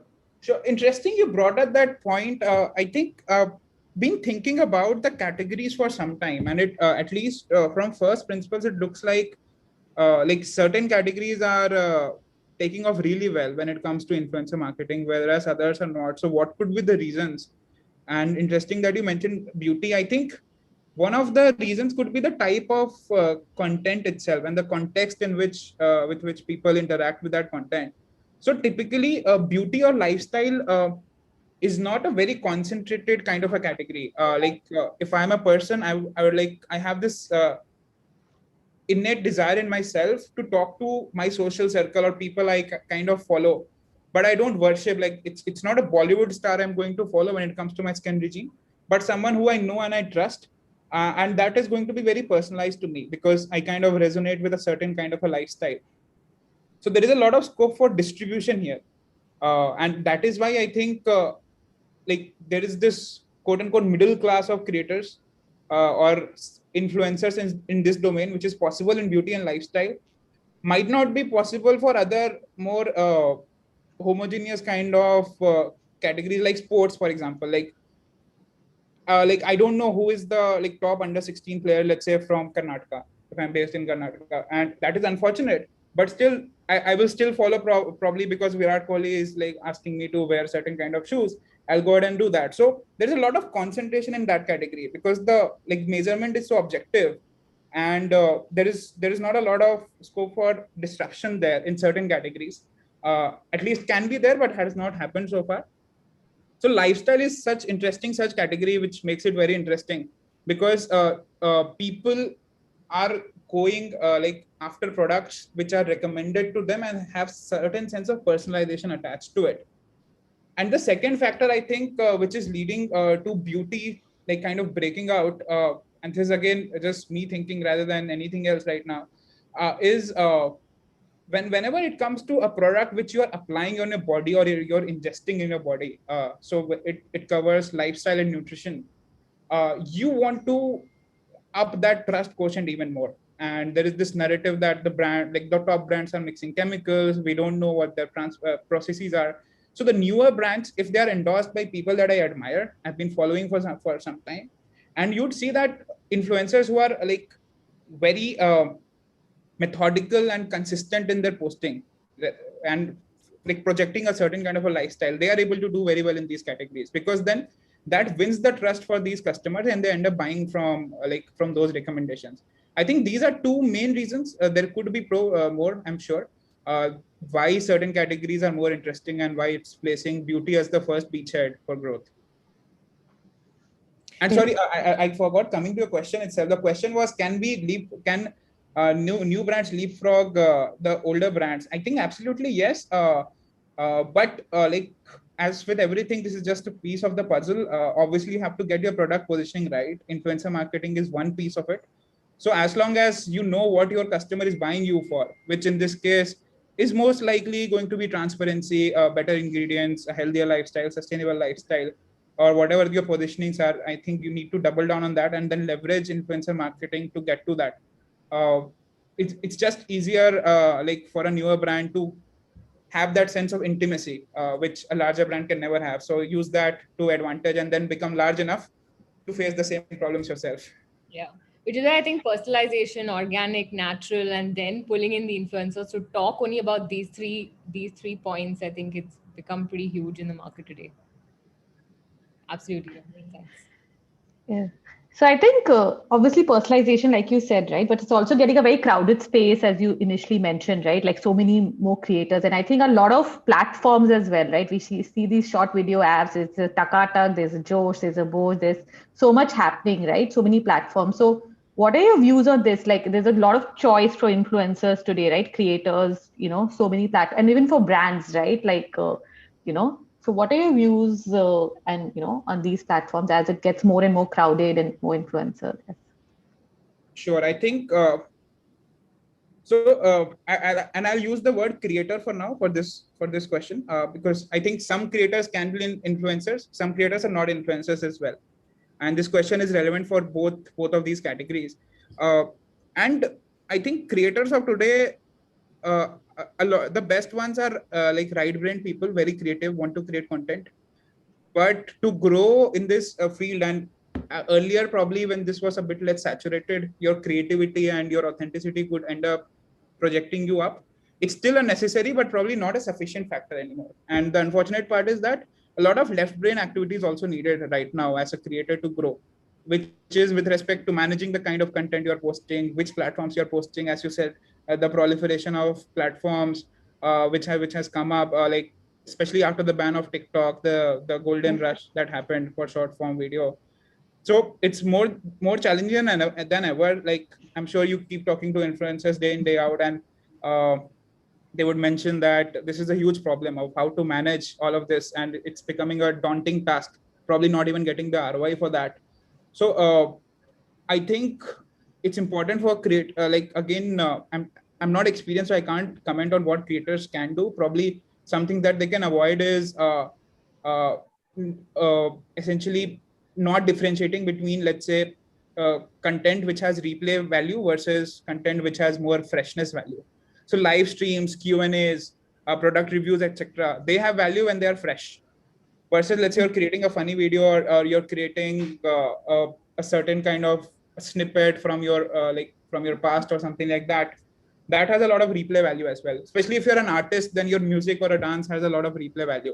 So in case you find yourself more in the first category, then it's not a problem at all, right? You just create that content in a centralized fashion and start distributing it on other platforms.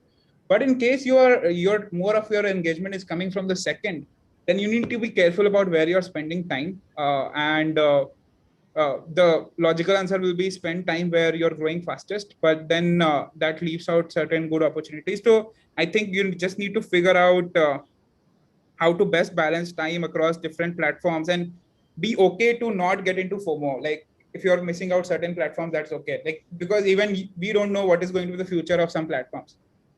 So I know a lot of people who are absolutely extroverted and love to engage in a one-on-one fashion. They have no problems of going on video. For them, doing a live chat, let's say on Clubhouse, it's okay because it's there, but probably they can get 10x of the engagement still on Instagram Live. So it's not needed to get into FOMO and do something which is not your core strength. So figure out what your core strengths are, where your audience is, and keep doing what you do well. No, interesting. I think when you're talking about all these platforms, one which sort of stands out is Clubhouse, right? So like you said, there's so much FOMO and everyone wants to be there together. But what exactly is it about that platform where, it's actually helping the creator economy grow even more? Of course, one is audio rooms. I'm guessing Facebook, Instagram will also have their own audio rooms, right? But how do you see that growing? Sure. So I have, it's too early to say probably, but I have mixed views at best. And the main challenge that is coming up, and fortunately, I've watched Clubhouse a bit from the inside. I've been an active quote unquote creator there, been hosting some rooms on startups. And I had joined with the first wave of euphoria around January when it was popular among iPhone users. Then I saw it dropping very hard in March and April. And then when the COVID second wave came, it was almost dead. And then the revival happened just because we have 20x more Android users in India. And the same kind of curve is visible again. I have not checked their usage data from the last 3 weeks, but my suspect is that it's not turning out to be as exciting as it was in the first few weeks. Because if we look at the other geographies, the DAUs, like retention, everything has been going down. New installs are not really growing. So it's hard to say with surety that it is going to stick around in India, first of all. But obviously platforms innovate all the time, and there are certain features which can come up and change the game. So definitely people who are active on Clubhouse need not leave the platform, but also at the same time keep themselves de-risked is what I am also thinking. Because, and this is more from a creator, like myself being a creator rather than an investor point of view on Clubhouse. Like I'm taking it on a wait and watch mode right now because I'm skeptical looking at numbers from other geographies. And I think one of the main challenges in not just audio, but any kind of these platforms is that the content is live, and at any point in time there is only so much content that you can browse through, right? So there is this problem of scarcity. on TikTok or Instagram, it looks like an infinite sea of content you can keep watching all day, and that is what probably most of us keep doing anyway. So that is a main challenge here. And the other one is, I think audio rooms are kind of in between two things. One is being very passive kind of a consumer of content that I'm interested in, which is through podcasts, and the second being very actively engaging with my favorite creator or with other peers, which happens on live stream videos. So this kind of falls in the between. It's interesting for certain moods, certain times of the day, but it's not really sparking out so far. Like, so it's hard to say that Clubhouse is the next big thing. Right. Yeah. Still probably not as established as maybe like you would know TikTok would work. Yeah. You're right. Maybe I think I feel it's a little bit for the niche, right? Like whatever little time I've spent, I don't know if today it's for the mass, like the Bharat audience today, or in India at least. Yeah, and that is the other challenge I've seen with India is that these platforms end up becoming disaggregated. Like the premium audience, quote unquote, tier one audience, they are not on, let's say, Moj or Roposo or ShareChat. At least I can say from my circles, people probably even talk about them in a condescending fashion that, yeah, this is not for us. This is for the vernacular audience. So this challenge always exists because being a status-driven kind of a society, you want to be with the aspirational status people. So a lot of because of the invite thing, the aspirational class found a foothold in Clubhouse, and a lot of people went ahead and saw an opportunity to talk to them. For example, myself, like in February, I was seeing like Zerodha founders, Paytm founders, they would actually drop in randomly into audio rooms. And that was the main factor which triggered a lot of people to go ahead and join that. But when it becomes massy and it becomes the Moj or TikTok content, you'll see some of this demographic shifting away unless there is very sharp demarcation. The same problem doesn't exist in societies which are less status driven, I feel. Sure. So, since you mentioned, obviously we're talking about so many other apps and, out there, what are some of the interesting startups and products according to you that are emerging in this space, right? Which you think have really potential to grow and, in the next coming years? Sure, absolutely. I think very excited about the startup opportunities here. And most of them are riding on one single theme, which is that creators should be able to directly monetize from their followers. So currently, the followership that you end up building on I call them broadcast kind of platforms. So either you're there for social media or you're there for more broadcast. These platforms are not like custom made to make intimate communities for creators. So what ends up happening is you broadcast your content to a lot of people, and those people end up paying you via their attention. And now that attention has a certain take rate of its own. So either it can come through paid ads or like revenue split, which happens on YouTube, or sponsor post, which happens more on Instagram. So that is always going to be leaving money on the table, I feel, because within that large broadcast followership that you have, you'll have a certain segment who absolutely lives by your name, like who is very interested in what you're doing on a day-to-day basis, like what are the books you're reading, what is the lifestyle you're following, behind the scenes kind of conversations, or getting that feeling of getting something extra from you. And that is something I think has not been built out yet in India. And that is what a lot of the new startups which are coming up are building, where followers can pay creators through their wallet, not through their attention. So that is the major paradigm shift which is going on. A lot of companies coming up in this.